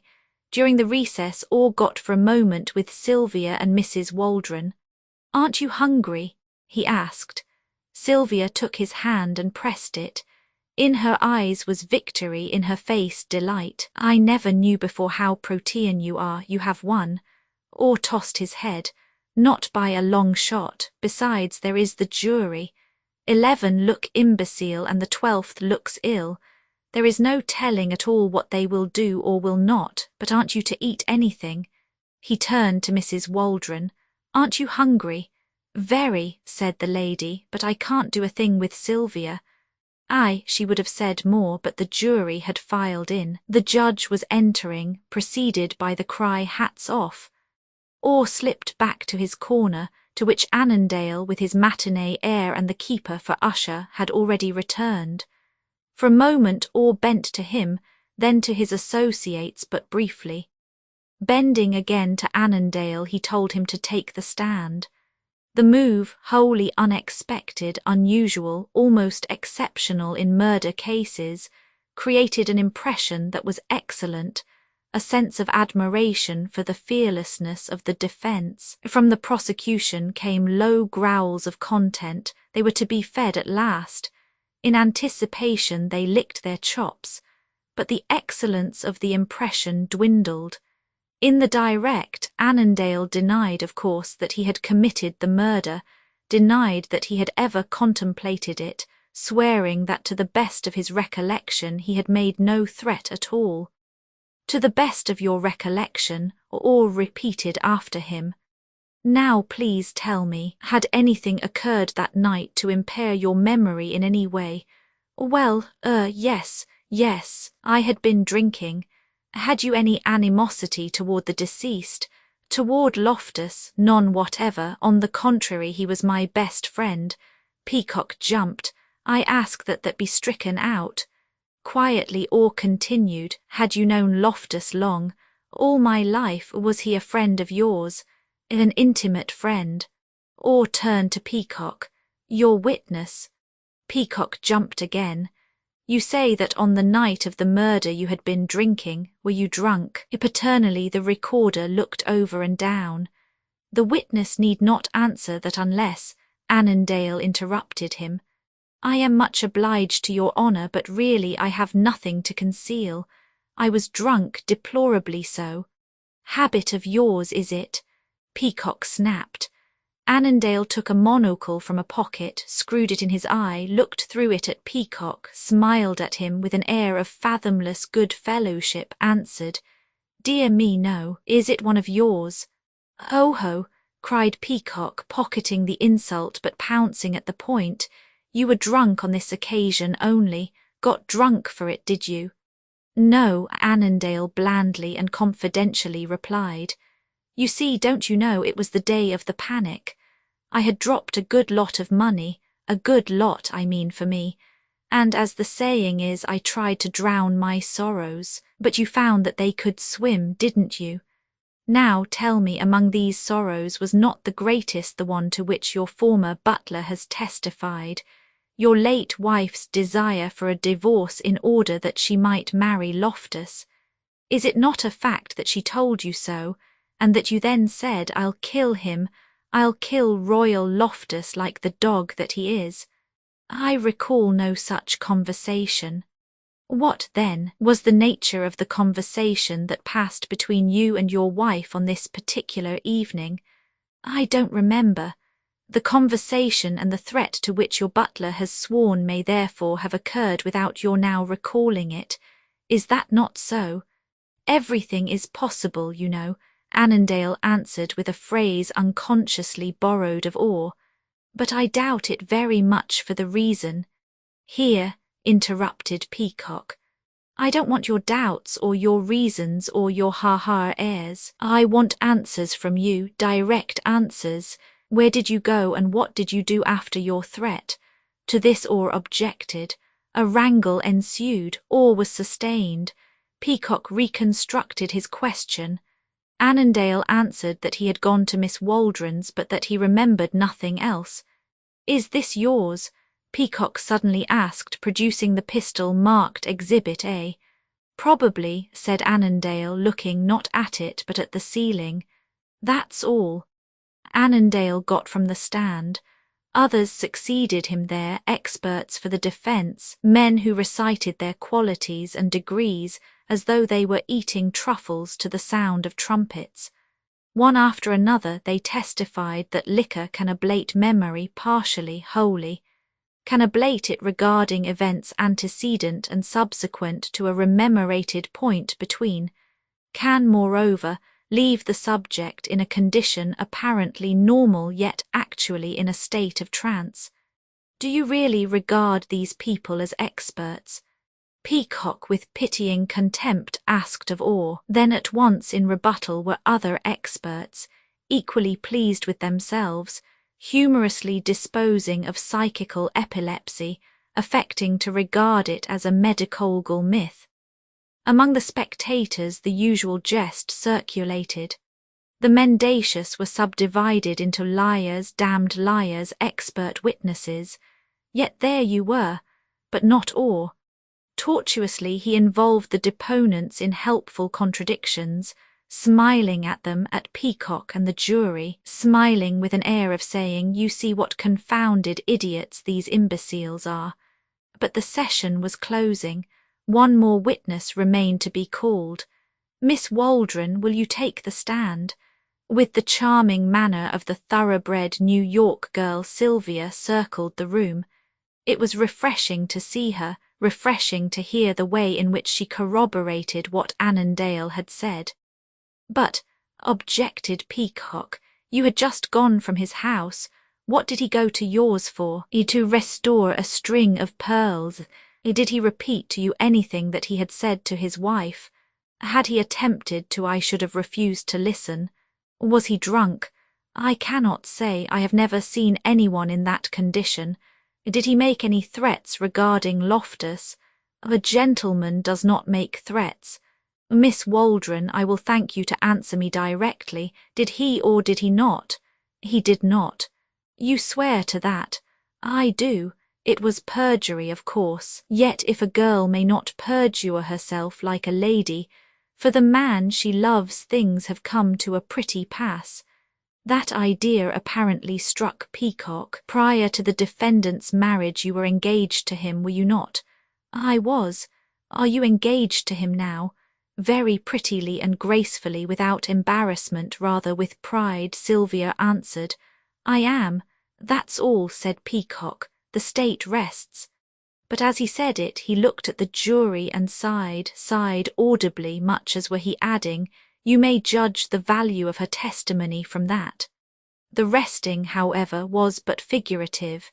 In a moment the summing up began, a summing which, at first passionless as algebra, dealt with technical points. Gentlemen, said Peacock, turning again to the jury, the evidence in this case is of the kind known to you perhaps as circumstantial. Evidence of this nature can lead and often does lead to a conclusion more satisfactory than direct evidence can produce. Circumstances cannot lie any more than facts can. Unless we resort to them, it is in vain that we attempt to detect and to punish crime. Crime shuns the light of day. It seeks darkness. It courts secrecy. The assassin moves stealthily. He calls no witness to see him shoot his victim down. If you wait for an eyewitness, you grant impunity to crime. It is true, and probably you will be so told by counsel for the defense, that there are cases in which the innocent have been convicted. Yet if men have been erroneously convicted on circumstantial evidence, so have they been convicted on direct testimony also. That is not, though, a reason for declining to accept such testimony. The possibility of error exists alike, but because men may err do they refuse to act? Because wheat may be blighted does the farmer refuse to sow? No, gentlemen, until we have means of knowledge beyond our present faculties, we must accept this kind of evidence or grant practical immunity to crime. The exordium concluded, Peacock warmed to his work. What he said he seemed to literally tear from his mouth. It was an arraignment not delivered but hurled headlong, with the force and rush of a cavalry charge. Before it oars' points sank overwhelmed. To replace them with others of his own, Peacock made new ones, evolving them with a fire and lucidity that was pyrotechnic. They were like bombs exploding before the jury's eyes. He arraigned the defendant, arraigned the defence, stampeded their tactics, denounced Annandale's manner, which he declared to be that of a hardened criminal, and pictured him as a jealous husband who, in accordance with a plot long premeditated, had first lured his victim to his house, then following him thence had murdered him in the darkness, but who now swore that he was drunk and remembered nothing. Assuming that he was drunk, Peacock shouted. His intoxication was a feigned disguise, assumed for the purpose and legally an aggravation of his dastard crime. Beneath, in the unlovely street, an organ was tossing a jig. The jolts of it mounted to the court, fusing with Peacock's voice, adding their vulgarity to his own, and it was to the wretchedness of them that he said at last, "My duty is done." He had scored points by the dozen. In as many seconds all had their heads off by half. Harris, gentleman, is the rock of the people's case. His hand fashioned it. Without him it crumbles. Let me array for you Harris against Harris. Leisurely all began, showing the man's hand for what it was, not dirty and disreputable merely, but discredited. Apart from that hand, where is the promised evidence? Where is it? Where is that evidence? Gentlemen, not a bit of evidence have you had, not a molecule, not a minim, not a mite. At best or at worst, any evidence producible against this defendant would be circumstantial. In telling you the value of such testimony, the district attorney has been good enough to leave it to me to explain that testimony of this character must, to be conclusive, exclude every other reasonable hypothesis. The district attorney has further told you that circumstances cannot lie. Of all his statements, that one and that one alone is correct. Circumstances cannot lie, but witnesses can. It is from them that circumstances are obtained. And though they furnish a million circumstances, what are these circumstances worth if they themselves are unsound? How unsound that reptile Harris is, you have, I believe, been enabled to judge. But even otherwise, even though the testimony of that saurian seem to you probable, I may remind you that the most probable things often prove false, for the reason that if they were exempt from falsity they would cease to be probable. They would be certain. Now what certainty has the district attorney brought you? Instead of excluding every other reasonable hypothesis, he has opened the door to a dozen hypotheses infinitely more reasonable than his own, except that the obligatory instrument does not appear to have been found. He has adduced nothing to show that the deceased did not commit suicide. He has adduced nothing to show that he was not robbed. The caretaker has testified that he was away from the park 10 or 15 minutes. The policeman who returned with him has testified that when he got there the gate was open. In the interim, anyone may have entered, gone through the suicide, bagged his pistol for further booty and away. No, the district attorney has not excluded these hypotheses. He has confined himself to picturing this defendant as a husband jealous of the deceased.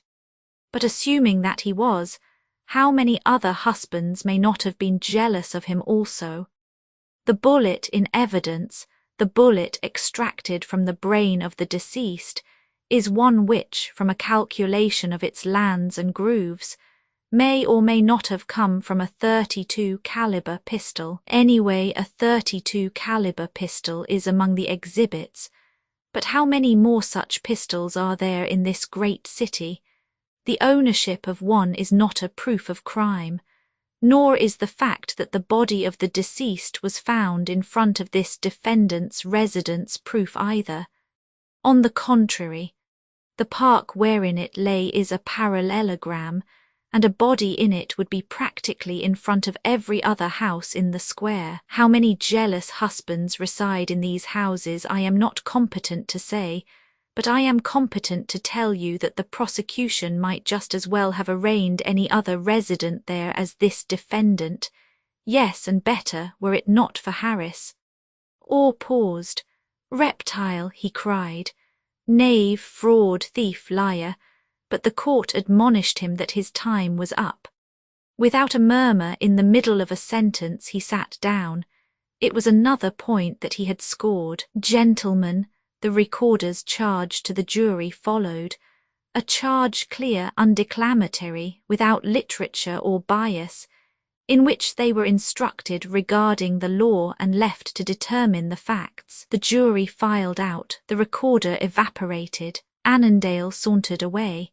Into adjacent corridors the great room emptied itself, or, stationing associates on guard, went over to Sylvia, urging her to go. But Sylvia refused at first to budge. The jury, she declared, would be back in 5 minutes. "It may be 5 hours," said Orr. "You had far better go home." "No, well then I will take you to my offices and have something brought in." "Is it far?" Sylvia warily asked, but presently she assented, stipulating, however, that Annandale should be brought there the moment he was freed. Orr tossed his head. "That may not be for years, until after an appeal. I have not an idea what the jury will do. But I know one thing, the last of the lot, the 12th, looked at me during my summing up with something that was a cross between a sneer and a scowl." "Yes," Mrs. Waldron interjected, "I noticed him. But it seemed to me that he was not listening. It seemed to me that he was in pain. But do, Sylvia, let us go. It is cruel of you, I am starving." In Orr's neighbourly offices shortly the lady was fed. Sylvia too ate something. Orr himself would have bolted a bite, but he had to hurry away, though promising as he did so everything that Sylvia asked, promising to stand on his head if she wished it. Once back in the court he found it still empty. In the corridors reporters and idlers lounged, speculating on the verdict, prophesying that the deliberations of the jury would be brief. But time limped. An hour passed, 2 hours, 3. Enervated and empty Orr went down and out to a little restaurant across the street. Presently it was reported that the jury were coming in. Orr hurried back, but however he hurried he was late. The court had refilled. As he entered he heard someone say, "Not guilty." Abruptly the room hummed like a wasp's nest. There were raps for order, commands for silence, threatened punishments for contempt. The hubbub subsided, the recorder thanked and dismissed the jury. He turned to Peacock. "Are there any further charges against the prisoner?" "There are none, Your Honour." The recorder nodded at Annandale. "You are discharged." Orr tried to get at him, but at that moment the crowd interfered. In making a circuit to reach Annandale, he found himself among the departing jury. They had all left the box, all save the 12th, who apparently had stumbled. About them reporters circled. The foreman was relating that they had been practically unanimous for conviction, but that one of them, the 12th, had insisted so obstinately on the poverty of the evidence that with him finally they had voted to acquit. But where is he? The foreman interrupted himself to ask. Where is the 12th juror? Where is Durand? Then only was it seen that he was still in the box, crouching there, his face ashen where it was not violet, a hand held to his side. In a moment he was surrounded. To those nearest he looked and gasped.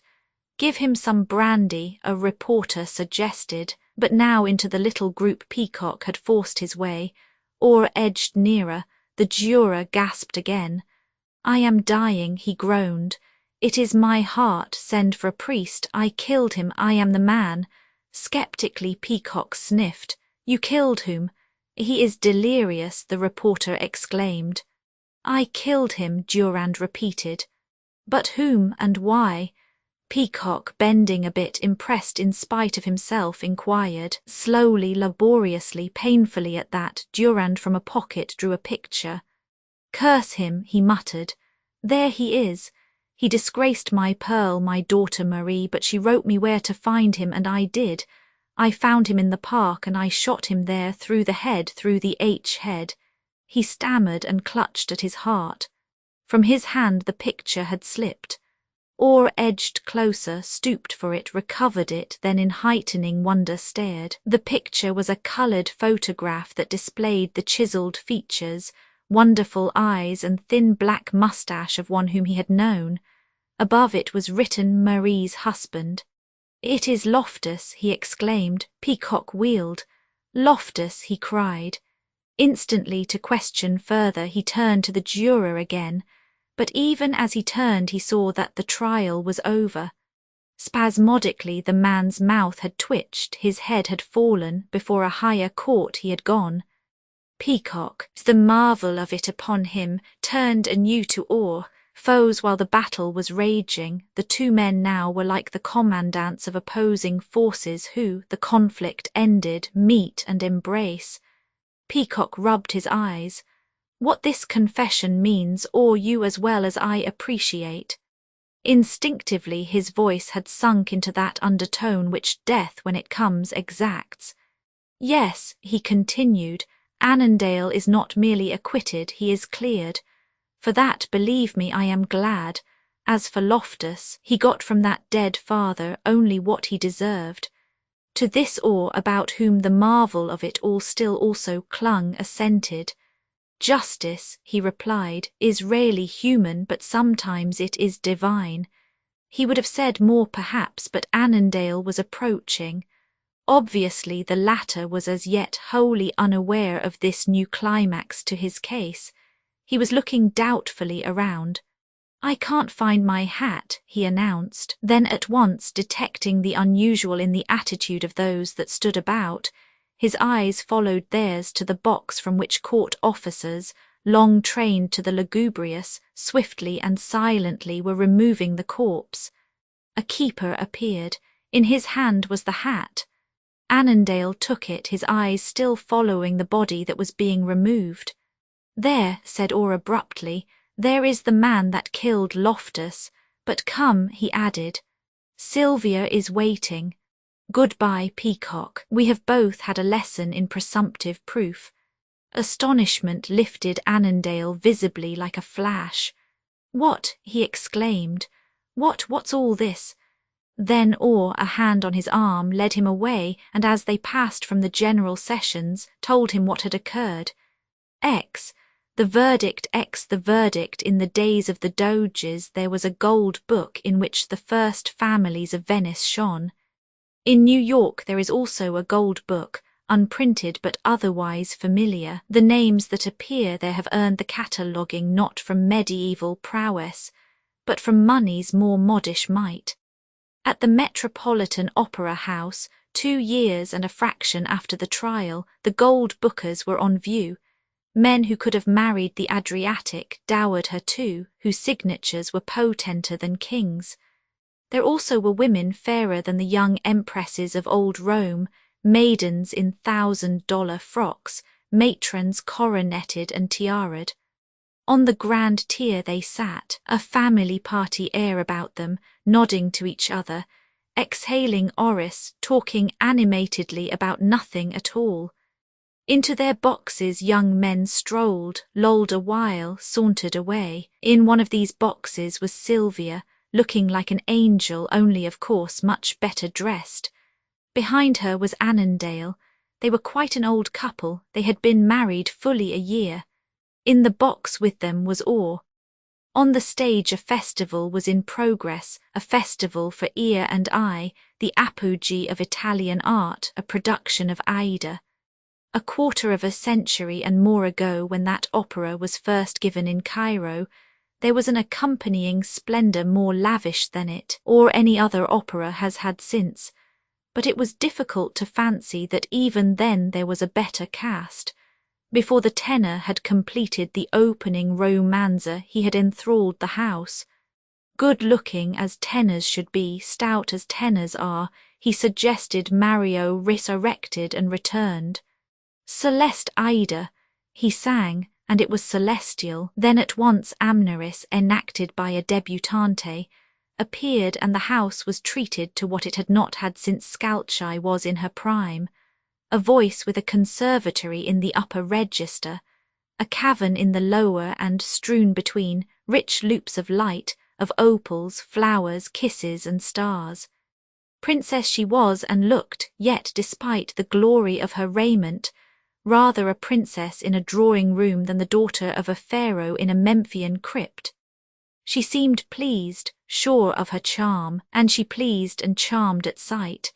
The house the most apathetic, save Covent Garden, in the world, and musically the most ignorant as well, rose to her. Sylvia turned to Or. In his gloved hand was a programme. "What a dear," she murmured. "Who is she?" Or, before answering, looked at Annandale. The latter's eyes were on the roof. He may have been drinking the song, unconscious of the singer, but it is more probable that his thoughts were elsewhere, though hardly in the Tombs, where, during his relatively brief sojourn, he had lived at the relatively reasonable rate of $100 a day. "A debutante," Or answered.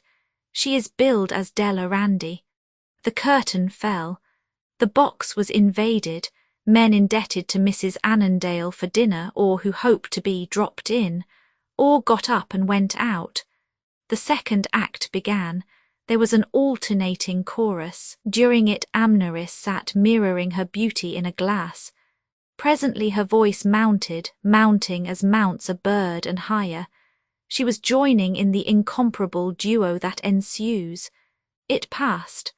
A march blown from Egyptian trumpets followed, preluding the dance of priestesses which precedes the tenor's return. As that progressed, the leader of the orchestra shook like an epileptic. From his own musicians, from those on the stage, from chorus and singers, he drew wave after wave of melody, a full sea of transcendent accords that bathed Sylvia with harmony, filtered through her, penetrating blissfully from fingertips to spine. Delightedly she turned to Annandale. The visitors had gone, Or was entering. In his bulldog face was an expression vatic and amused. "Yes," he resumed, seating himself at Sylvia's side, "she is billed as Della Randi, but I knew her as Marie Leroy." Sylvia started, her lips half-parted, her eyes dilated with surprise. Annandale bent forward. "What is it?" he asked. "Amneris, the contralto. Do you know who she is?" "I know she is a devilish pretty woman. What about her?" "She is the girl whose father was the 12th juror in your case." Annandale, who had been standing, literally dropped with astonishment in a chair. But Sylvia was insatiable. She could not ask enough. She could not get the answers quickly enough in reply. Or, however, knew very little, odds and ends merely that he gathered in the lobby, summarily that the girl had married Tamburini, the music teacher, and was regarded as destined to be one of the great queens of song. So interested were all three that the third act was barely noticed. It took the melting beauty of the final duo to distract them from the debutante, but the witchery of that area would distract a moribund. It was with the bewildering loveliness of it in their ears that they moved out from the box. Terra addio, all repeated from it as they descended the stair. No, not addio, said Sylvia. That poor girl may have said farewell to many hopes, but there are other and better ones for her now. I feel that she must have suffered terribly, and because of that suffering we should acquit her of what she did. That is the verdict, is it? Said Orr. That is my verdict, Sylvia answered. Then touching Annandale's arm she looked up at him and added, It is yours too, dear, is it not? Colophon, the Perfume of Eros was published in 1905 by Edgar Soltis.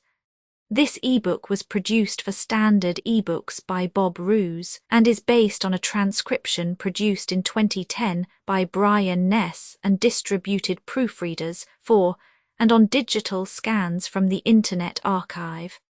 The cover page is adapted from Wet Night, Gramercy Park, After Rain. Nocturne, a painting completed in 1907 by Ernest Lawson. The cover and title pages feature the League Spartan and Sorts Mill Gaudi typefaces created in 2014 and 2009 by the League of Movable Type. This edition was released on July 9, 2026, 7:39 p.m. and is based on revision A3B1C77. The first edition of this ebook was released on July 9, 2026, 7:34 p.m. You can check for updates to this ebook, view its revision history, or download it for different e-reading systems at Standard Books. org/ebooks/Edgar Soltis/The Perfume of Eros. The volunteer-driven Standard eBooks project relies on readers like you to submit typos, corrections, and other improvements. Anyone can contribute at Standard Books. Org. Uncopyright, may you do good and not evil. May you find forgiveness for yourself and forgive others. May you share freely, never taking more than you give. Copyright pages exist to tell you that you can't do something. Unlike them, this uncopyright page exists to tell you that the writing and artwork in this ebook are believed to be in the United States public domain. That is, they are believed to be free of copyright restrictions in the United States. The United States public domain represents our collective cultural heritage, and items in it are free for anyone in the United States to do almost anything at all with, without having to get permission. Copyright laws are different all over the world, and the source text or artwork in this ebook may still be copyrighted in other countries. If you're not located in the United States, you must check your local laws before using this ebook. Standard eBooks makes no representations regarding the copyright status of the source text or artwork in this ebook in any country other than the United States. Non-authorship activities performed on items that are in the public domain, so-called sweat of the brow, work, don't create a new copyright. That means that nobody can claim a new copyright on an item that is in the public domain for, among other things, work like digitization, markup, or typography. Regardless, the contributors to this ebook release their contributions under the terms in the CC01. 0 Universal Public Domain Dedication, thus dedicating to the worldwide public domain all of the work they've done on this ebook, including but not limited to metadata, the title page, imprint, colophon, this uncopyright, and any changes or enhancements to, or markup on, the original text and artwork. This dedication doesn't change the copyright status of the source text or artwork.